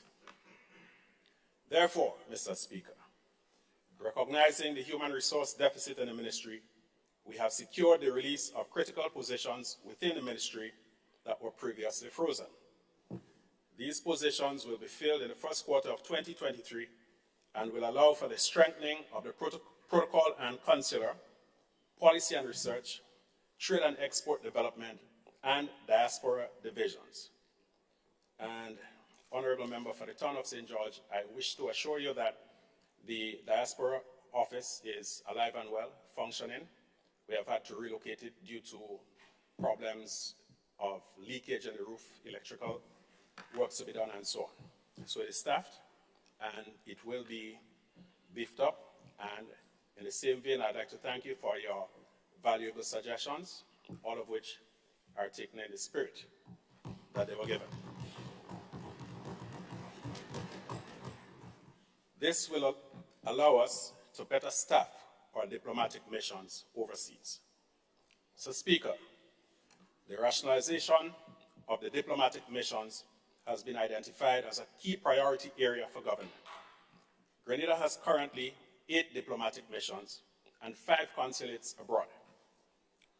The missions are in Beijing, London, New York, Washington, D.C., Brussels, Caracas, Havana, and Moscow. The consulates are in Toronto, Port of Spain, Miami, New York, and Dubai. Again, member for the town of St. George, your thinking about the Dubai mission coincides with our ideas for that.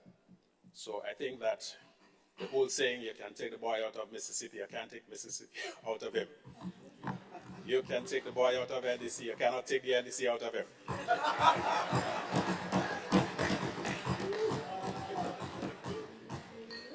Given the importance of the work that these diplomatic missions are mandated to perform, it was mind-boggling to discover that our missions were woefully understaffed and underfinanced. In most cases, there was just one diplomat. So, Speaker, upon assuming office, government issued a recall of all diplomats with a view to assessing all appointments. And I must add that that was done in a manner that safeguarded the dignity and the humanity of all of the incumbent diplomatic personnel. Nobody was summarily yanked out of any posting.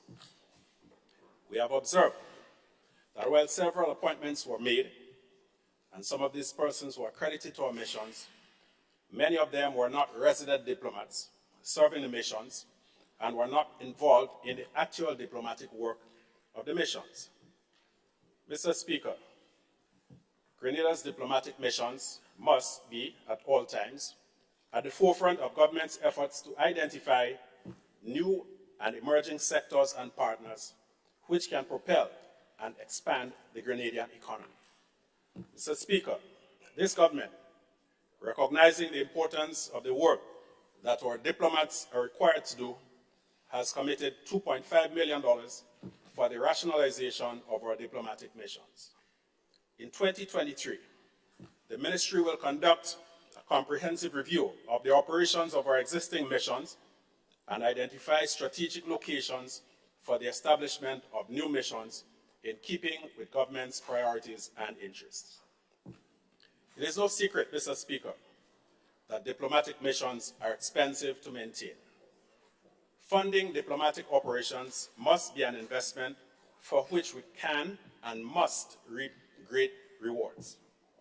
We must staff our missions appropriately and allow them to go forth in service of their country, sowing the seeds of development with diligence, nurturing the plant, and reaping the harvest for the benefit of our nation. At this point, Mr. Speaker, I would like to express my sincerest gratitude to all of the outgoing diplomats for their service to our country.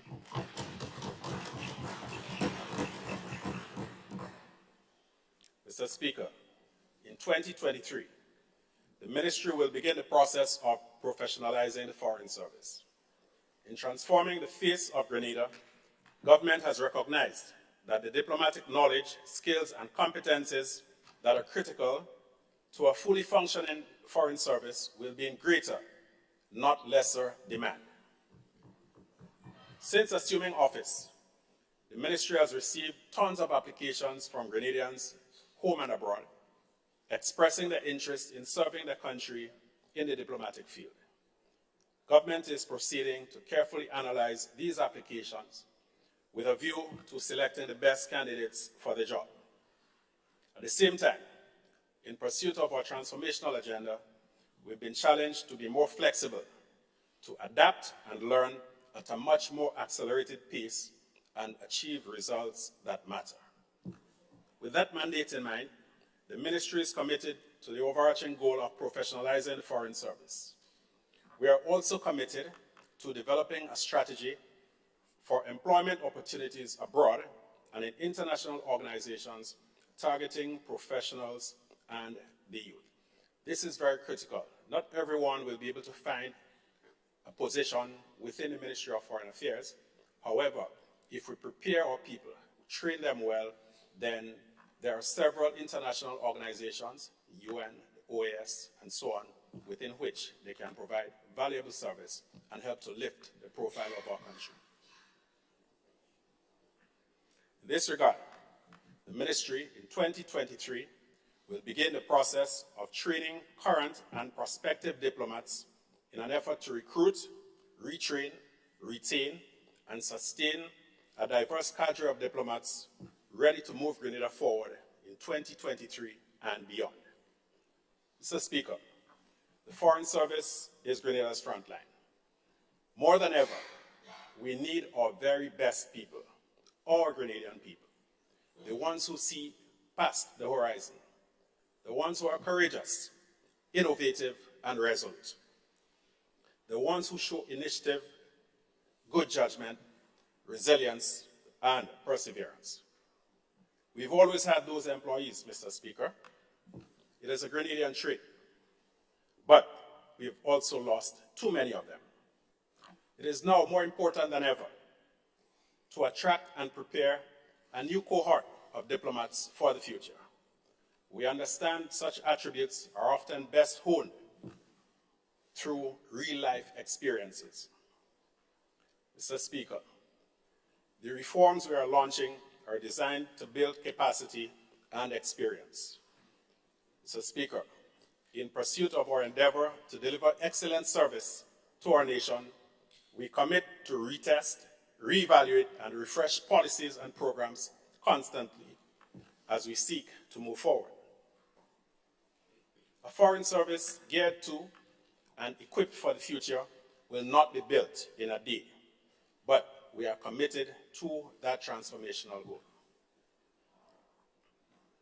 Mr. Speaker, extensive international engagement is a key foreign policy tool for promoting Grenada's inclusive and sustainable economic growth and promoting our role on the global stage. Government, therefore, will continue to pursue a robust strategy of engagement with bilateral and multilateral partners, including new ones, in support of our agreed-upon development priorities. These engagements will serve to mitigate the country's vulnerabilities, build resilience, and maximize opportunities for sustainable development. Mr. Speaker, we all know the value of good friends. The good book reminds us about the friend that is closer than a brother. Mr. Speaker, Grenada has been blessed to have good friends and good relations with many countries. These relationships have been pivotal in fortifying government's response throughout the COVID-19 pandemic and in supporting the implementation of programs across government. And Mr. Speaker, talking about COVID-19 pandemic, it would be remiss of us not to acknowledge and express gratitude to the many governments, regionally and outside, as well as international agencies and organizations that have come to our aid at that critical juncture. During this year, government appointed 5 new diplomatic envoys, received new ambassadors from Vietnam, Colombia, Palestine, and Indonesia, and granted agreement for the accreditation of ambassadors from Ecuador, Mexico, Romania, Japan, and Austria to Grenada. Mr. Speaker, in 2023, the ministry will lead government's charge to forge deeper relations with countries on the African continent at the bilateral level. We have already examined a list of countries in Africa and the Middle East with which we do not have diplomatic relations, and we'll be moving to engage and establish diplomatic relations with key countries during the first half of 2023. Again, honorable member for the town, it seems as if you have never left. The establishment of relations will be the first step in government's plan to build a foundation for sustainable socio-economic and political engagements as well as partnerships. Mr. Speaker, our efforts to reaffirm the bonds of ancestry and friendship between Africa and Grenada will complement the initiatives that the Caribbean community has already begun with Africa. Likewise, Mr. Speaker, government intends to fully utilize our consulate in Dubai to strengthen our outreach in the Middle East. Our engagements in the Middle East will be geared primarily at securing opportunities for enhanced cooperation through trade, tourism, and investments.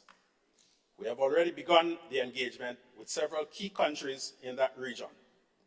Recently, our ministry was able to coordinate the visit of a team from the Ministry of Tourism, headed by my good friend, the Honorable Lennox Andrews,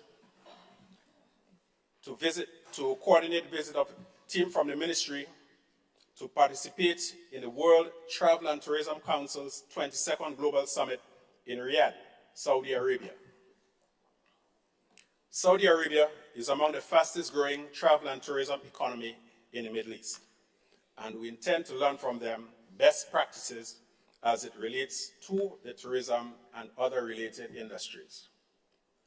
Concurrent with our desire to explore new frontiers, we will continue to engage our traditional friends and will conduct in 2023 a review of the technical cooperation agreements we have with our friends in the ASEAN region, with Latin America, from Venezuela to Brazil, to ensure that they are also in line with the transformation agenda of government. Mr. Speaker, regional integration is another major pillar of government's foreign policy thrust. Grenada, earlier this year, served as the chair of the Organization of Eastern Caribbean States. Discussions are underway with the OECS on matters of foreign policy coordination. Again, honorable member for the town of St. George, you seem to have been privy because you're right on point with us. Good, good. At the level of CARICOM, Mr. Speaker, government will continue to fulfill our responsibility for the ICT portfolio. And this time, Mr. Speaker, we have a leader who genuinely knows about ICT.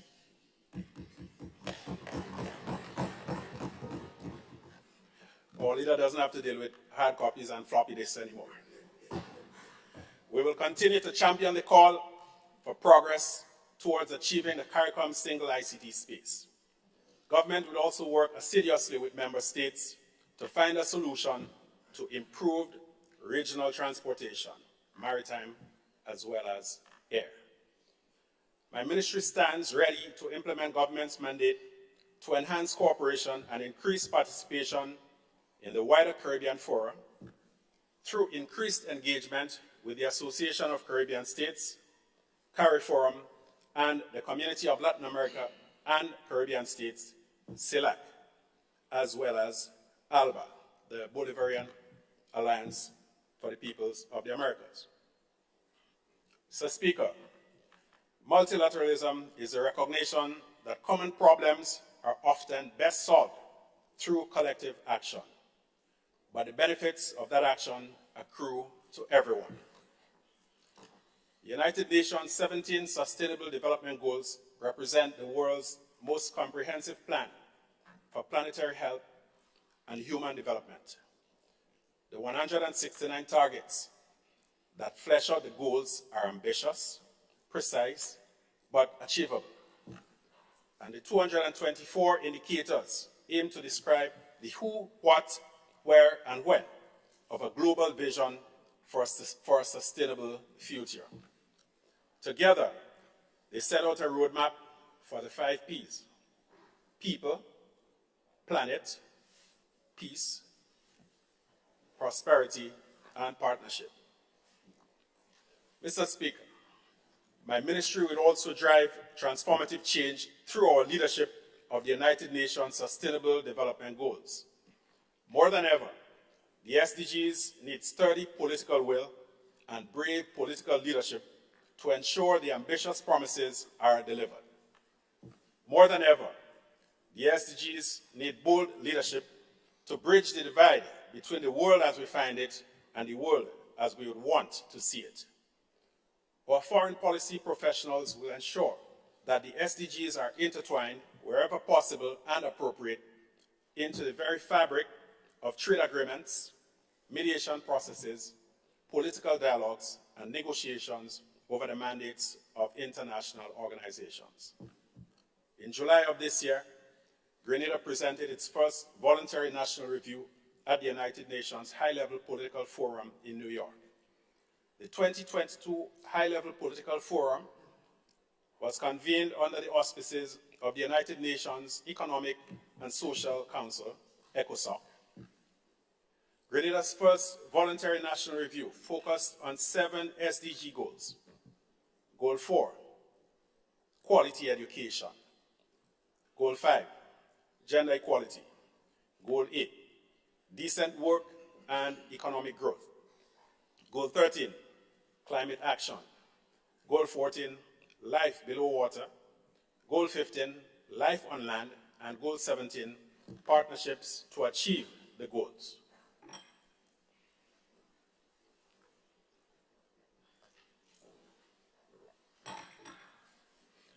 Mr. Speaker, some of the structural challenges faced during the implementation of the SDGs must be addressed to ensure Grenada's pathway to sustainable development. These structural issues and challenges include lack of adequate financing and access to finance, limited individual capacity, and inadequate monitoring and evaluation systems. In response to these challenges, government is exploring with the United Nations the development of a national e-strategy with a view to improving efficiency, access, coordination, and sectoral coherence. Mr. Speaker, our partnership with the UN will also give us greater focus on coordinated public sector management through innovative approaches and tools for building capacity to generate evidence, monitor, and evaluate programming. This will be complemented by efforts aimed at promoting more balanced, sustainable development policies for the advancement of the SDG targets towards the 2030 agenda. Additionally, Mr. Speaker, my ministry will continue to work with all stakeholders to implement the outcomes of the 9th Summit of the Americas held in June of this year. Of particular interest are the Action Plan on Health and Resilience in the Americas, accelerating the clean, sustainable, renewable, and just energy transition, and digital transformation. Government has recognized the strategic value of the diaspora to the sustainable development of Grenada. Up to this point, economic remittances have been at the core of the diaspora's contributions to Grenada's economic development, and it has been the most visible area of contribution from the diaspora. However, as government, we see the diaspora as more than just a milking cow, and we are taking steps to engage with them in a more meaningful and qualitatively better way. The Grenada Sustainable Development Plan identified the diaspora as a key stakeholder in assisting Grenada to achieve some of its core goals. Therefore, the ministry will continue to work through its embassies, consulates, diaspora organizations, and the International Office for Migration to implement strategies outlined in the Grenada National Diaspora Engagement Policy via its 5-year plan. To bolster the work in this area, government has established the Grenada Diaspora Advisory Council, comprised of Grenadian professionals with expertise in their respective fields, whose mandate will be to assist government in forging strategic links between our Grenadian communities abroad to advance government's transformational priorities. And to this end, I wish to specially commend 2 brilliant young Grenadian women who live in the United States, Ms. Shonda Kador and Ms. Abiola Jeremiah, who took it upon themselves to launch that initiative to begin to reach out to fellow professionals and get them organized in such a way that we can leverage the capital, the knowledge, and the skills that they have acquired abroad over the years. Mr. Speaker, the Diaspora Advisory Council will work in collaboration with our diplomatic missions and submit to government advice with an emphasis on long-term planning. As outlined in the budget statement on Monday, GIDAC will be a useful resource for citizens interested in supporting national initiatives. Mr. Speaker, government is cognizant of the impact of trade as a catalyst for growth, socioeconomic development, and poverty reduction. The International Monetary Fund, IMF, in its April 2022 World Economic Outlook, noted that while international trade was affected by the COVID-19 pandemic in 2020, the recovery in trade was surprisingly quick. Government has identified the trade and export sector as key to the transformation of Grenada's development agenda. Part of that new vision for trade and export development is the fostering of an efficient light manufacturing sector and competitive agribusinesses, producing a diverse range of food and agro-industrial products for domestic consumption and for export. Expanding agribusinesses and the agro-industrial sector will be a good foreign exchange earner while creating new employment opportunities.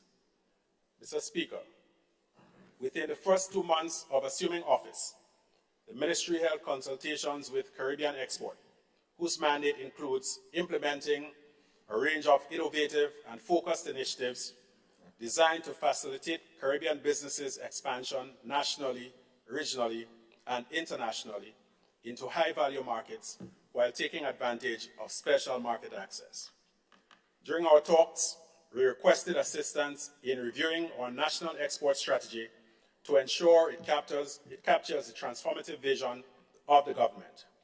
Mr. Speaker, the Ministry will continue to aggressively pursue market access opportunities for the export of goods and services in 2023. Work will continue in 2023 with the manufacturers and small agro-processors to improve the quality, labeling, and packaging of their products. The Ministry will also work with our local exporters to receive international certification. Recognizing the importance of value-added products, the Ministry will undertake the following initiatives in 2023. Market studies for new products and exploring new markets. Work with potential exporters to improve market access. Collaborate with the Ministry of Agriculture in product development and strengthening the services provided to agro-processors at the Produce Chemist Lab. Increase participation in regional and international fairs. The Ministry, together with the private sector, will host the Made in Grenada Expo to coincide with Grenada's 2023 independence celebrations. In 2023, Mr. Speaker, Grenada will continue to participate in both regional and international trade fora to ensure that benefits are derived for our citizens and enterprises and to help expand our trade. The transformation agenda demands that we place significant attention to the service sectors in order to provide employment opportunities and earn foreign exchange. The focus areas will be the creative industry, information and communication technology services, health and wellness, yachting and marina, educational services, and professional services. Mr. Speaker, the Ministry of Foreign Affairs, Trade and Export Development is at present involved in simultaneous negotiations at the World Trade Organization, the WTO, under the Doha Development Agenda, at the OECS and CARICOM levels, and other bilaterals with the Dominican Republic, Cuba, Colombia, and Costa Rica. In 2023, Grenada will continue to actively participate in the investment facilitation for development negotiations, which Grenada signed on to at the WTO, to ensure that Grenada's interests are well protected. Additionally, the Ministry will seek to advance the implementation of the Economic Partnership Agreement between CARIFORUM and the European Union, signed in 2008, and the recently signed Economic Partnership Agreement between CARIFORUM and the UK in 2019. Mr. Speaker, trade facilitation reform and implementation of the WTO Trade Facilitation Agreement will continue to be a major focus for the Ministry. The Ministry will be collaborating with international partners such as Global Alliance, UNCTAD, that's the United Nations Conference on Trade and Development, and IFC to improve trade logistics in Grenada. The interventions will focus on achieving tangible results, reduction in the time required to import, export, documentary and procedural simplification, electronic payments, and generally improving the trade clearance process. These reforms will improve the doing business reports, trading across borders indicator for Grenada. The lower your score on that index, the more difficult it is for you to attract quality investment. That is why we are putting extra focus on that. Additionally, Mr. Speaker, the COVID-19 crisis is pushing more consumers online and accelerating the adoption of e-commerce. This will require further digital adaptation by medium, small, and micro enterprises, MSMEs. In this regard, assistance will be provided to encourage and support the establishment of the necessary e-commerce platforms to support MSMEs in terms of online payments and marketing. The Ministry has started work with the Caribbean Export Development Agency in this regard. Mr. Speaker, the Grenada Bureau of Standards, established under the Standards Act of 1989, is the main entity responsible for the development of Grenada's national quality infrastructure. The national quality infrastructure is essential to the development and transformation of our economy and the well-being of our people. As a government, we must ensure that our service providers, manufacturers, agro-processors, entrepreneurs, and the general public, especially our young people, have access to affordable and much-needed quality infrastructure services.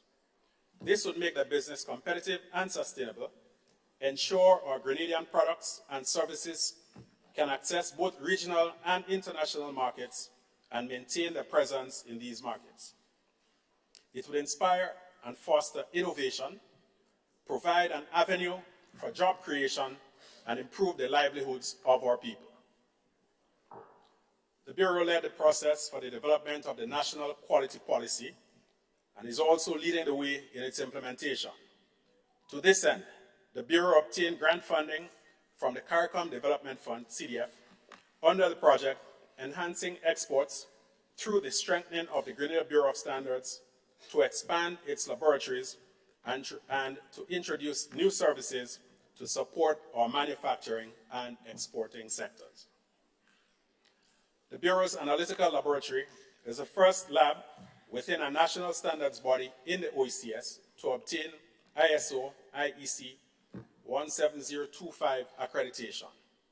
This was supported through the 11th EDF program being administered by the CARICOM Regional Organization for Standards and Quality, CROSSQ.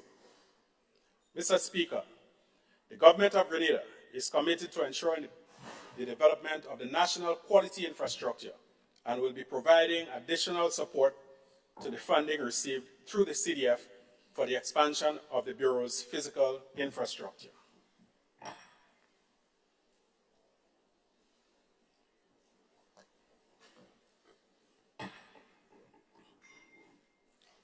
Mr. Speaker, I'm happy to welcome back leader of His Majesty's Loyal Opposition. I know a couple of years he was saying he can't sit down. I was wondering that's why his seat was always empty. Good. Welcome back. We are also committed to supporting the Bureau in implementation of the EU CSME CDB project, agri-food sector development, and strengthening of the national food safety system in Grenada in 2023. This will see development of capacities in HACCP for the Bureau, Ministry of Agriculture, and the MNIB. This will support the implementation of the Exportation of Fresh Produce Act and the National Export Strategy to ensure that safe and quality produce leaves our shores. In addition, Mr. Speaker, our farmers and key stakeholders in the food value chain will receive training in post-harvest handling technique so that we reduce losses when harvesting our fresh produce. The Bureau has been working with the International Atomic Energy Agency, IAEA, in establishing the regulatory infrastructure for the monitoring and safe use of radiation sources in Grenada. To this end, the Bureau, along with our Ministry of Health and other stakeholders, is actively participating in regional IAEA projects. Government is committed to supporting the participation of these entities and to seek and provide resources that would result in the establishment of a regulatory infrastructure that meet international standards. Quality is a key ingredient for a transformational process. It is therefore essential that we strengthen the Bureau through the provision of the necessary resources to ensure that this entity functions effectively and efficiently and is equipped to provide the needed quality infrastructure services. We at the Ministry of Foreign Affairs, Trade and Export Development remain steadfast in our efforts to protect and preserve our country's sovereignty while keenly executing government's policies both at home and abroad. Once again, I thank my staff at the Ministry of Foreign Affairs, Trade and Export Development, the team at the Ministry of Finance who worked so diligently overtime. So Minister of Finance, I hope you consider a little kakada for Christmas for them in helping us with the preparation and production of this budget. Mr. Speaker, I am happy to be the Minister of Foreign Affairs, Trade and Export Development. But my primary job is to represent the people of St. Patrick West. Had they not given me the job, I don't think you would have had the option of hiring me. So I wish to thank from the bottom of my heart the people of my constituency who have stuck with me over the years. You know that you have been able to count on me, whether I'm in Parliament or not. In fact, for most of my political career, I've been out, and I've never stopped. Because to me, it's not so much about Andal being in Parliament, but Andal doing what he can to help move the thing forward. Doc?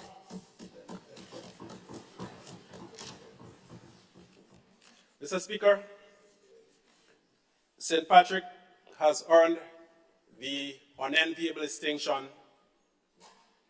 of plumbing the depths of poverty in Grenada.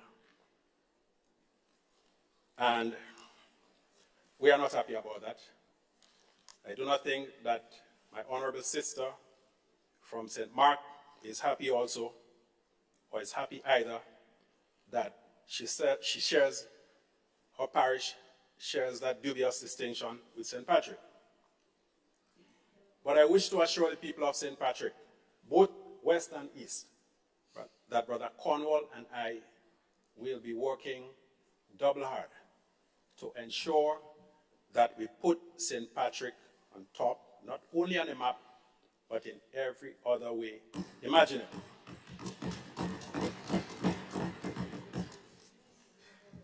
I said to my people, I campaigned in a yellow shirt as an NDC candidate. When I get the job, which I have, I will be the MP for everybody.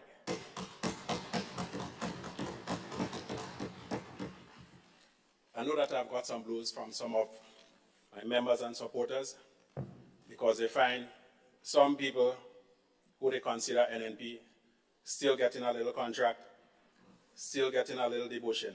And I keep saying to them, folks, we have to break the cycle. We cannot be talking about transformation, yet trying to imitate the old ways. And that is why, Mr. Speaker, I feel especially happy having listened to the contributions of the Honorable Member for St. Andrew Northwest, the member for the town of St. George. Unfortunately, due to unavoidable commitments, I did not hear the Honorable Member for St. Andrew Southeast, but by reports, she too made a sterling contribution. And Mr. Speaker, I would like to call on all of us, whether we are serving for 6 months or 38 years, to show some respect, to uplift the level of debate and the decorum of this august House. The last time I checked, Mr. Speaker, the Constitution mandated that to be a member of the House of Representatives, one must first attain the age of 18. I'm sure that the Child Protection Agency knows that once you cross 18, you're no longer a child. Mr. Speaker, I wish to remind the House that the late Hubert Blaze once said that the worst kick to get is from a dying donkey. I wish to add to that, Mr. Speaker, that the hardest slap to get is from a child. Mr. Speaker, when we campaigned, we assured our constituents that they would not have to wait, like the World Cup or the Olympics, 4 or 5 years before they could see us again. And in St. Patrick West and East, we have already begun to fulfill that promise. That was one promise I was able to make boldly because I knew it was not going to cost me more than a little gas change. So Brother Cornwall and I, we have already begun by hosting a major town hall meeting at the St. Patrick's Anglican School in October. And we intend to follow that up by going into the different villages in both St. Patrick East and West and engaging our constituents in that manner, giving them the opportunity to hear from us, but also to question us, to hold us accountable, and to make their suggestions. The thing don't belong to Dennis and me. It's not mine. It belongs to the people. Mr. Speaker, I also promised the people that they would see a clear distinction between party and government. And to that end, we have maintained our NDC St. Patrick East and West office jointly. We sell with little big and saltfish to pay for it. Some good Samaritans help us out with the water bill and the electricity and so on. Sometimes we have people volunteering. Sometimes we get a little something to give, a little stipend to somebody to stay there for us. And we keep the MP's office sacrosanct. No party work is conducted at the NDC St. Patrick West office. None whatsoever. No canvassing, nothing. You can't see nothing yellow, except maybe somebody come out there for it to brush your teeth. Right? Mr. Speaker, every Thursday, once I'm on island, I reserve that day to interact with my constituents. From 8 a.m. to 11:30 a.m., I'm at the office to receive constituents who have complaints, grievances, requests, sometimes advice. And after lunch, I go out into a different community every Thursday, knocking on doors, being on the blocks, listening to the people, seeing firsthand the issues that they face. Because there are certain things you would never be able to find out by sitting in an office from 8 to 4.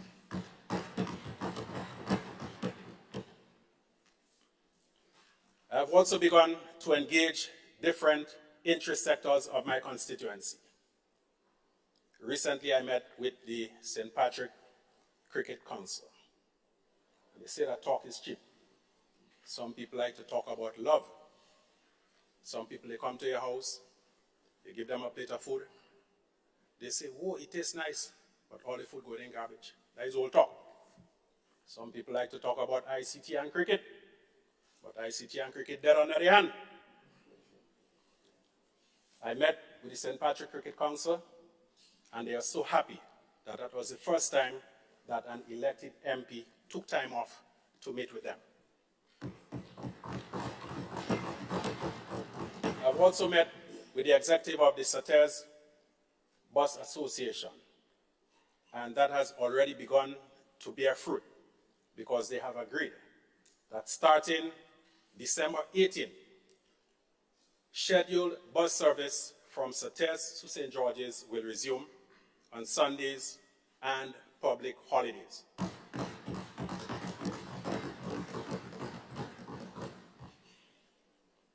I plan to meet next with the business sector of Saters and St. Patrick in a wider sense. And we have already floated a proposal which is gaining some traction. I don't think I want to let the cat fully out of the bag yet. But if you think Saters had it in the days of Specky, wait for the first quarter next year. The community organizations, NGOs, Brother Cornwall and I will be meeting with all of them with a view to looking for solutions to the problems facing our beautiful parish. This coming Saturday at 8 a.m., members of the communities of Mount Rodney, Mount Craven, and surrounding areas will be invited to a beach cleanup in the Mount Rodney area. We are keen to revive the spirit of volunteerism and community involvement. Mr. Speaker, if for clearing a little landslide in front of your door, you have to wait for a government contract, something has gone terribly wrong with our country, and we have to revive that spirit of maroon, of community-mindedness. Mr. Speaker, primary school football and cricket, I can't even say it was on life support. But because I do not want to claim powers that are vested only in the Almighty, I cannot say that I'll be resurrecting primary schools football and cricket in St. Patrick.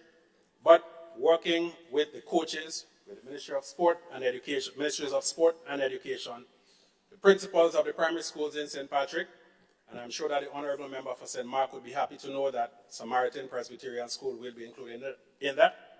Brother Cornwall and I have been able to secure 410. Honorable MP, just allow me to remind you that you have 10 minutes more in your allotted time. Thank you, Mr. Speaker.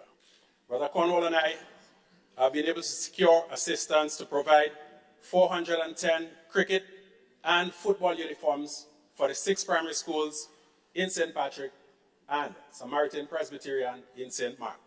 And Brother Telesford, Sister Gloria Thomas, Gender Affairs, the girls will be equally represented in that venture.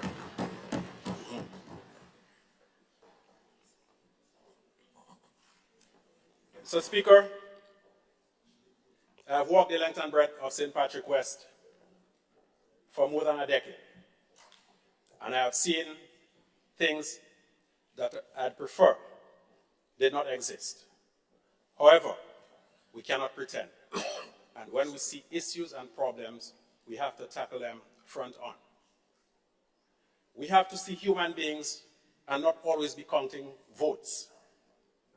I went to a little community right on the border between St. Mark and St. Patrick West, Mount Williams.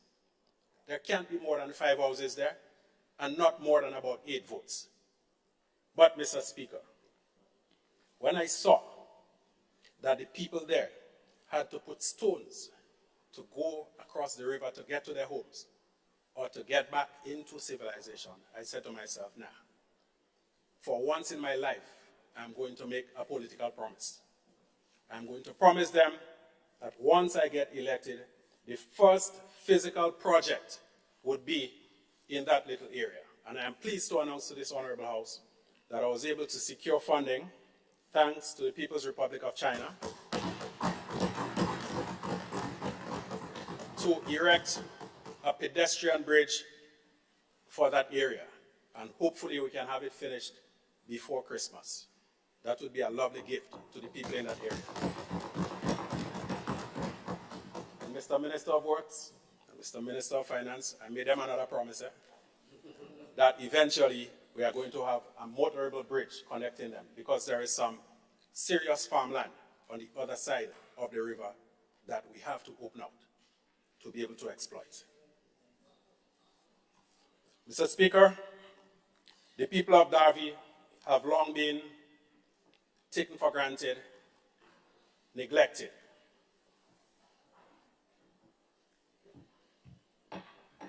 Having established a home in that area, nearby, in Mount Alexander, I know firsthand the travails of the people of those communities, Darby and Prospect. And one of the burning desires of the people there is to have a playing field and a community resource center. We are not close to getting that be a reality yet, but I've been able to make initial contact with the owners of a parcel of land. And if we're successful in that, we are quite confident that within the first NDC term, the people of Darby and Prospect will have a playing field and community resource center of their own. Stay tuned. We call Sauteurs and St. Patrick the historical capital of Grenada and the cultural capital of Grenada also. We have produced more calypso and soca monarchs, junior and senior level, male, female, carnival queens per capita than any other part of Grenada, including Caribou. And one of the burning cries of the people of St. Patrick is to have access to a proper cultural facility. I'm pleased to announce that government has begun negotiations with the owners of a property, the location of which I will not disclose yet. If successful, we should be able to close a deal in the not too distant future, and the people of Sauteurs and St. Patrick will have access down the road to that multipurpose cultural center. So, Speaker, big things are good, but sometimes the little things make all the difference. I went campaigning in a little area called Lead Road in Mount Rodney, and the road was so terrible there that in my politician's mind, the first thing that came, we had to fix that road. But I designed a little survey document over the years that I travel with. And almost to the last person, the most burning issue there was, they want a street light. Yeah? Street light.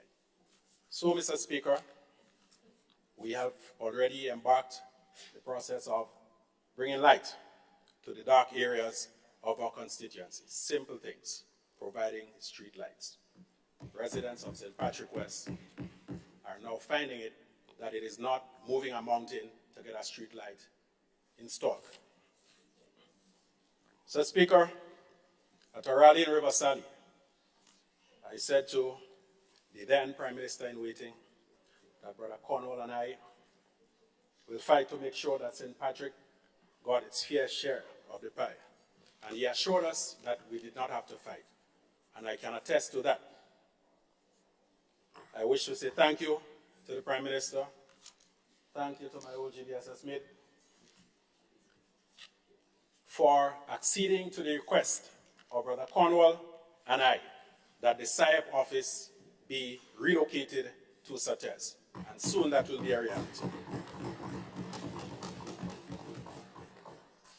Prime Minister has beaten me to it, but very soon we'll be embarking on a project of road signage in St. Patrick East and West. Having to stop and ask somebody where this place is killing time and it's wasting money. The amount of gas you have to burn making wrong turns. They tell you the place there nearby an old truck. When you reach there, the scrap metal dealers took the truck the night before. You're lost. So signage is a priority in St. Patrick.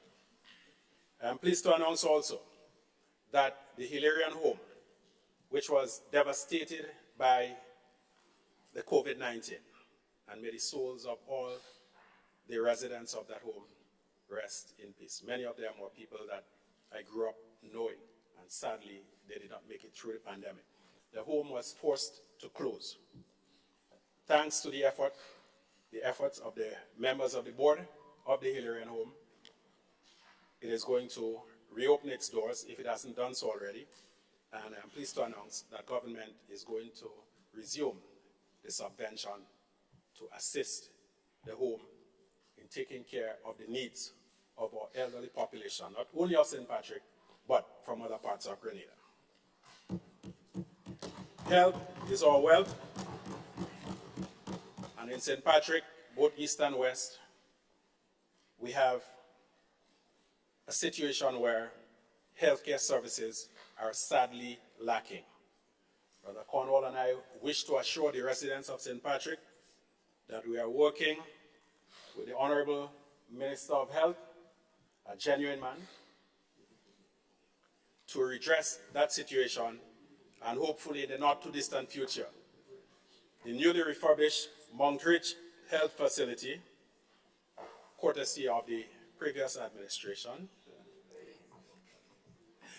hopefully we'll get it up and running so that the people of Snell Hall, Bendy Corner, Monkridge, and La Fortune will have access to that facility without having to put more pressure on the complex Inserters or the Hermitage Medical Station. So, Mr. Speaker, it has been a challenging first 5 to 6 months, but I must say that I've enjoyed the challenge, that I've enjoyed the support of my constituents. There is one little thing. Sometimes I'm a little bit confused in my short visits to the House, Mr. Speaker, because on Wednesday, I heard a member, Mr. Speaker, may I have 120 seconds, please? On Monday, the Honorable Member for St. George Northwest described the budget as empty. And in the next breath, he said that most of the policies in it are from his party. So, as the great beast would say, stop confusing me, dog. And the Honorable Member from the town of St. George has regrettably stepped out, but he spoke about hastening the cannabis legislation. Mr. Speaker, I don't know if he wants to cause the death of the Honorable Member from Northwest, because I distinctly remember the member saying, "Anja, over me dead body." Honorable Member from the town, please. Doc is my good partner. And Mr. Speaker, I close by commending you for handling the affairs of the House in an even-handed manner. I wish to commend my colleagues on this side here.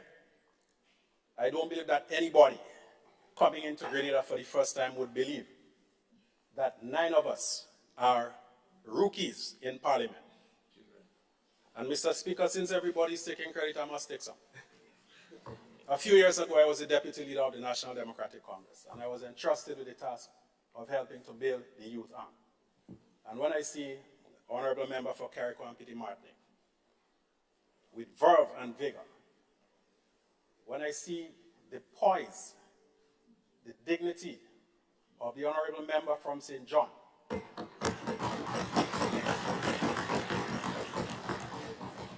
when I see the confidence and the composure of the small acts from Northeast, I want to mama guy myself and say I had a hand in their development. So once again, Mr. Speaker, I close by thanking everyone for this opportunity, and I pray that we continue to deal with each other, even when we disagree, in a civil manner. Thank you.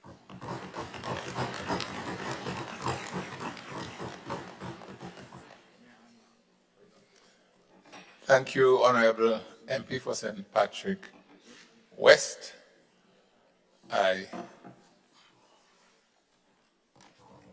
Before I invite the Honorable Prime Minister to give his closing remarks. I just wish to acknowledge the presence of what I consider to be the top brass. I haven't seen Commissioner Martin, but we have with us in what is in my view the top brass of the RGPF, and I can see also the top brass of His Majesty Prison.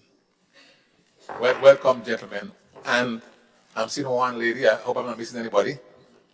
But gentlemen and ladies, Honorable Prime Minister. Thank you, Mr. Speaker, and pleasant afternoon to you, Mr. Speaker, and the distinguished members of the House. Mr. Speaker, it is my humble honor to rise to close the debates on the estimates of revenue and expenditure for the 2023 budget cycle. Mr. Speaker, I want to start first by acknowledging that although she is not with us, that the honorable member for St. Andrew Northeast, certainly on my own behalf and on behalf of all of us on this side of the House, to wish her well and to wish her an enjoyable Yuletide season.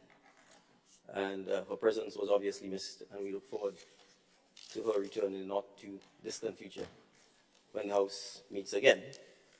And although she was not here herself, I think the honorable members, particularly from St. Andrew,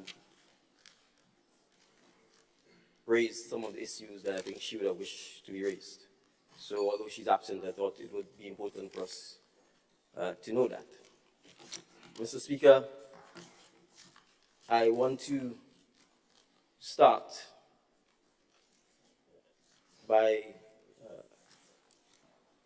picking up where my learned and distinguished colleague for St. Patrick West ended, by thanking each member of the House for the civility, the orderliness, and the high quality of the debates and exchanges over the last several days. I think the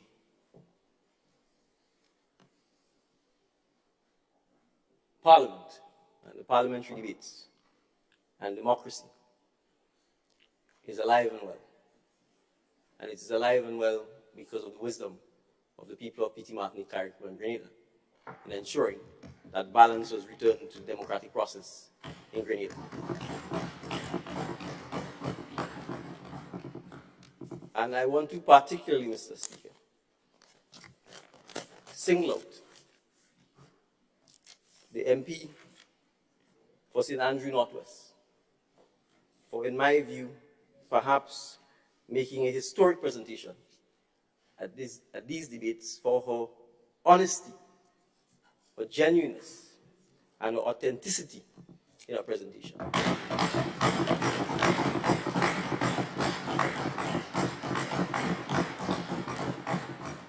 And I say so because the other side has largely talked about the need to give credit. And I'm not Flo and I'm not Digicel.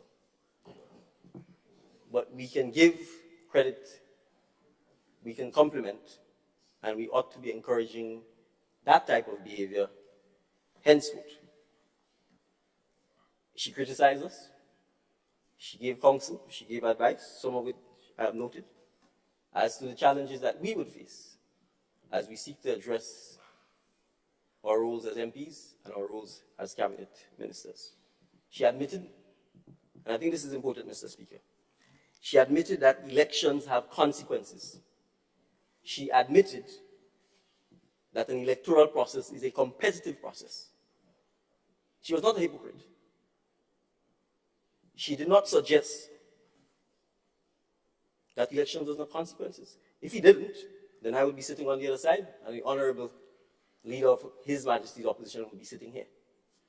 So to suggest that when an elections take place and that there is a change in government, that there will be no change or that there will be no consequences is hypocritical. And to suggest that simply because of the natural consequence of that change, that there is fear and that there is victimization and that people are somehow living under some kind of Gestapo dictatorship is dishonest. And so when we talk about bipartisanship, when we talk about working together, we need to first start from a place of honesty. And so I want to give an example. The honorable member for St. Andrews South, he suggested that by a simple process of multiplication, that if we average that 60 or 40 or so people were sent home from St. Andrews Southeast, and we multiply that by 15, then 690 people have been sent home. Sent home. Because we want to paint this picture that somehow this administration is firing people left, right, and center. Let me give an example, Mr. Speaker, of why this is false. Let's take the beautiful parish of St. David. And let us be honest with our people. The entire government of the former administration, because they had 15 MPs, the government was ran out of the constituency offices. The constituency offices were also the parliamentary offices. And so everything that you needed, it was routed through that office. And I'm not making this up. There's a 24-page document approved by cabinet that deals, the former cabinet, that deals with special projects. It tells you, if you want assistance with the glasses, you have to go through the MP. If you want tuition for your child, you go to the MP's offices. And the MP offices were the constituency party offices. That is what obtained. The people who were given work, housing coordinators, and we can single out certain ministries: social, community development, and housing. That's where the bulk of the largesse was situated. And then the next office was the office of the Prime Minister. That's where all the special projects were situated. So if you want anything, you go through the MP's office and you get it back through the MP's office. It's not the MP's money, it's taxpayers' money. Why was that done? To give the impression that you are beholden to an MP. So the housing coordinators, the supervisors of the environmental wardens, I didn't even know this concept existed. The bushing, the bathroom and toilet brigades, they were all ran out of a political office. That is all that happened. Mr. Speaker, I'm the MP for St. David's. I have not changed the seat officer in St. David. I have not changed the housing coordinator in St. David. Known NNP operatives. One of the housing coordinators is still giving out materials as she wishes. Whoever she wishes. Who in her mind are NNP supporters. Now, Mr. Speaker, you know why I have not done anything? Because I appreciate that the system that was designed, conceptualized, and implemented under the leadership of the leader of Her Majesty's opposition uses ordinary people sometimes as cannon fodder for politics. So I appreciate that if they lose their jobs, that it is their families and themselves who will be on the breadline, not the honorable member for St. George Northwest. I fully appreciate that. Why do you think, Mr. Speaker, that there are certain themes that run through the presentation of the honorable leader? Debushing. Not people, poor people. Not people, poor people. So the love for poor people is the love to ensure that they remain poor. in his entire 3.5 hours rebuttal to the estimates of revenue and expenditure, he did not mention education once.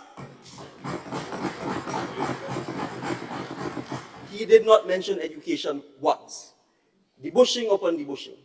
Poor people upon poor people. Vulnerable upon vulnerable. So, Mr. Speaker, Grenada is 120 people, 20,000 maximum. We do not need to create class warfare. We do not need to say to our public servants, if you get the pension, the debushers can't get the job. We do not need to say to the teachers, if you get the dock salaries, the seed program cannot continue. Our goal should be to seek to collectively move all of us forward.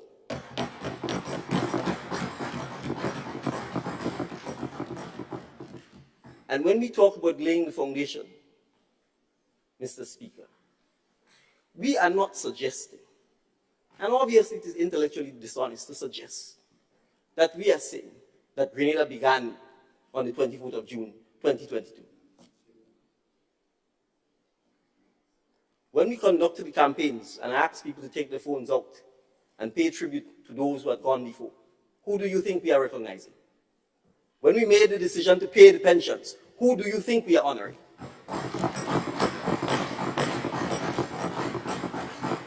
It is because we recognize, and I'm saying we, because I take it that the honorable members on the other side recognize that we stand on the shoulders of our foreparents and our forefathers who built Grenada. So don't invent an argument that was not made. I did not suggest that throughout the tenure of the new National Party that nothing was done. In fact, I searched the entire budget speech. The word nothing appears twice. And anyone with a basic Microsoft understanding, you're going to find and type nothing. It tells you the page numbers. Twice. The first reference says, despite the fact that the government has spent over the last 5 years close to $100 million on housing and housing assistance, that nothing substantial, and the word here substantial, can be shown for it. And the next time the word nothing appears in the document is when I indicated that the administration knew that Grenlet needed significant generation expansion capacity and did nothing to address it. Mr. Speaker, I'm happy. All members are happy, and I'm sure Grenadians are happy to give to all past administrations, including the past administration, the immediate past, and the administration starting from 1995 under the leadership of the Honorable Leader of Her Majesty's Opposition, all the credit for all of their accomplishments and for their human service to the people of Grenada. But if you serve, you subject yourself to public criticism. If I serve, I subject myself to public criticism and to criticism from members on the other side. I expect to be criticized. I want to be criticized, because how else am I going to grow? How else are we going to learn if you do not say, you should think twice about this? So I welcome the comments by the member from the Thomas St. George. I welcome the comments from the member for the constituency of St. Mark. I welcome the comments from the honorable member for St. Andrews Southeast. Her delivery was elegant, and she made the point, and I accept that. We too will fail. We too will make mistakes. Their job is to point it out. Their job is to correct it, and if they can, make suggestions. And we welcome that. So the suggestion that simply because The speech made references to what we viewed as failings of the past. It is not a logical extension to suggest, nor will we suggesting, nor will I suggest, that an administration which has been voted in by the citizens of Greenland in their wisdom time and time again did not help to contribute to the Greenland we have today. But Mr. Speaker, this is a budget about the future. It is not a fight about the past.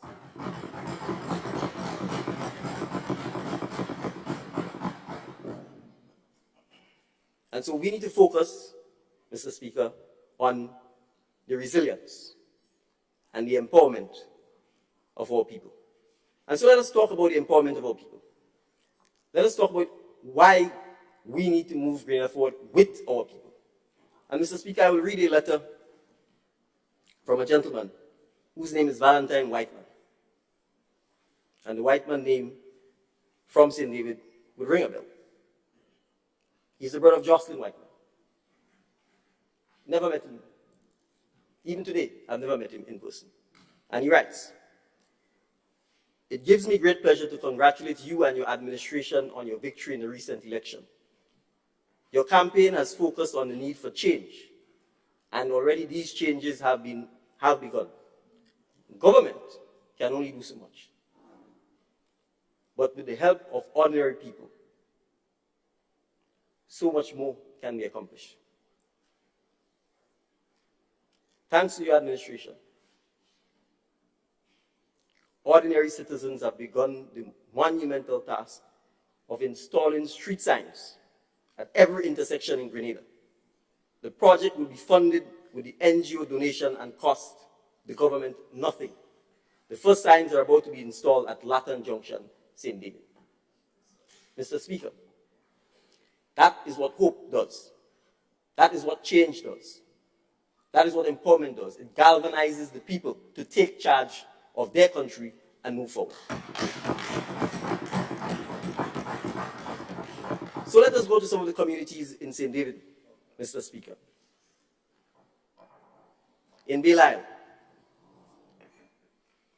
a building owned by the Catholic Church, in a state of disrepair. During the campaign, a mother said to me, "You know, if we can repair this place, in the event we have another COVID-19 and we had internet there, I'd be happy to stay there with the children of other parents in the village so that these kids can have access to the internet so that the schooling wouldn't be interrupted." I said to her, "It's a brilliant idea. We will work on it." I wrote the Catholic Church and asked for permission so that the building could be repaired. A group of well-meaning citizens in St. David got together. We held discussions with His Excellency, the Ambassador of the People's Republic of China. They've agreed to fund the renovation of the building so that the citizens of Belial, as part of a community project, can renovate the building and get internet in, get furniture in, and so that the building can double not just as a preschool, but as a hurricane shelter and as a community center for people. That is what this is about, Mr. Speaker, the empowerment of people. Is this in the budget? No, it's not. But it's about our community spirit. It's about the initiative of people in the community. Mr. Speaker, the residents of St. David, unprompted, on their own, from Barrett to Windsor Forest, to Dodma, to Syracuse, have been on the weekends going out and cleaning up what were once community centers, which have been unattended to, derelict, broken down, or destroyed, with the hope that once we finish the Belial Community Center, we go from community to restore our community centers. Is there funding in the budget for it? No. But will we find the funding? Yes. We will find the funding because the people are prepared to do what is required to take back their communities and to move the development of their communities forward. So when we talk about empowering people, it is not just a mental concept. It is a concept that allows our people to know that they have the right to determine the type of community, the type of villages, the type of constituencies that they will live in. So, Mr. Speaker, it is easy for us to come in Parliament sometimes and poke fun at each other, take a little peacock every now and then, that's fine. But I recall this. After becoming political leader of the National Democratic Congress, I was invited to Beyond the Headlines and I did an interview. I was shown a video clippage and I was asked to respond to it. And my response was that it was comedic relief and that the Houses of Parliament should be used for serious debate on issues that affect the people. And that is what this budget is about, Mr. Speaker. So, to the hard-working public servants who helped put this budget together, from all of the ministries, and we are mindful, Mr. Speaker, that the upper house has not sat as yet. It is to their credit that with a change in government, in the middle of the budget cycle, and with very limited time, that they were able to recognize that there are some foundational shifts that need to occur. And so, yes, I am unapologetic that our focus will be on healthcare and on education. I am unapologetic that our focus is on agriculture and food security. And I'm equally unapologetic that we, the honorable members of this House, need to work together to make Grenada a better place. And so whether it's committee levels at Parliament, whether it's exchange of ideas, or whether it's public debates, Mr. Speaker, that is where the focus needs to be. But I also want to make it clear, Mr. Speaker, that I will not stand here and have suggestions made that when I speak to the nation, I'm intentionally lying or misleading the public. So when I said at the time, Mr. Speaker, and it pains me that I have to address this issue, but I'm going to address it, that $140,000 was sent to the NNP South St. George constituency office by the same gentleman who paid $150,000 to the government of Grenada on condition that he was made an ambassador at large. Mr. Speaker, I did not make this up.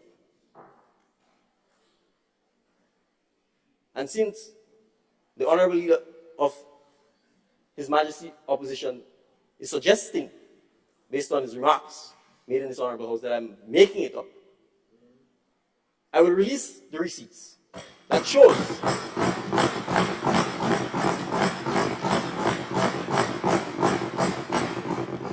that $140,000 was paid to the NNP South St. George office. Bank account. I don't know who controls the bank account, it's not my interest.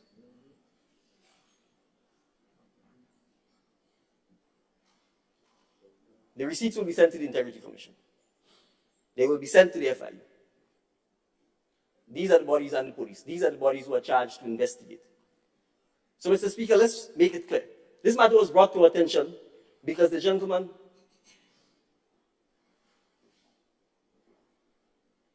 and other cabinet members of the former administration contacted the Ministry of Foreign Affairs and asked that if the gentleman was not going to be confirmed as an ambassador at large, he wanted his money back. And the gentleman indicated that he paid $290,000. 150 and 140 is 290. It is clear that 150 went to the government of Grenada and 140 went to the NNP South St. George office.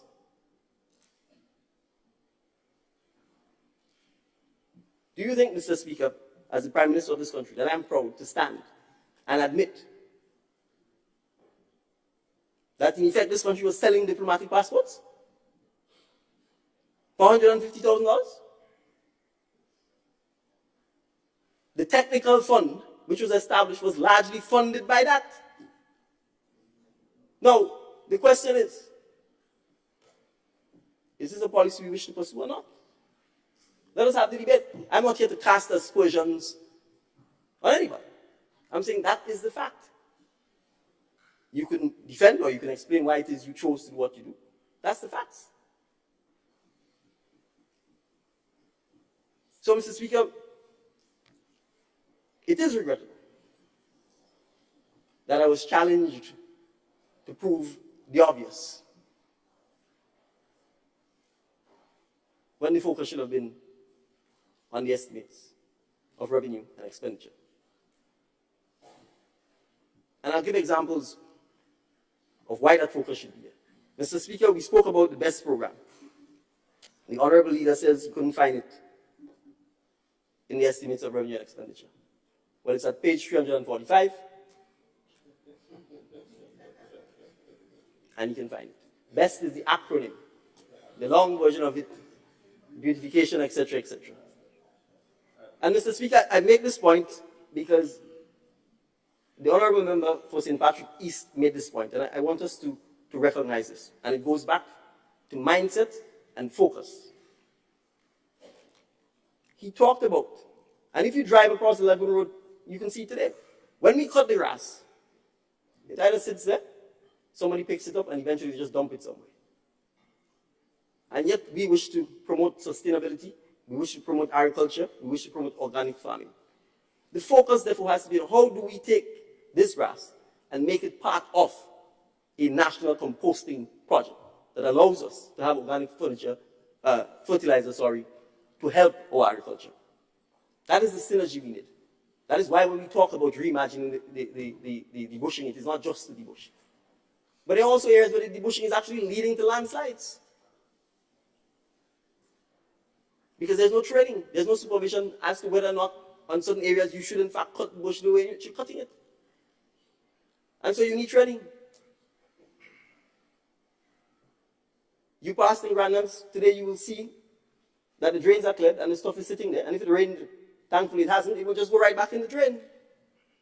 And so, yes, as was rightly pointed out, these services are required, and if there are ways to improve it, we should be improving it. And merely because we say we want to improve it, it's not a criticism. It's not a suggestion that you did not do anything. But what's the point of being elected into office if your goal is not to try and improve? If your goal is simply to do whatever you meant, then you should not have offered yourself for service.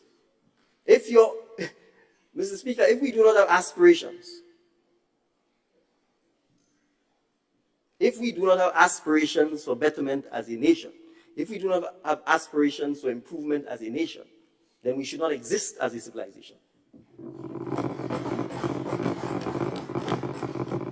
And so let us talk about our focus. Historically, look at the amount of money that has been allocated for debushing compared with the farm labor support. The journalists in Grenada, take the estimates for the last 10 years, look at the annual allocation for debushing and compare it to farm labor support, and ask yourself the question. Debushing involves almost the same type of work as the farm labor support. In simplistic terms, you're cutting bush. But what is the consequence of cutting bush for farm labor support as opposed to cutting bush for people who have vehicles? Because that's what you do. You're cutting bush on the side of the road so vehicles don't get bush to scratch them.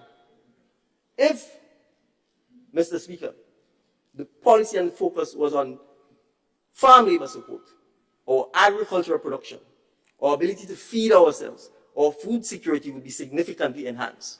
So yes, when the member for the Town of St. George says you could cut the bush down today, and tomorrow the bush grows back up on the farm. Well, isn't that the same thing that happens when you're cutting the bush on the side of the road? Do we walk away then and say we're not cutting the bush on the side of the road? No, you continue. And therefore the farm labor support should have been continuous. So, Mr. Speaker, it depends on what is our focus. What is our policy? Do we wish to grow? Do we wish to move our people out of poverty, or do we wish to keep them in poverty? So that we can say we love poor people. Not people, poor people.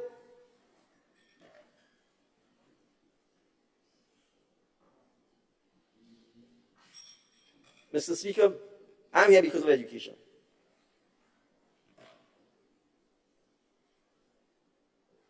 The honorable member for St. George Northwest is where he is because of education.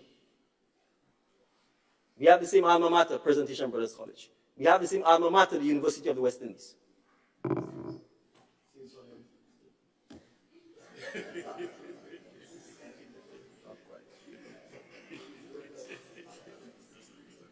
It is education.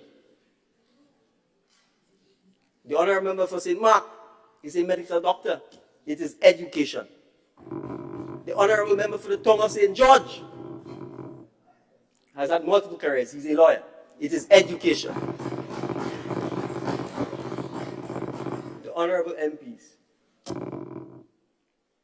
for St. Andrew, Northwest, Southeast, it is education. That is why we are here today.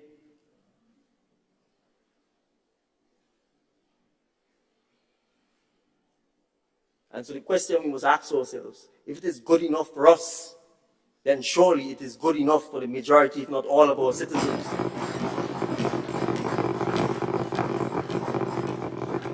And so, we may fall short in our achievements, but the goal, the aim, the aspirations should be to educate our population.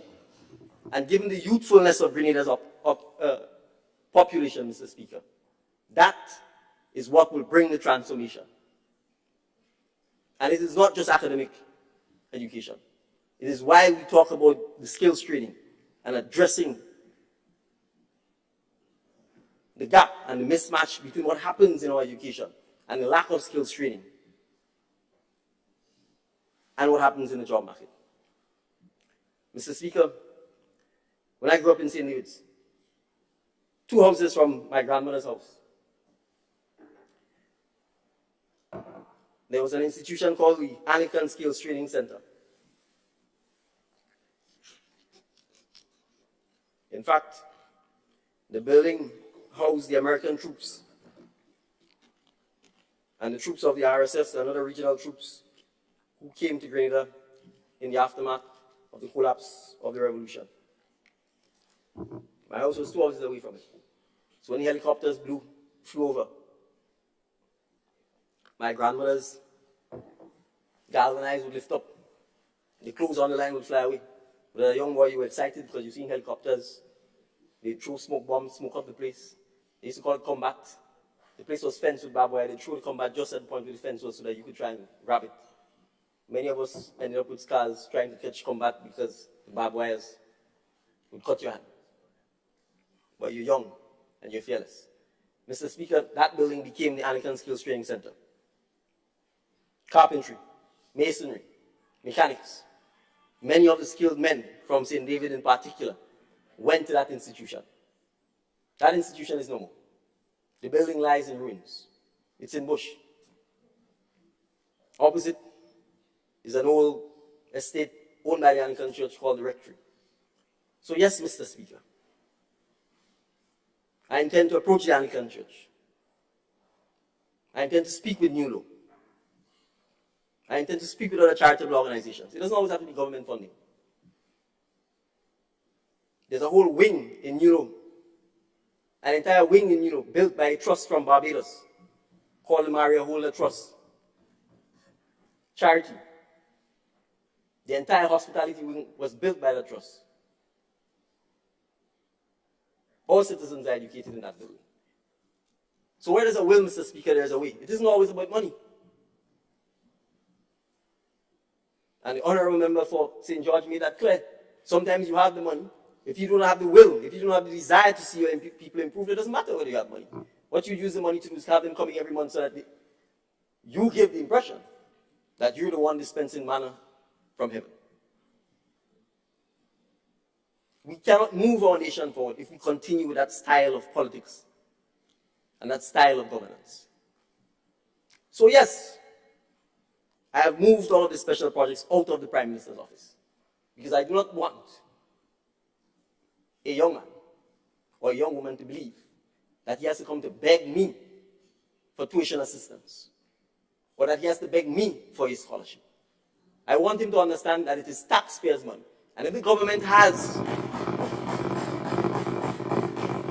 a tuition or a scholarship program, it should be widely known. How you qualify, when you qualify, where you go to qualify should be highly known, publicized by the government on GIS, on social media. MPs can have it in their offices as well so that people know. And that is the system of government we intend to run, Mr. Speaker. And we must run it that way so that citizens and constituents from St. Mark and Northwest St. George and from the town of St. George don't feel that they have to go to a party office and grovel to get the benefits of the state largesse which taxpayers are paying for. So, Mr. Speaker, transformation doesn't happen overnight. We don't send our children to school because when they enter primary school, they become a doctor at primary school. There's a reason why you have the first degree, the master's, and then the PhD. There's a reason why you go to primary school, secondary school, TAMCC, and then university. You plan and you work towards those goals. It is why the budget talks about 2035. It is a recognition that you need a plan. It is a recognition that you need a vision and that you need to start to work towards it. So when we talk about laying that foundation, it is that foundation to take us to 2035. It is that understanding that we want more of our young people, not less, to have access to university education. It is the understanding that if we are going to improve our healthcare system and get us to the point where we have a first-class healthcare services that allows us to market that as part of our medical tourism, you need to plan to build a hospital. You need a plan that says you will educate over the next 5, 6, 7 years X number of nurses, doctors, etc. Mr. Speaker, in preparing for a meeting with the President of Cuba and his high-level delegation with the team of the Ministry of Health, I asked the question, if we did not have help from our brothers and sisters in Cuba, what would be the state of our healthcare? And I want Grenadians to understand for two reasons. First, be truly appreciative of the help that we are getting from our brothers and sisters in Cuba. But also to understand the dangerous place we are in, because we are almost becoming, if we are not already there, dependent on them for healthcare. Mr. Speaker, the response to the question was that we have 21 Cuban specialists in Grenada and 18 Grenadian specialists. You have someone here with a PhD in statistics, so he understands what that means. It means that the majority of our specialists are here because of the Cuban collaborative effort. So if they were not there, it means we would lose more than 50% of our capacity. And we are already struggling even with them here. So the question is, do you sit on your laurels and accept that as a sovereign state, that this is acceptable? Or do you recognize that you need to have a plan that takes you to the point where you start building your own capacity?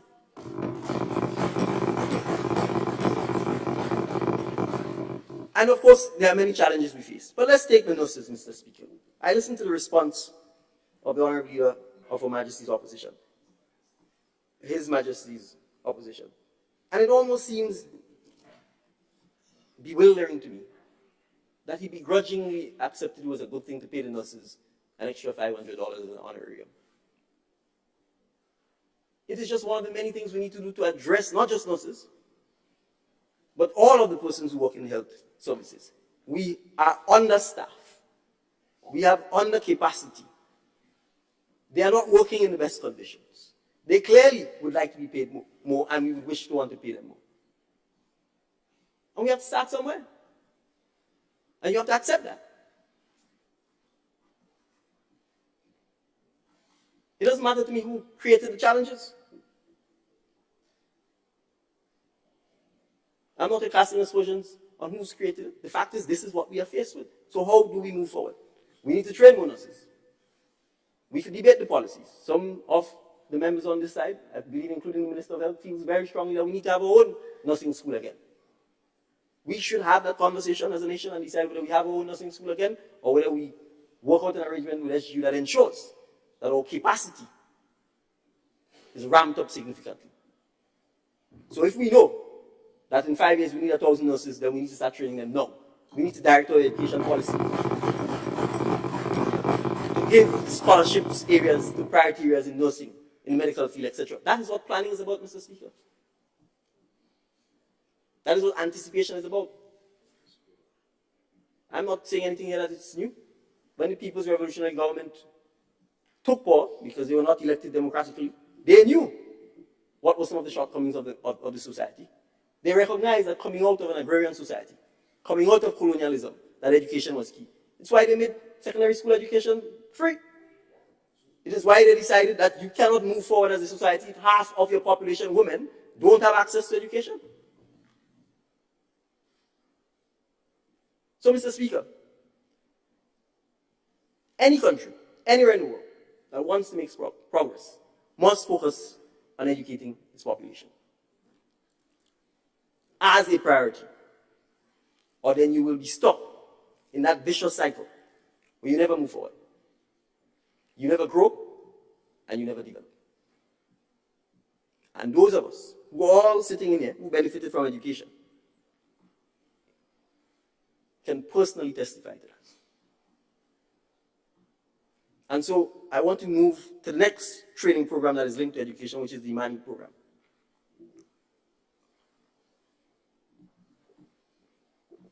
And I want to say this, Mr. Speaker, because what's good for the goose is good for the gander.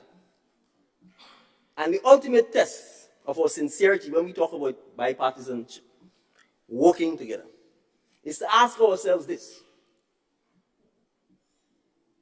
Would you send your child to the Imani program?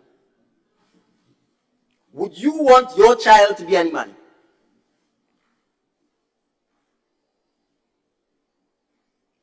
That is the question we must ask and answer. And if the answer is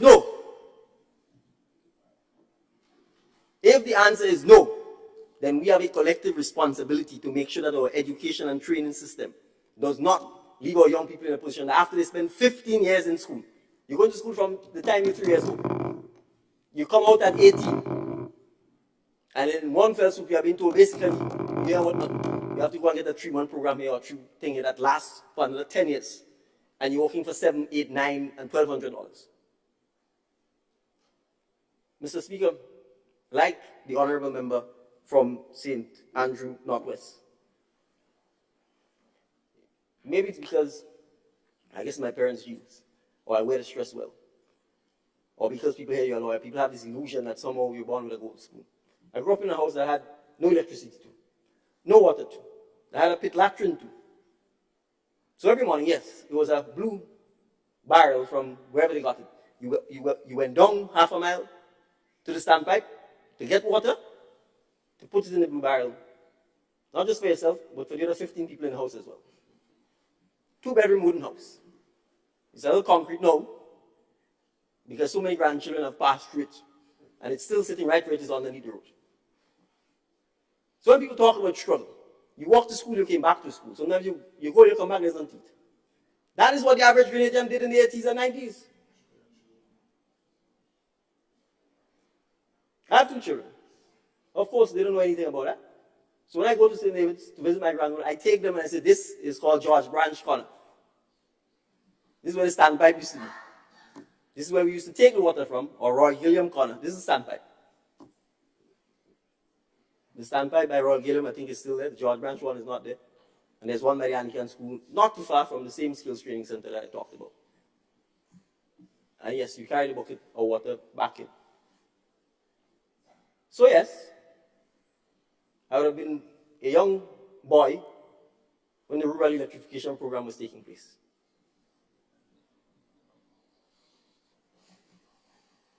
And so I understand the need to want to constantly improve and strive.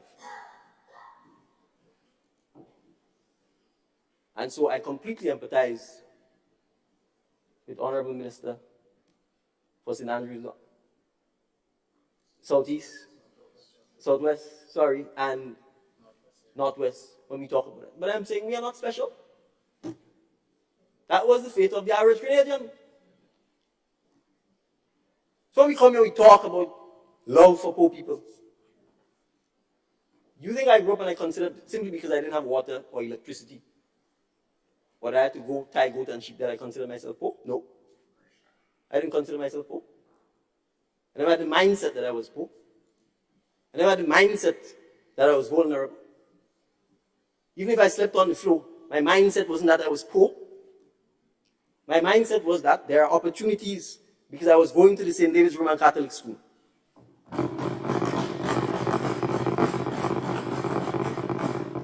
My mindset was that even if I thought I had it bad, go to Belai. They didn't even have road to get to Belai.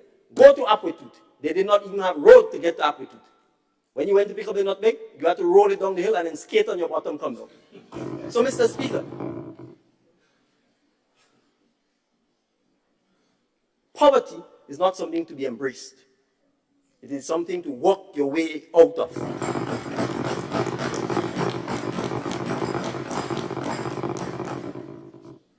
So when I went to the St. David's Roman Catholic School, there was a man named Dennis Lett of blessed and deceased memory. He had a nice house, nice lawn. He was a Soviet, lovely family. You felt welcome in his home. He never cast down on you. You never felt simply because they might have been materially better off, that you were less off. There was a man by the name of Michael Andrews.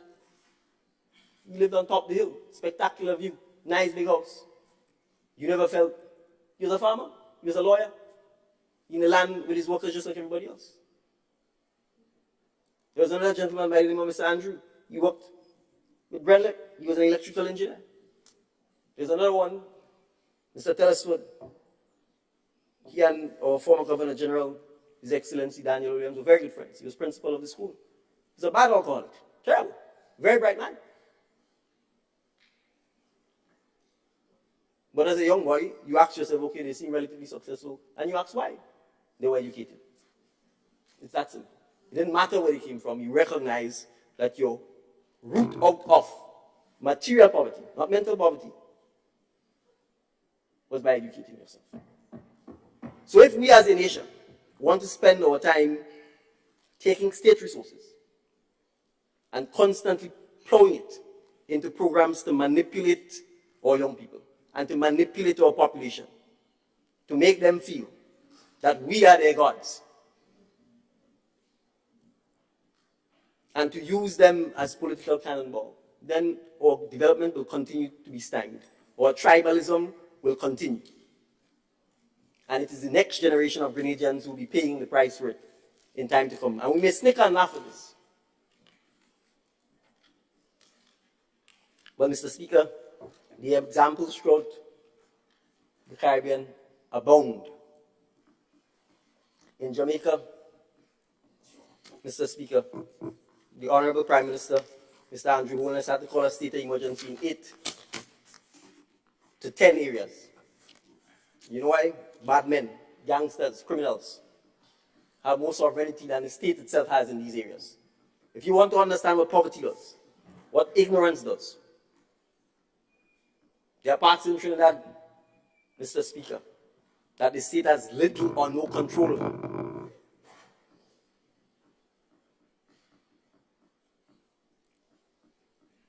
We know what is going on in Haiti. So, Mr. Speaker, yes, as a country, we can do better. Yes, we need to be honest with ourselves. We've only been in office for 5 months.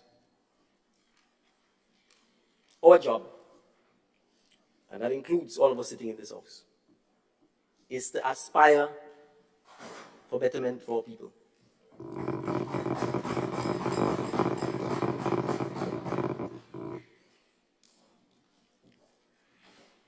we certainly deserve and should be criticized and should be counseled.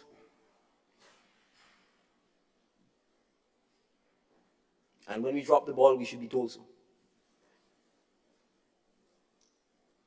But, Mr. Speaker, I'm not interested in demonizing anybody.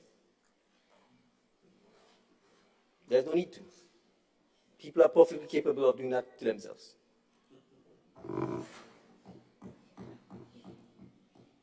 I'm not interested in firing people. I wish we could have 100% employment. It's why I've left persons who clearly are political operatives to continue operating.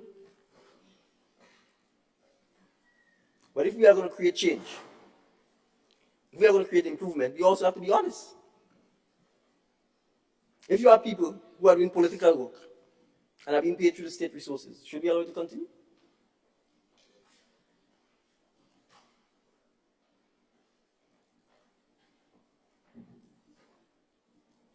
And that is why elections have consequences. So, Mr. Speaker, to the people of St. David,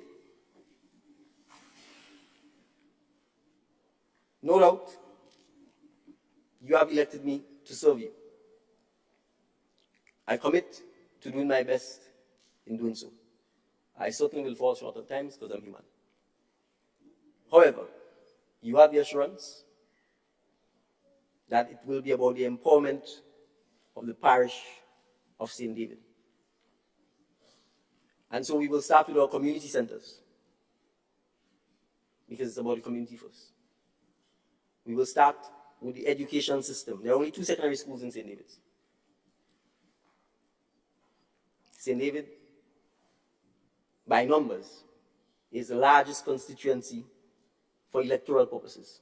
Yet we only have 2 secondary schools, one of which is in dire need, obviously, of repairs even to continue as a school. And so, yes,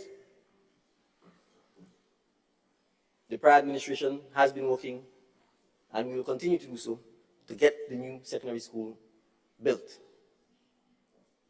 There are no skills training facilities, permanent skills training facilities in St. David's. And so, yes, we will strive to ensure that we can bring back permanent skills training facilities in St. David. And I speak about the community, Mr. Speaker, because I read this letter on the signs as one example. There are other examples. There's a Mr. Gilliam, a Grenadian living in Canada. He's retiring next year. He met me even before I became Prime Minister to indicate he was going to be retiring. He was going to bring 5 welding machines back to Grenada. And all he wanted is assistance with a place so that he can bring his expertise, his experience, and his own equipment to train young men in welding. His only requirement is that they had to do an hour of devotion during that period. And there are countless other examples of this. And that is the community spirit we are talking about. The St. David's RC School, my alma mater, was being repaired. 1 week before school had to be reopened, we were told the school would not be ready, because the condition of the school was far worse than the contractor had been led to believe. It was not the Ministry of Education at first. It was the community members who mobilized and went to the Bellevue Community Center on their own to start cleaning up, to start power washing, to start painting, using their own resources, their own time and effort to try and get the community center, which itself was in a deplorable state, ready so that our children can start school. That is the community spirit, Mr. Speaker, that we need to support, encourage, and maintain.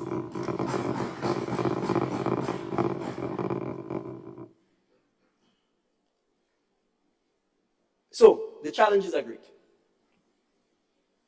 We didn't ask to serve because we have under the illusion that it would be easy. Service is never easy. And I'm sure we'll learn it's probably a thankless job.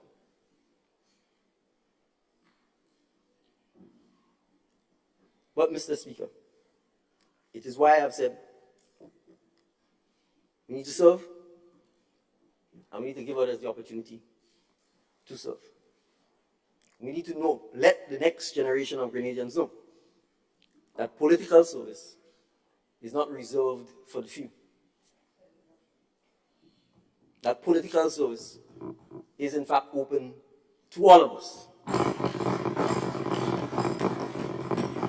And to ensure that happens, we must strive to make sure that our behavior in political office is one that encourages the next generation of Grenadians to want to serve.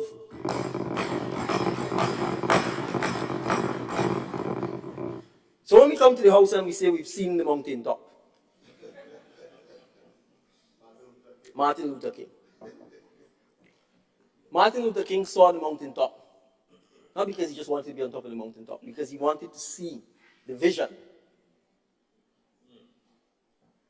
Where was he taking the nation of the United States when it came to race relations? And the disadvantage meted out to people who looked like me and you, Mr. Speaker. That is why he wanted to go to the mountaintop. He didn't want to go to the mountaintop just to go to the mountaintop. He didn't want to go to the mountaintop just to remain on the mountaintop. And he certainly didn't want to go to the mountaintop to prevent anybody else from getting to the mountaintop.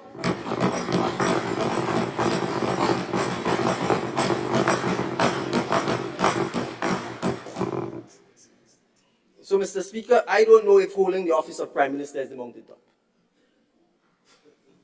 If it is, I can assure the people of Petite Martinique, Carriacou, and Grenada that there are 8 others here who can gladly get to the mountaintop. And I dare say, based on the quality of the presentations from the other side, that there are others on the other side. If getting to the mountaintop is synonymous with the office of Prime Minister, who also deserve, perhaps, Mr. Speaker, and ought to be given an opportunity to get to the mountaintop.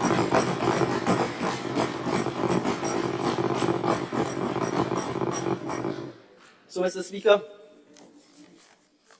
I don't even want you to tell me that I'm getting close to the time that is allotted.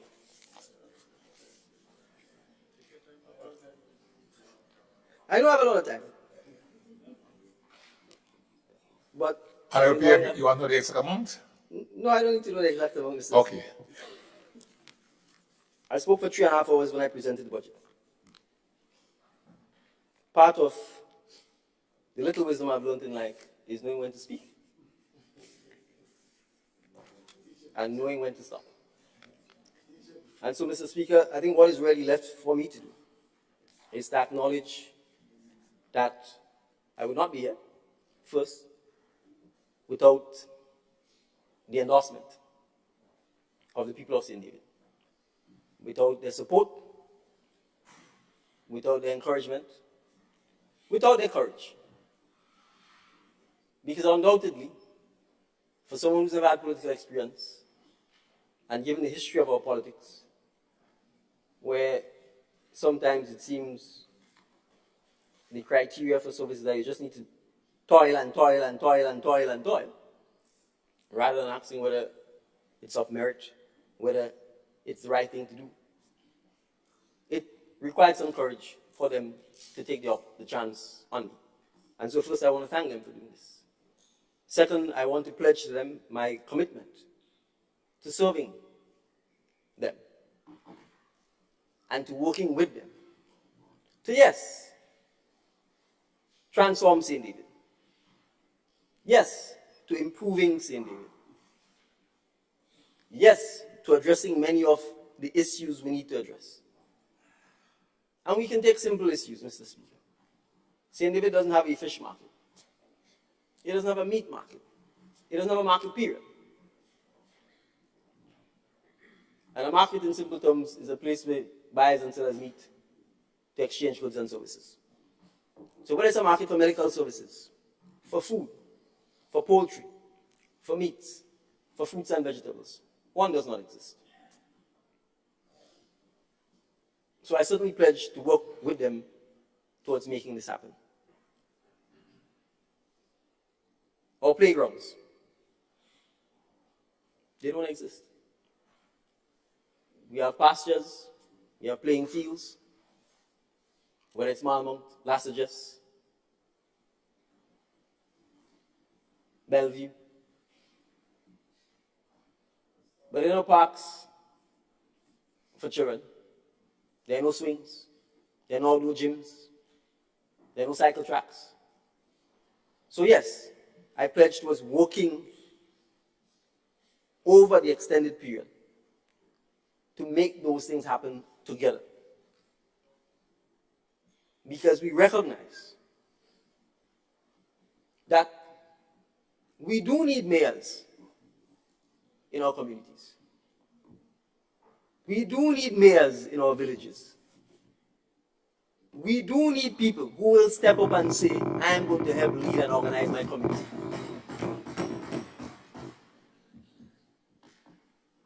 Not because they want to exercise power or because they want to play the in thing. It's the only way in which the communities will move forward.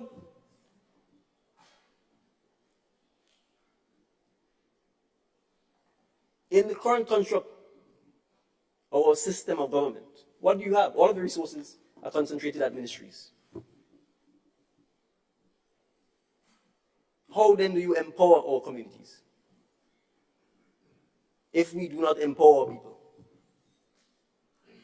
So if I'm an MP, what's wrong with the average person saying, I would like to be able to help organize Windsor Forest or Vincennes or Pedmota or Syracuse and bring people together to see how we can address the issues that impacts us?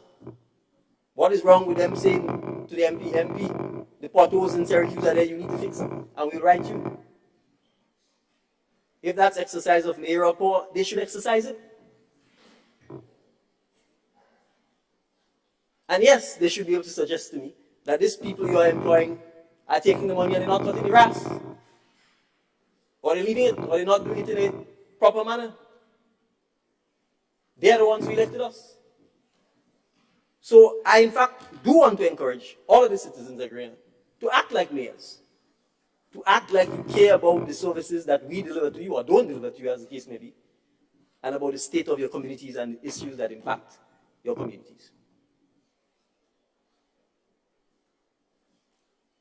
Because at the end of the day, the 15 of us are just 15 people.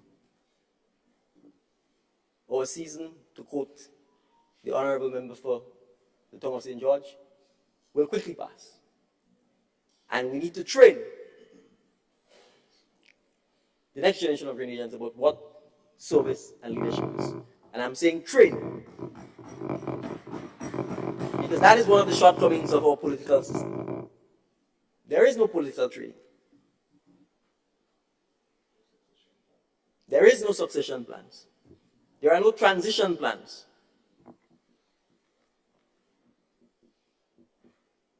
And we need to do more than just identify it. If we are entrusted with levers of power, we need to make the effort to fix it. And I will say this because there's a tendency to act as if the 9 of us who are sitting here have been in power before.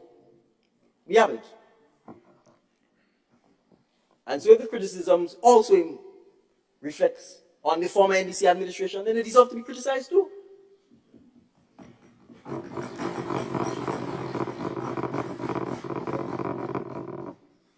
So, Mr. Speaker,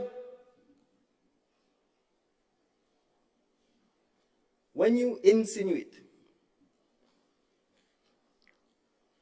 that people are children, you are insinuating that the young people of Petite Martinique, Carriacou, and Grenada do not have the right to take part in the leadership of this country.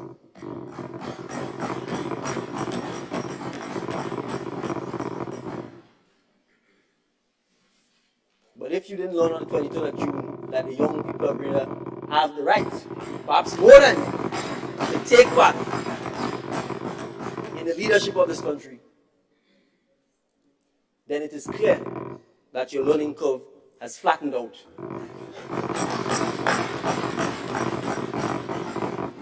So I want to encourage young people of Petite Martinique, Carriacou, and Grenada.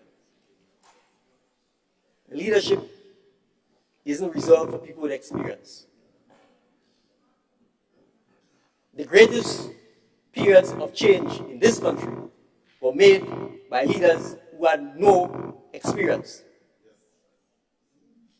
So read the history of the founding father of Grenada.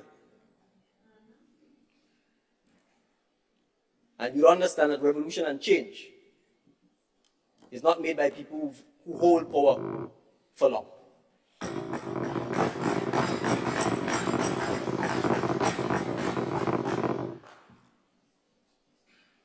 And so, I'm going to end, Mr. Speaker, by repeating, this is not a fight for the past.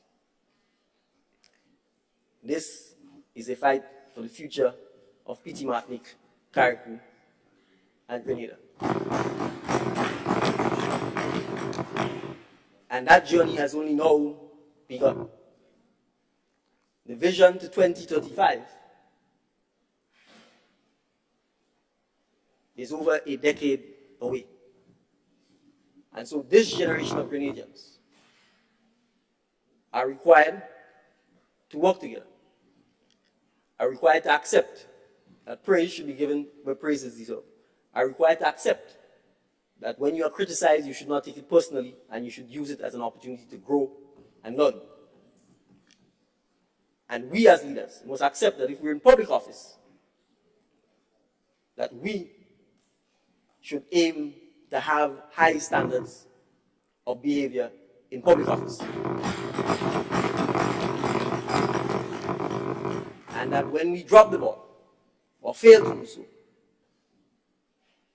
rightly so, we should be criticized and condemned for it, and we should be asked to do better. So, Mr. Speaker, the budget is not just numbers. It's about the future policy direction of this country. It's about the need to recognize that we have to pay attention to our environment. And that there's a relationship between our environment and our energy consumption and the type of energy we consume. That there's a relationship between energy transition and the cost of the energy. That there's a relationship between the price of energy and our future economic development. That is a relationship between our education system and our environment and the type of energy we will consume. Do you think, Mr. Speaker, that our education system right now is producing persons who can work on a wind farm? Do you think our education system is producing persons who can work on solar farms?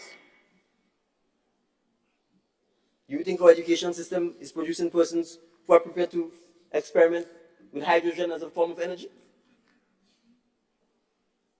Do you think, prior to the introduction of coding and us making a budgetary allocation for it, that our education system was producing several hundreds or even tens of programmers and coders? Do you think our education system, with only 18 doctors, is producing sufficient doctors, nurses, and other allied health-related professionals to staff our healthcare needs? And if we know that is not happening, we ought to take the necessary measures to make that happen.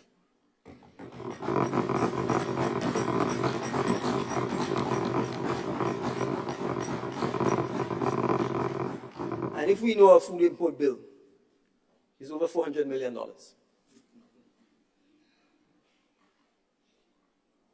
then clearly, Mr. Speaker, we need to invest more in agriculture. Clearly, we need to say to our young men and women that agriculture is our future. That food security is our future. And so this budget is designed to begin to address those issues. Do we take the safety of Grenada for granted?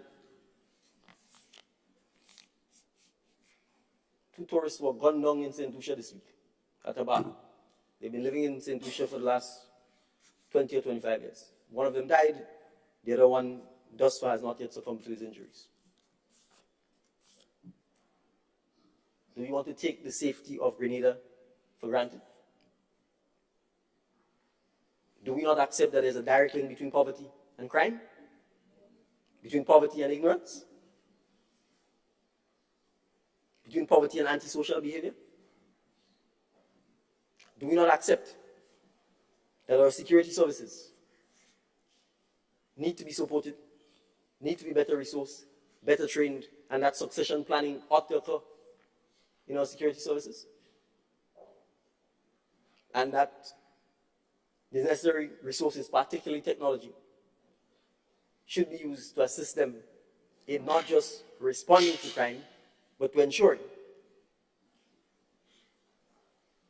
that the community sees them as one and the same, and that it is not the police against us and us against the police. To ensure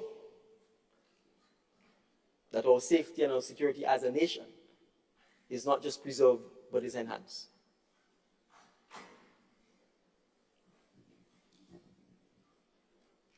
Mr. Speaker, there's been no succession plan for leadership within the Royal Grenada Police Force. And I'm not talking about the position of Commissioner of Police, I'm saying leadership collectively.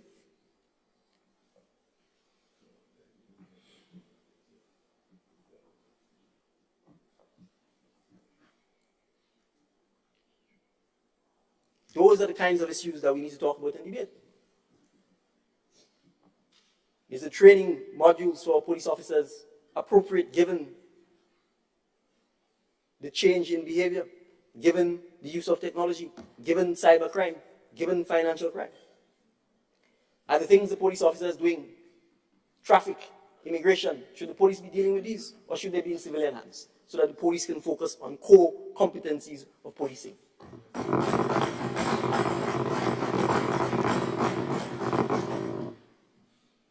And I raise those issues to say, Mr. Speaker, we've only been in office in 5 months.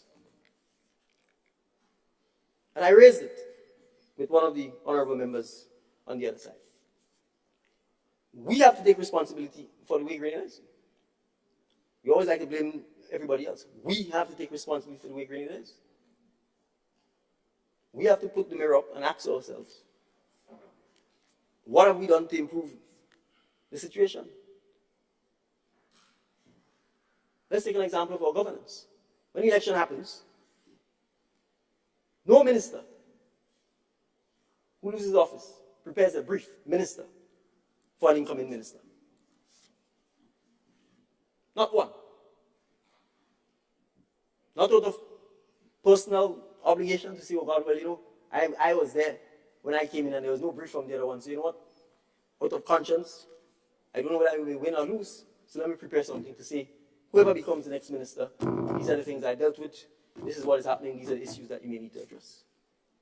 It doesn't happen. I'm not blaming anybody, I'm saying it doesn't happen. And as a country, we need to talk about those things. How else are we going to improve the governance and the transitioning of our, how else are we going to improve continuity?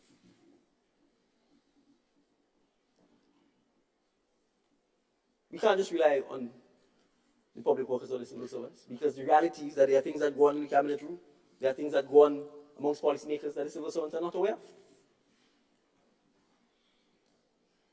So, as a society, do we say, well, we met it so, so we leave it so?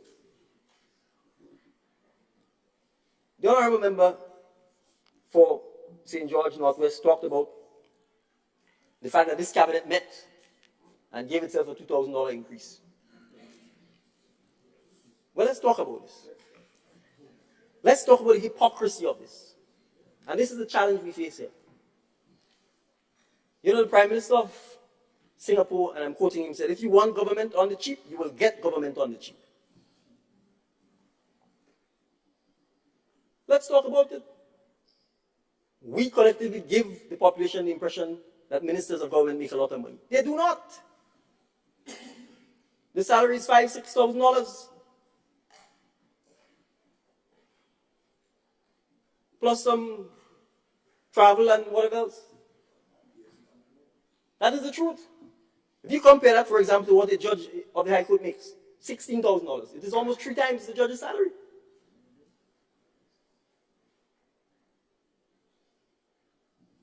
Speak the truth, have a debate, get the population's view.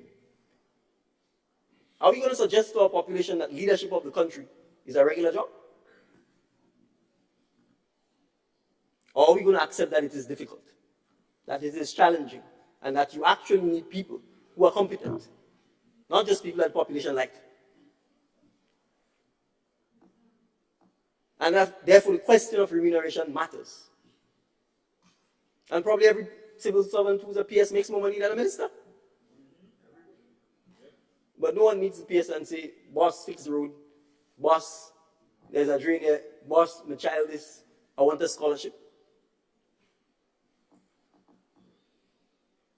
But let's put the mirror up. Is the honorable leader of the opposition. He's been the prime minister for more than cumulatively 2 decades. Is he prepared to have an honest discussion about this? Or is it because he doesn't need the money, so the rest of the ministers, to hell with you? That's it. Is that it?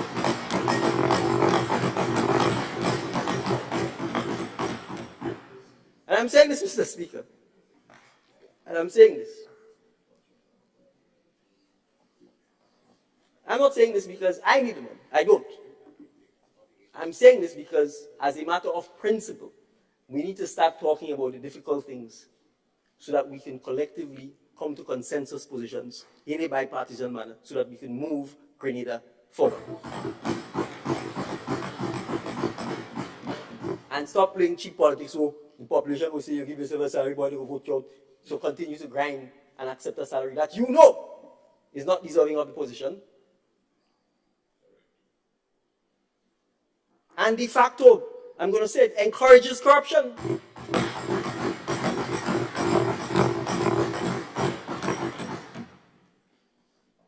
So if we want to build, and Mr. Speaker, you could just do a comparison of minister salaries in Grenada, St. Lucia, etc. But there are other issues I will raise, Mr. Speaker, about governance.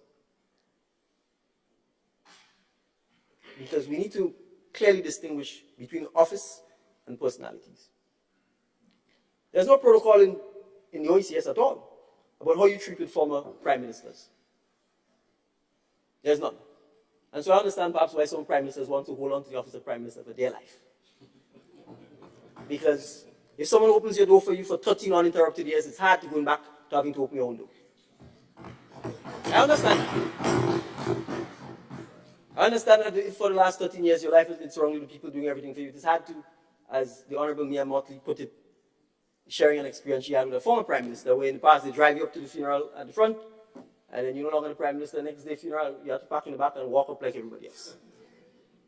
I understand. So there's no protocol in place. We've had no discussions about putting protocols in place. I should say, well, I meant it like that. Grenada has been an independent country for 48 years. Them fellas before they didn't even attempt to fix it. Why am I getting involved in this for? Is it because I recognize, Mr. Speaker, there is a distinction between office and personality. And so if we are going to improve the governance of the country, those are the things we need to talk about. And talk about them openly. And not mama guide the public into thinking politicians just want this for themselves or they want that for themselves. Have the honest and open discussion. So I highlight those things, Mr. Speaker, to point out that there's a lot of work to do. And I'm not suggesting by any stretch of the imagination that we here are suggesting we have the answers. To most, all of them. The answers reside within our collective wisdom as Grenadians. If we can all take part in the election, we can certainly all take part in the governance of our country.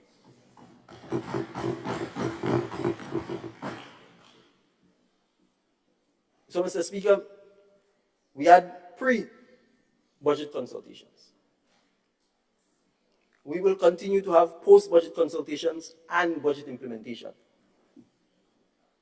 And a budget is a plan. The law requires for the bill to be approved. And plans are not set in stone. If circumstances change and we're required to adjust, we will adjust. If it requires us to come back to the House, we'll come back to the House. If it requires us to go back to the people, we'll go back to the people. So we need to ensure that our population, and I'm told that a number of persons looked at the budget debates this year who haven't done so in the past. I'm happy to hear that. We need to encourage more people to do so. We need to encourage persons to submit submissions about what they think should and shouldn't be in the budget. to debate it, to discuss it, so that we can get the fulsomeness of the ingenuity, the creativity, and the talents of all Grenadians, not just the 15 of us sitting in this honorable house. So, Mr. Speaker, I thank you for indulging me. I know it's Friday afternoon. I'm aware of your religious persuasion, and therefore we have to have regard for the rights of others. I want to commend you for your job in keeping all of us on a tight leash. I want to thank the clerk and his support staff for all of the courtesies extended to all of us members of the House for ensuring that debates took place. And I certainly again want to thank the people of St. David, the people of P.T. Martin, Carrickmore, and Grenada for giving this balanced team the opportunity to serve the people of Grenada. We certainly commit to doing our best. We commit to being inclusive. We are happy to hold discussions with members on the other side on any issues that they think their input, that they may wish to make their input on, and we assure the public, as the MP for St. Patrick West said, we are the government for all Grenadians. I'm not interested in who you voted for. I'm not interested in who your family voted for. Because at the end of the day, this country belongs to all of us. Thank you, Mr. Speaker.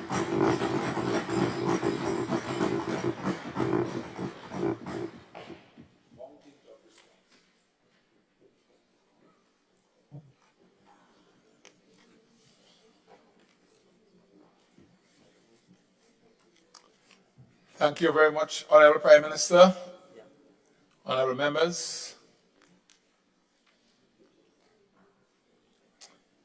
We Take it up.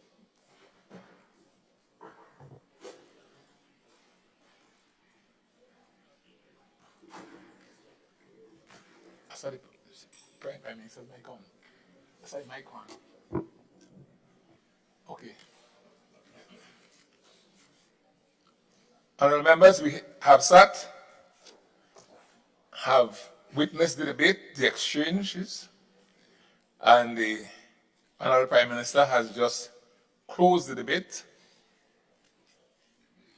The question proposed is,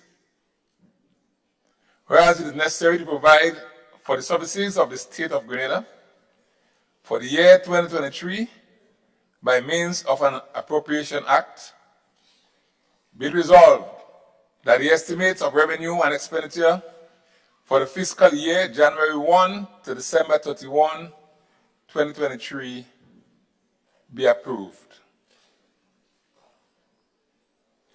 Honorable members, the question is that the estimate of revenue and expenditure for the fiscal year January 1 to December 31, 2023 be approved. All those who are in favor, say aye. Those of the contrary view, say no.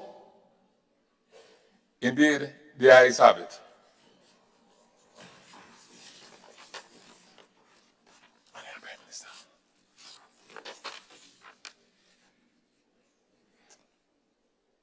Honorable Prime Minister.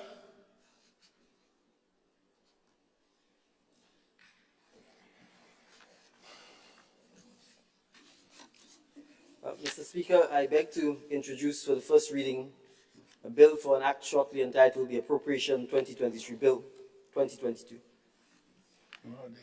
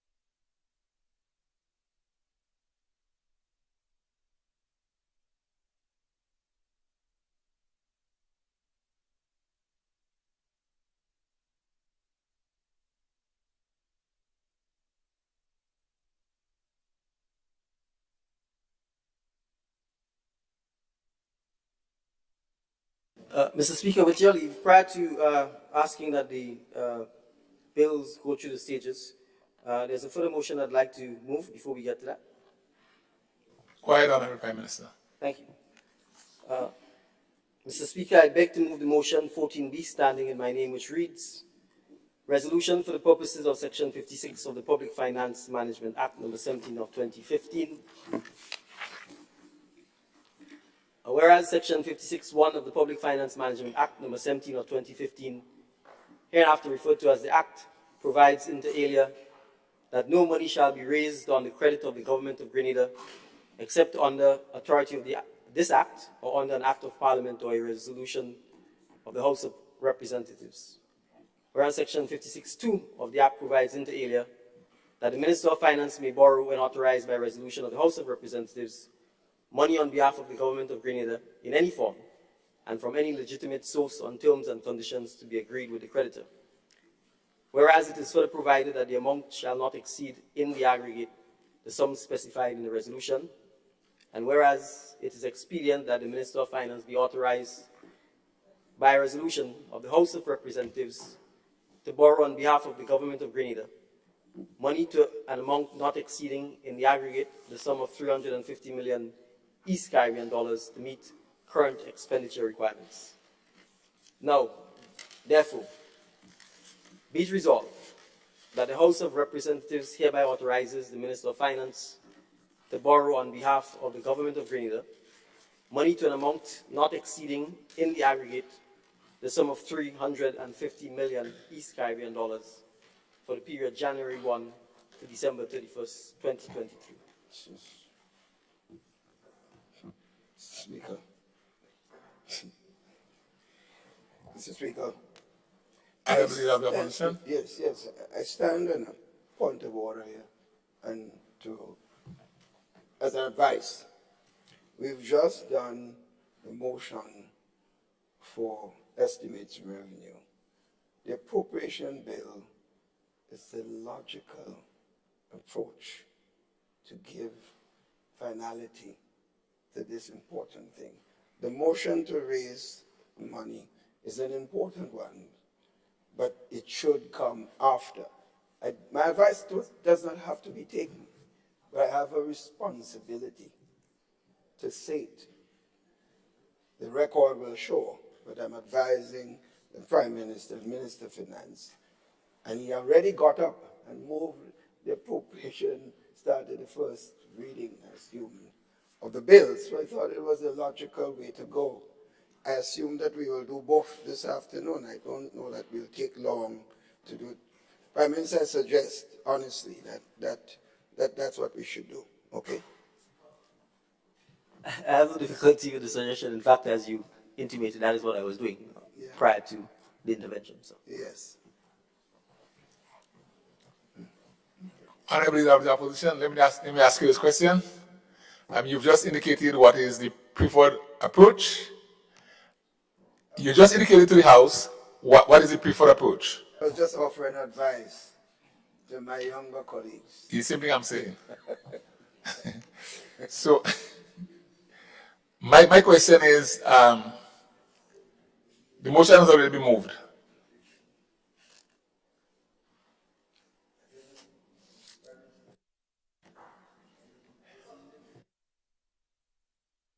Mr. Speaker, I'm neither here nor there. I already read first that the bill be dealt with, so I'm happy to go ahead. At the end of the day, we need to pass the bill, so I'm happy to move with the bill, and then we can address the motion after. Okay, no problem. Sure. So I don't know, Mr. Speaker, whether you want me to reintroduce. Yes, please. Sure. The bill. All right. Thank you, Mr. Speaker. Mr. Speaker, I beg to introduce for the first reading a bill for an act shortly entitled the Appropriation 2023 Bill 2022.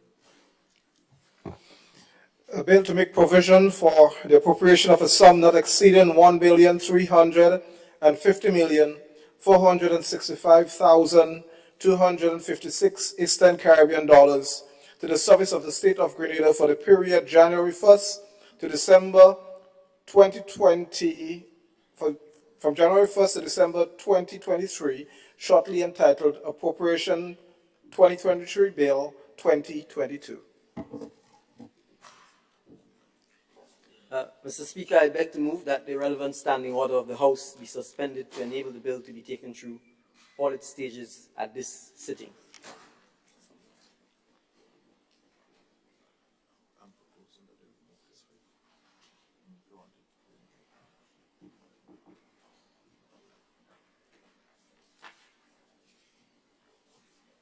Honourable members, the question is, sorry.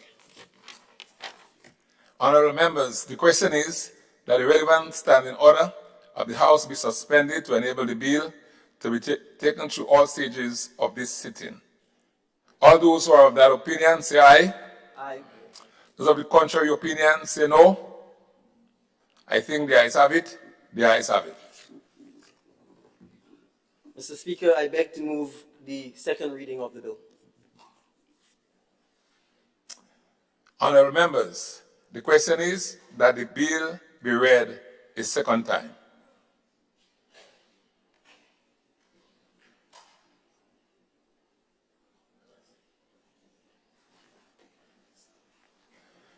Honourable Prime Minister.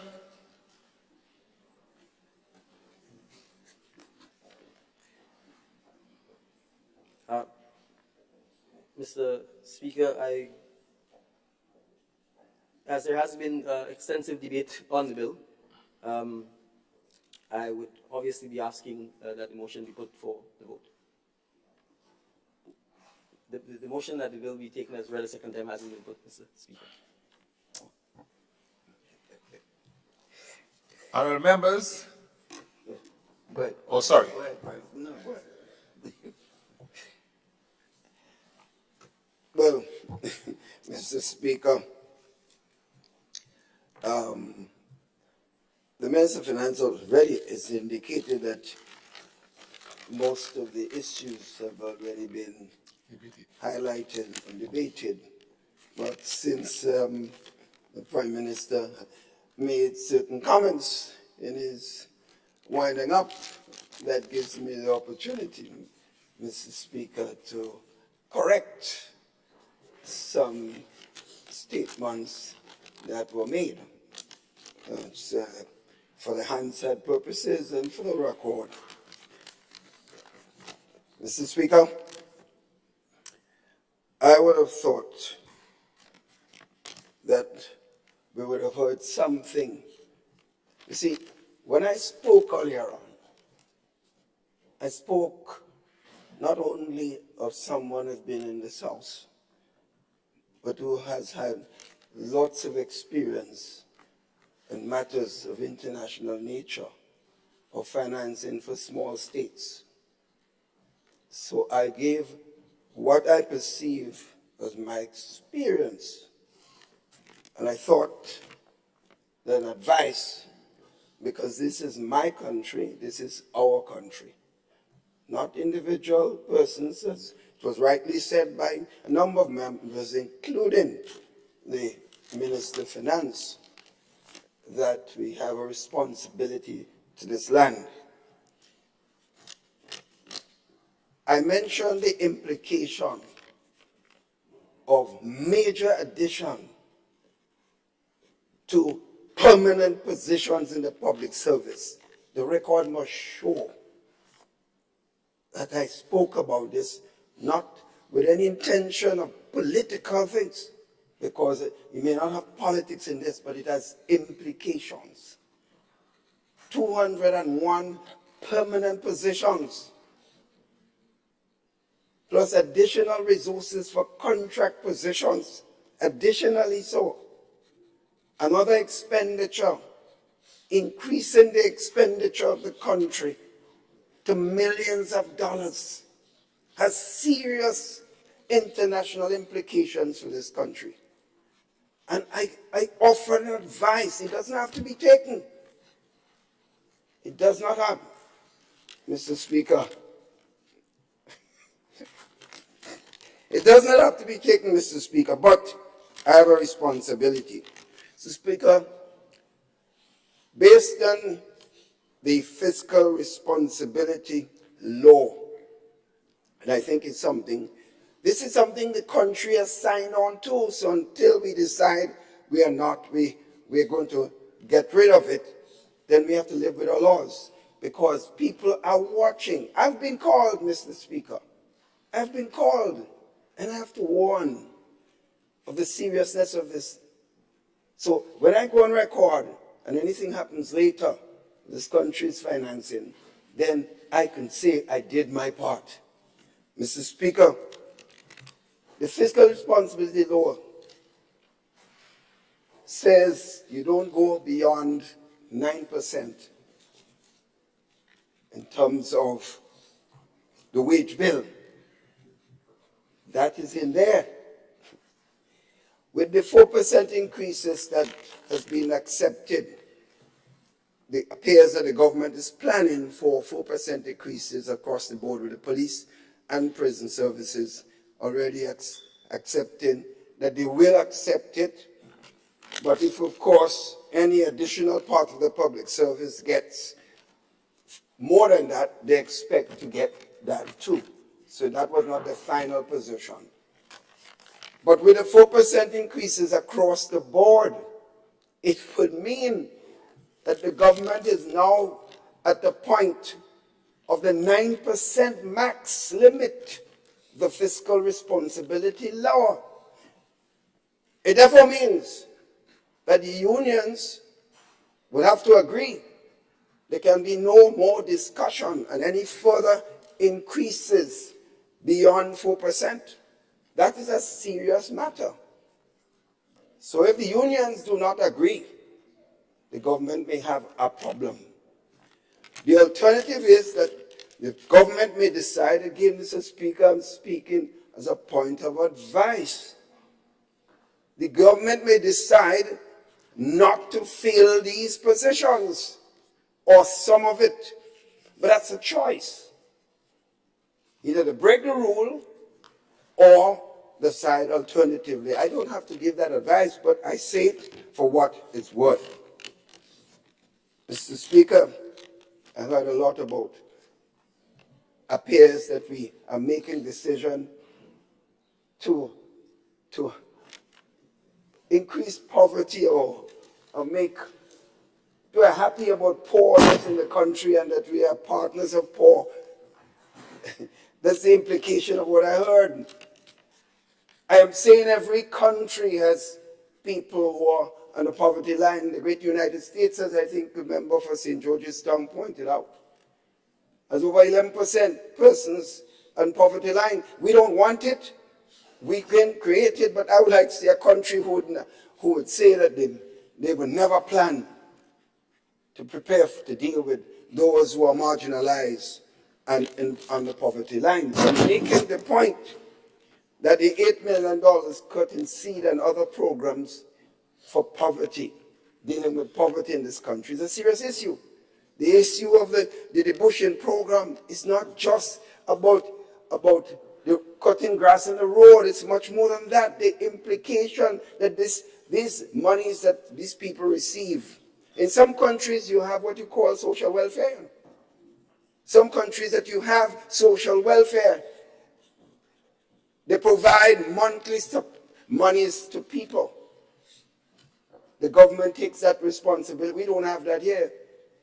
So these people, it's not just they give some productive work, but at the same time they earn something, Mr. Speaker, that can help take care of the basic needs. These are people, without that, they will be begging and asking us for all sorts of things. And some of us will have to be under pressure. But the state has a responsibility to help, Mr. Speaker. Mr. Speaker, I also want to point out, I heard a statement made about constituency offices, and people have to go out and to his constituency office to beg people. I heard the Prime Minister's office, special projects, and people come. People never came to me begging me, the Prime Minister's office, for pittance. They never came to me, Mr. Speaker. People would come to my office. That's the constituency office, and that's their responsibility. people at different levels, people who don't even support my political organization. We listen. Sometimes I offer advice. Sometimes I can't give them anything, but I offer advice. That's their responsibility. And I don't think we should reduce the importance of this. Mr. Speaker, throughout my entire presentation, I spoke about education.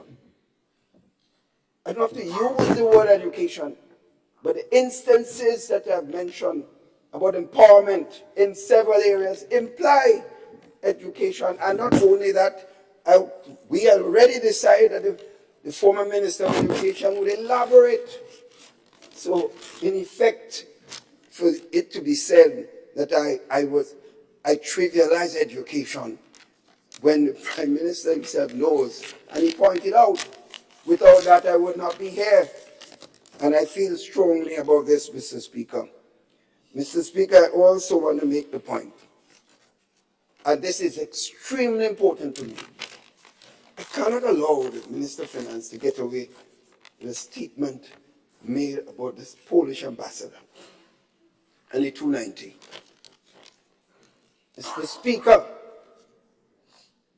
the point I made was that there was reported from the Prime Minister's statement about a cabinet conclusion, and I was the chairman of that cabinet. About 290, and I'm saying this is certainly not true. And that I asked the Prime Minister when I called on him. I didn't call on him to explain about money. I don't know about 140. Don't know anything about this. It's what I've heard. So I'm saying that was not what I came out to talk about. I asked about the cabinet conclusion that talks about 290, and I know this does not exist. And if anything shows up, it means that somebody interfered with the cabinet conclusion. Because I was chairman of that cabinet, and that is absolutely false. And we can't get away from this. And I was saying to my friend and Prime Minister that you can't do this. Because the implication is that people might perceive us. The same point he's making about people saying we're behaving as if we encourage corruption if we don't pay people properly. You are letting people continue that perception that all members of government do is try to steal from the taxpayers. And that is wrong. And that's the point I was making. I wasn't talking, if I was somebody, Ambassador at large, we were not selling passports, as the Prime Minister said. The government now is being accused by some people, some of their own supporters, of selling passports. I will not indulge in that. The Prime Minister should not go in that direction. People make commitment to help the country in several areas. That is part of the conclusion. And the document, this is no private document, it's part of the government position, policy, philosophy. And other countries do it. All over the world, they appoint ambassadors at large because they cannot afford to appoint ambassadors all over the world. But we said you must make a contribution to a technical fund, and I see the government is using the technical fund. Now, if this thing is so bad, why are you using the money? Give back all the money. So I'm saying this is important, so that was one of the conditions. So I was taking the position that this 150, these people play in addition to the commitment that they have to make to the country on a regular basis. And the Minister of Foreign Affairs must see to it that they meet those conditions, and if they do not meet it, like we have accepted that, the ambassador position should be withdrawn accordingly. But the commitment must be there, Mr. Speaker. Mr. Speaker, also, so I want to debunk this thing about 140, because let's assume somebody did ask someone representing us to help with the election campaign. Wait now. Does the Prime Minister or does the NNP explain where he got millions of dollars to run the campaign? Didn't they ask people? So we are not talking about some constituency may have sought the help of a person but to put that as part of their commitment to the government. And that is fraud. And that is the issue. So I want it to be clear. We are not debating about 140 and 150, and the Prime Minister must not twist that. We are debating that there is a cabinet conclusion for 290, and the chairman of the cabinet, who happens to be myself, then is saying that is false. Because every single person for the 10 years before that paid 150 in addition to the commitment to the country. So I don't know how it could be changed for one individual. Mr. Speaker, I also want to make the further point. Many of the things I said, I didn't come here to be praised by anybody. When we go outside, we could have a drink. We could laugh. We could do all the fun. When we come here, serious business. So when we make statements about issues that we see, it should not be no hard feelings. I have seen sometimes when we come here, we talk, some people pass you with a face hard. No, that's Parliament. What we watched the Parliament in London, have we watched the Parliament all over the world? People criticize each other in Parliament, and you see them drinking the next time, having a social drink. They do that, and there's no issues with that, Mr. Speaker. So the issue of major development was said in the Prime Minister's own budget speech. Since 1983, there was no serious development. That's why I spent time to inform the honorable members on the other side, because as he said, many of them are new, how the foundation was laid and who helped in the foundation. That is why I made those points, Mr. Speaker. And also, I do want to point out, there was the issue of what Mr. mentioned about Mountain Top. You know, it is sad. I would just advise the Prime Minister, he's new, keep the debate at a level. You're saying one thing that you don't want us to go in that direction, but then on the other hand, every time an opportunity comes, to imply something. Honorable Opposition Leader, Honorable Telesford, mic is on. I give him way. Thank you, Mr. Speaker. Mr. Speaker, most respectfully, I submit to this Honorable House that the debate relative to the discourse on the budget has been concluded. What, Mr. Speaker? Budget debate has been concluded. And as such, we are discussing the bills. And the bill for consideration at this time, Mr. Speaker, is that of the Appropriation Bill 2023. Mr. Speaker, Mr. Speaker. I therefore... Mr. Speaker. Leader of the Opposition. Leader of the Opposition. I'm starting a point of order. What is the point of order? The point of order is the member is implying that I have no right to continue speaking on this motion. No, this is not the point of order. But this is the point of order. Honorable Leader of the Opposition, please sit. Let him finish and I'll call you back. But I'm just making the point. Mr. Speaker, it is...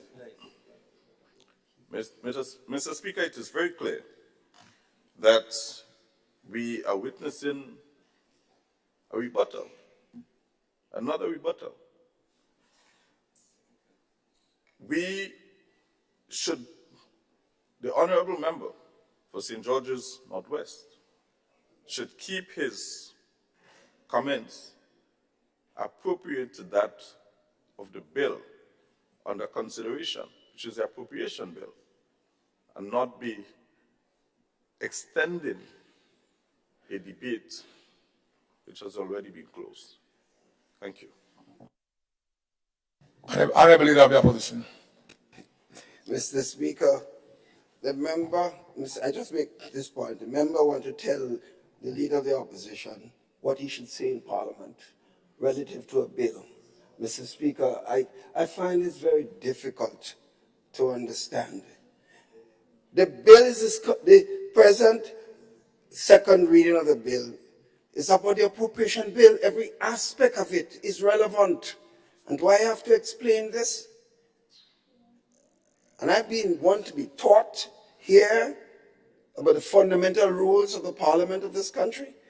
Mr. Speaker, I'm sorry. But I want to make this point.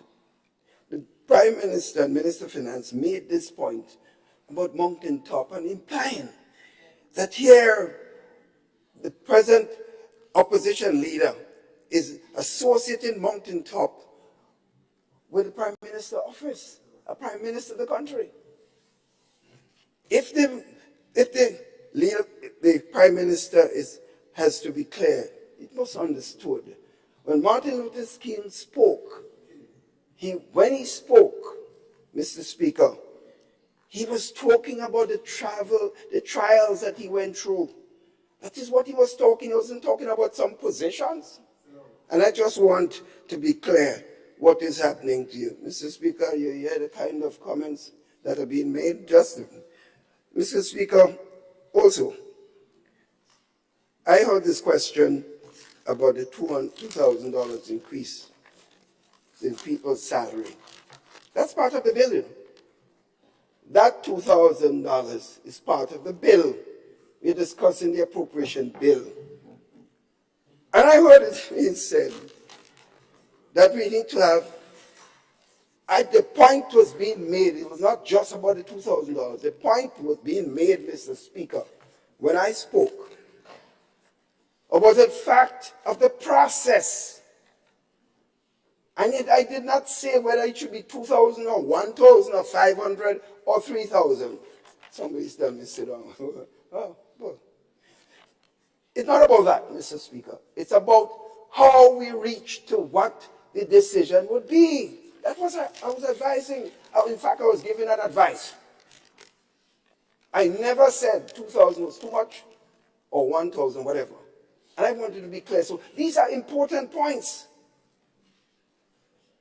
And therefore, Mr. Speaker, I make this point because I think it's extremely important, Mr. Speaker. So, I advise that in future, Mr. Speaker, that we do respect each other. We say things here when we feel that there's a responsibility that we have and that we hold dearly to. We make this point, not to put down anybody. My whole presentation was about responding to the comments, the speech given, and I pointed it out and laid the foundation for it. It's unfortunate that some will take it personally. I don't take it personally, whole thing. Mr. Speaker, I thank you. Thank you to Honorable Leader of the Opposition.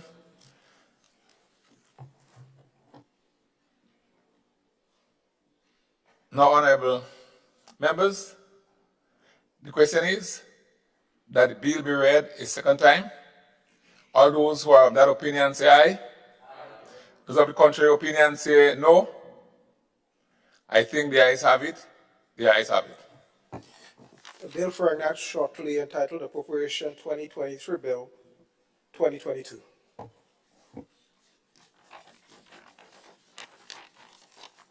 Mr. Speaker, I beg to move that the House resolves itself into a committee of the whole House to consider the bill clause by clause or part by part.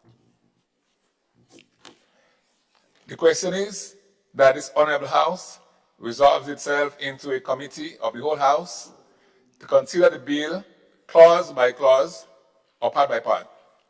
All those who are of that opinion say aye. Aye. Those of the contrary view say no.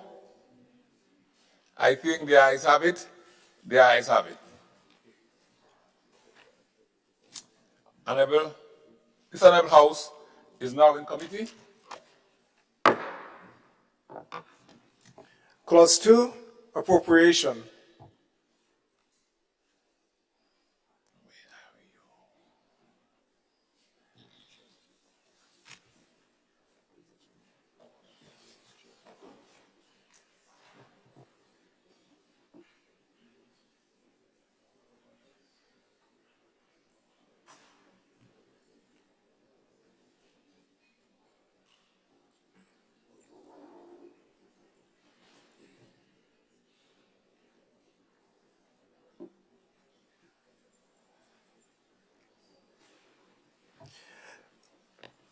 Clause 2, appropriation. Honorable members, Clause 2 forms part of the bill. All those in favor say aye. Aye. Those of the contrary opinion say no.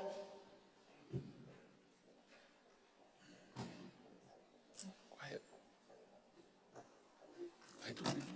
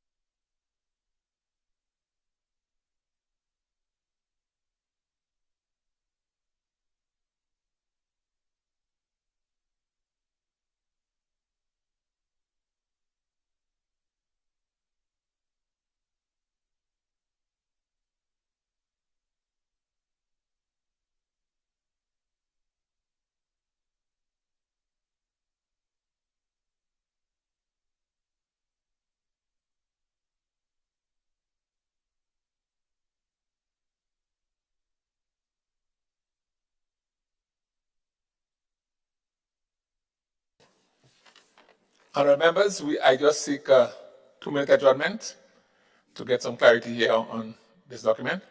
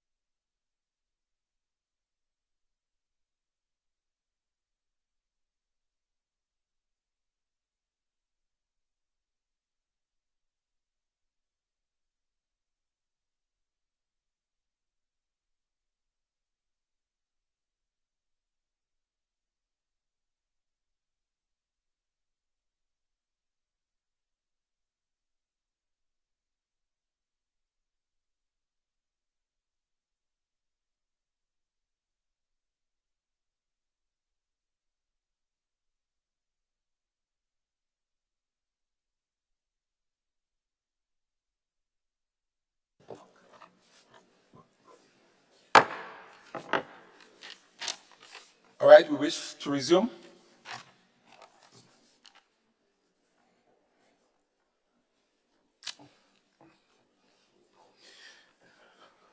Clause 2, appropriation.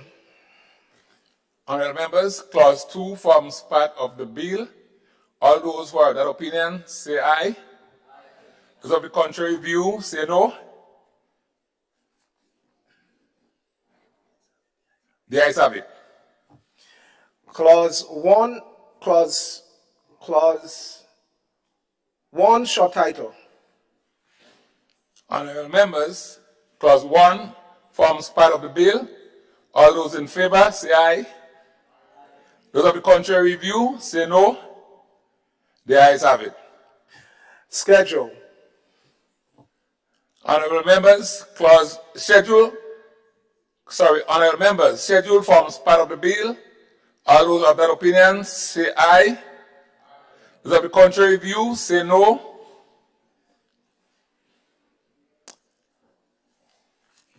Honorable members, the bill was passed by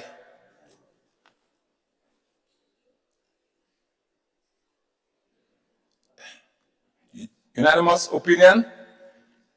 The ayes have it.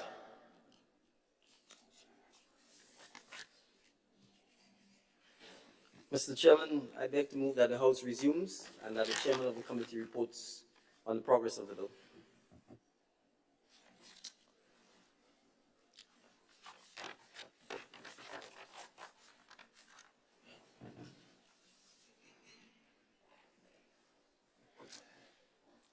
The question is that the House resumes and the chairman of the committee reports progress on the bill. As many as are of that opinion say aye. Of the contrary, say no. I think the ayes have it. The ayes have it. I have to report that the bill was considered by a committee of the whole House and passed without amendment.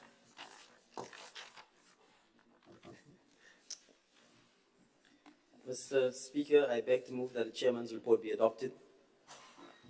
The question is that the chairman's report be adopted. As many as of that opinion say aye. Of the contrary opinion say no. I think the ayes have it. Mr. Speaker, I beg to move the third reading of the bill. Honorable members, the question is that the bill be read a third time.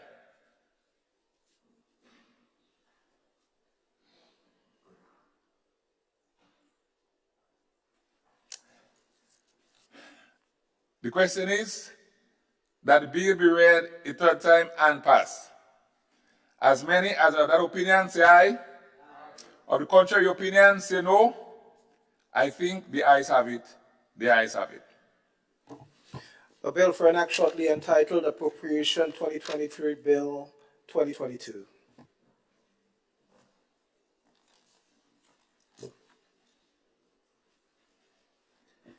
Mr. Speaker, I beg to introduce for the first reading a bill for an act shortly entitled the 2023 Budget Loan Authorization Bill 2022.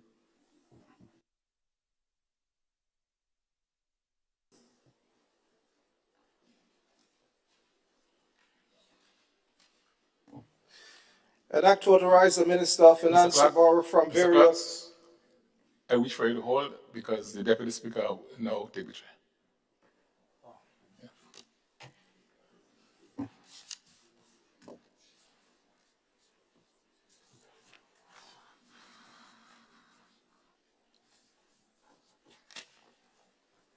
So it is the same way you have to go down here, you read here. Minister here, and then choose that one down here. Okay?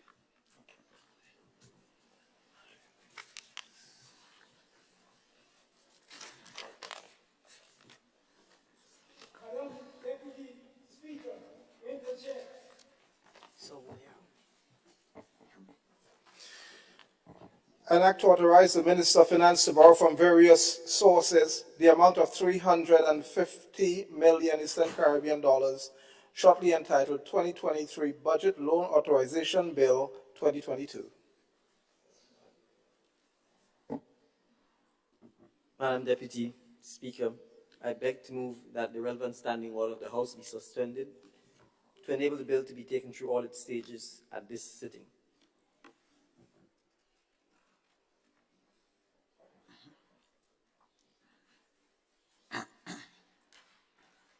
Honorable members, the question is that the bill be read a second time.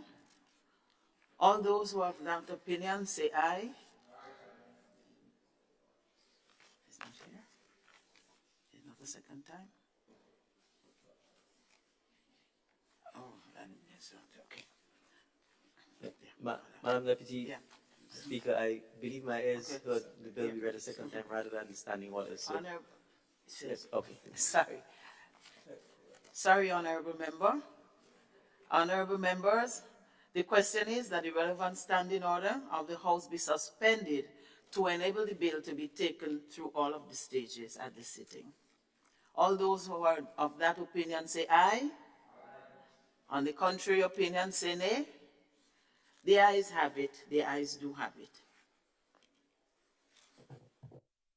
Madam Deputy Speaker, I beg to move the second reading of the bill.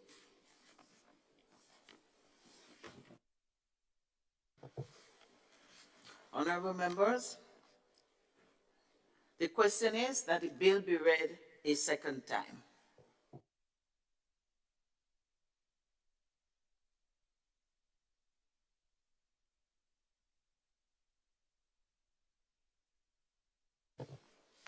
Honorable Prime Minister. Madam Deputy Speaker, I think again the budget loan authorization bill is connected obviously to the appropriation bill, and I think there was extensive debate on it. I have nothing further to add. Thank you, Honorable Prime Minister. Honorable members, the question is that Sorry, I should indicate, Madam Deputy Speaker, that the budget loan authorization is a money bill, and I do have the consent of the Governor General to proceed. Thank you, Honorable Prime Minister. Honorable members, the question is that the bill be read a second time. All those who are of that opinion say aye. Of the contrary opinion say nay. I think the ayes have it. The ayes do have it. Bill for an act shortly entitled 2023 Budget Loan Authorization Bill 2022. Madam Deputy. Honorable Prime Minister. Thank you, Madam Deputy Speaker. I beg to move that the House resolves itself into a committee of the whole House to consider the bill clause by clause or part by part.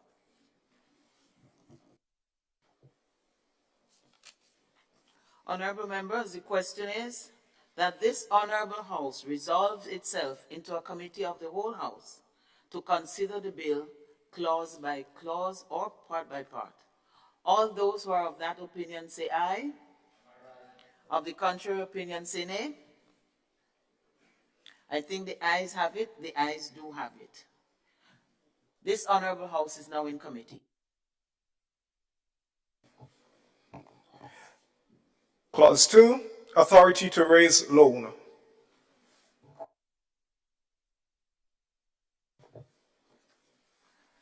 The question is, honorable members, the question is that clause 2 forms part of the bill. All those who are of that opinion say aye. Of the contrary opinion say nay. The ayes have it. The ayes do have it. Schedule. Honorable members, the question is that the schedule forms part of the bill. All those who are of that opinion say aye. Of the contrary opinion say nay. The ayes have it. The ayes do have it. Clause 1, short title. Honorable members, the question is that clause 1, short title, forms part of the bill.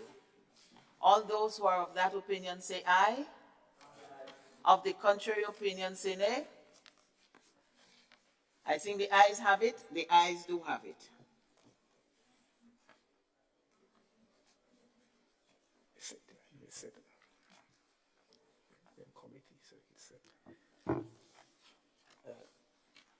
Chairman, I beg to move that the House resumes and that the Chairman of the committee reports progress on the bill. Honorable members, I have to report that the bill was considered.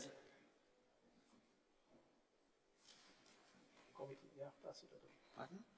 Oh, then the House resumes. Okay.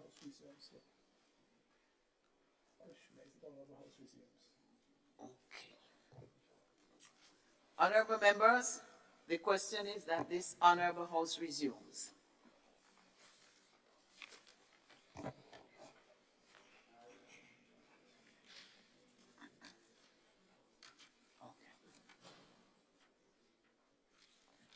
Honorable members, I have to report that the bill was considered by a committee of the whole House and passed without amendment. Honorable Prime Minister, Thank you, Madam Deputy Speaker. I beg to move that the chairman's report be adopted. honorable members, the question is that the chairman's report be adopted. All those who are of that opinion say aye. Of the contrary opinion say nay. I think the ayes have it. The ayes do have it. Madam Deputy. Honorable Prime Minister. Thank you, Madam Deputy Speaker. I beg to move the third reading of the bill. Honorable members, the question is that the bill be read a third time.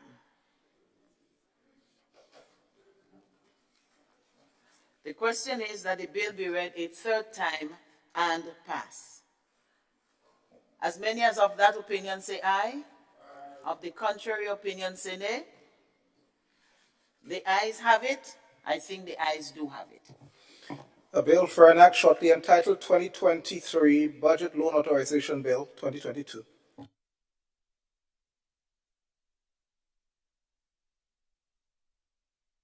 Madam Deputy Speaker, I beg to move the motion 14B standing in my name, which reads,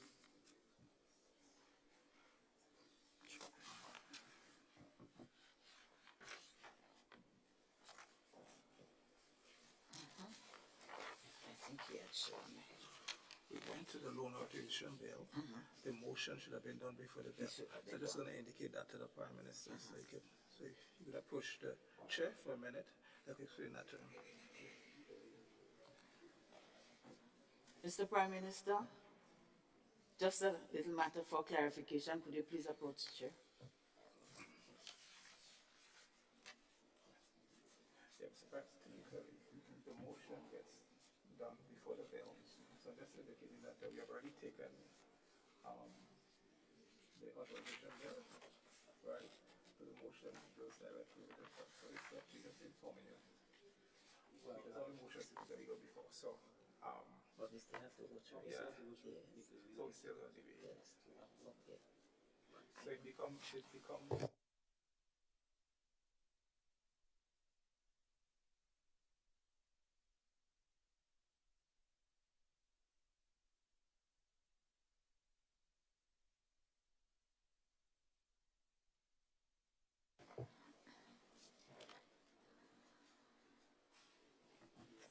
Thank you, Madam Deputy Speaker.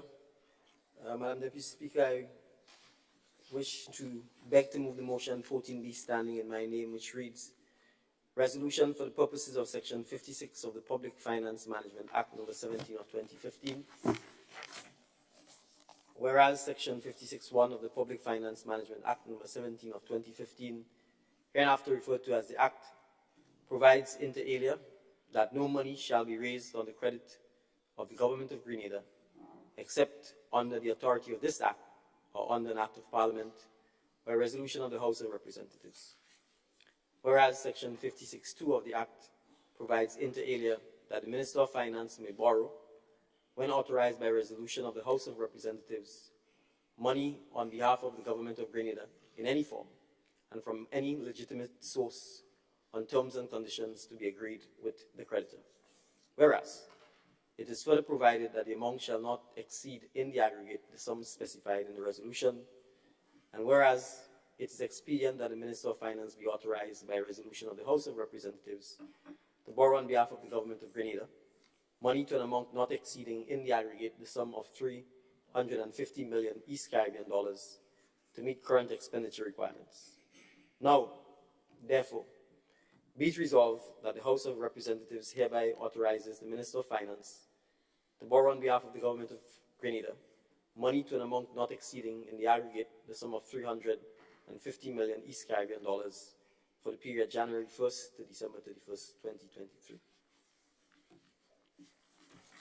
Honorable members, the motion as put by the Honorable Prime Minister reads as follows.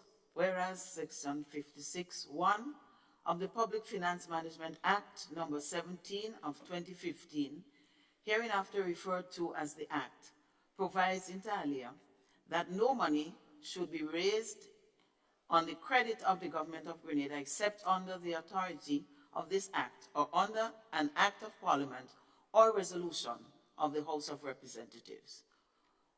Whereas Section 56(2) of the Act provides inter alia that the Ministry of Finance may borrow, when authorized by resolution of the House of Representatives, money on the behalf of the Government of Grenada in any form or from any legitimate source on terms and conditions to be agreed with the creditor.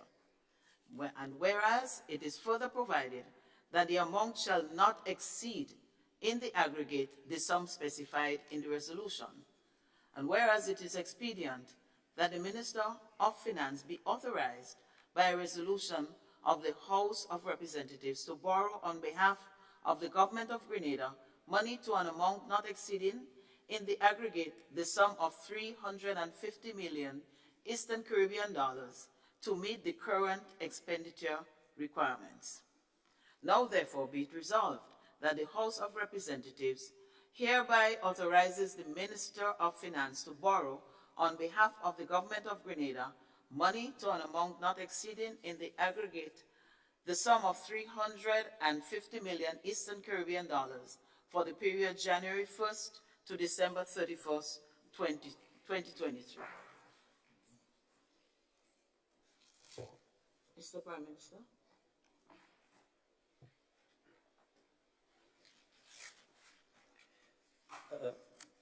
Madam Deputy Speaker. Honorable Prime Minister. Sorry.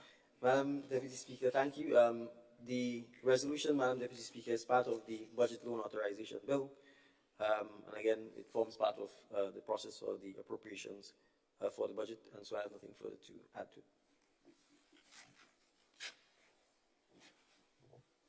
Honorable members, the question is that this House of Representatives hereby authorizes the Minister of Finance to borrow on behalf of the Government of Grenada money to an amount not exceeding in the aggregate the sum of 350 million Eastern Caribbean dollars for the period January 1st to December 31st, 2023. All those who are of that opinion say aye. Aye. Of the contrary opinion say nay. The ayes have it. I think the ayes do have it.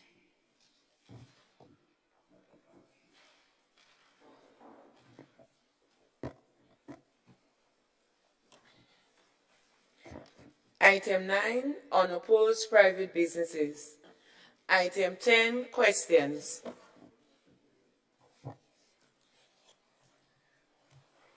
Mr. Speaker, I stand to ask,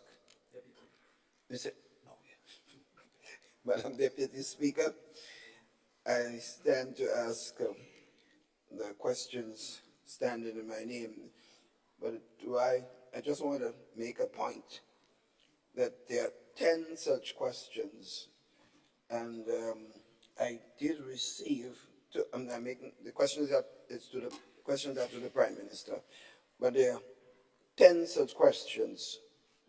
I received the answers to the 10 questions just a few hours ago, so I have not had the time to examine them. So I don't think we need to go through me standing and asking the same question 10 times here.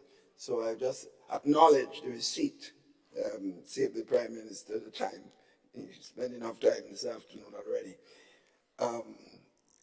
Acknowledge receipt of the answers, and further later, if another session I have any additional questions to ask on the answers given, I will certainly do so. But I just accept officially through you, Madam Deputy Speaker, to the Prime Minister, accept the answers as given at this time. Later on, after I examine it, I may have additional questions. Okay?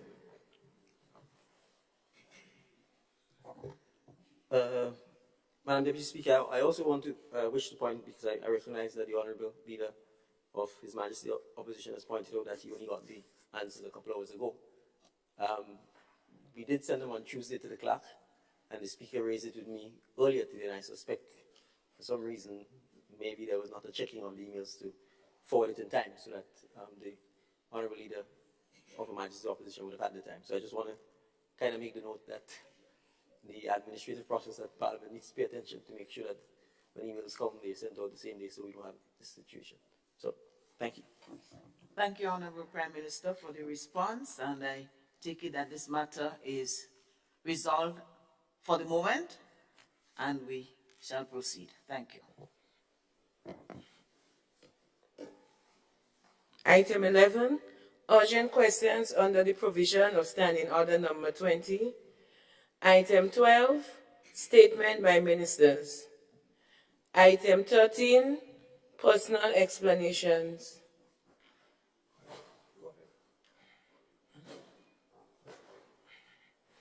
Item 16, request for leave to move the adjournment of the House on matters of urgent public importance.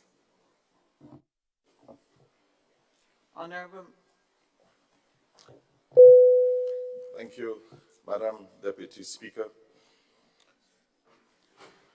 Madam Deputy Speaker, I wish to move the adjournment of the House sine die.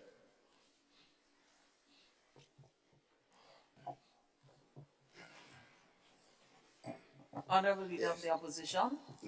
Madam Deputy Speaker, standing on this motion of adjournment, I just need to make this point. I understand to the member of St.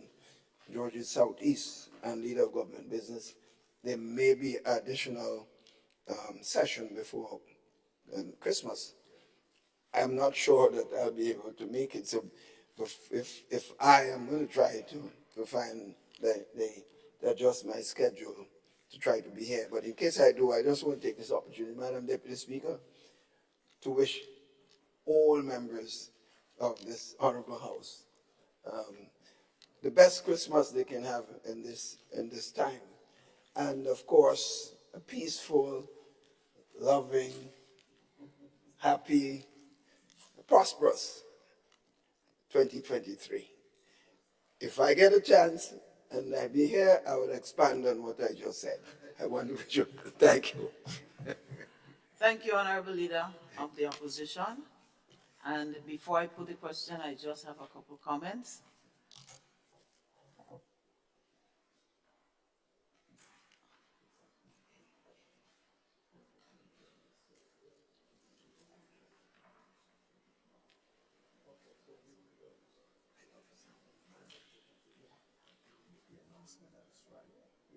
Friday 16th.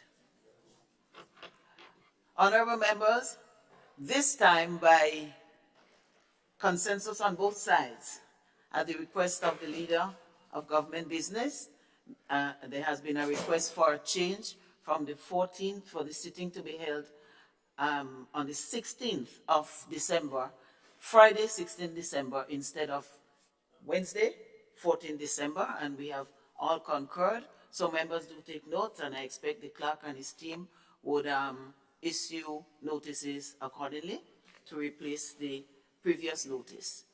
Also, members, I want to commend all of you, 15 members, for your deportment, for in your presentations, and during this whole 2 very long day of sessions, and I think we all stayed until the time that was necessary to complete the nation's business at this time. So compliments to all of you. Thanks to the staff and everyone who has made this possible. I look forward to, I found the debate very, very stimulating, very interesting, and it was good to see the maiden debates, budget debates from the presentations on the government side, and also the, how shall I say it, the more seasoned debates from the others, but sometimes you couldn't tell, and the debates were of a good nature, and I hope that the public would have listened, and more importantly, that the message about the people and the nation, that would stay in our minds, and that we would conduct ourselves and that we will carry out the duty of our positions to the benefit of our nation. So, honorable members, I now put the question. The question is that this House doth adjourn, sine die. All those who have that opinion say aye. Of the contrary opinion, say nay. I didn't think anybody would say nay. Thank you, members. This honorable House doth adjourn. Where do I knock that? Anywhere.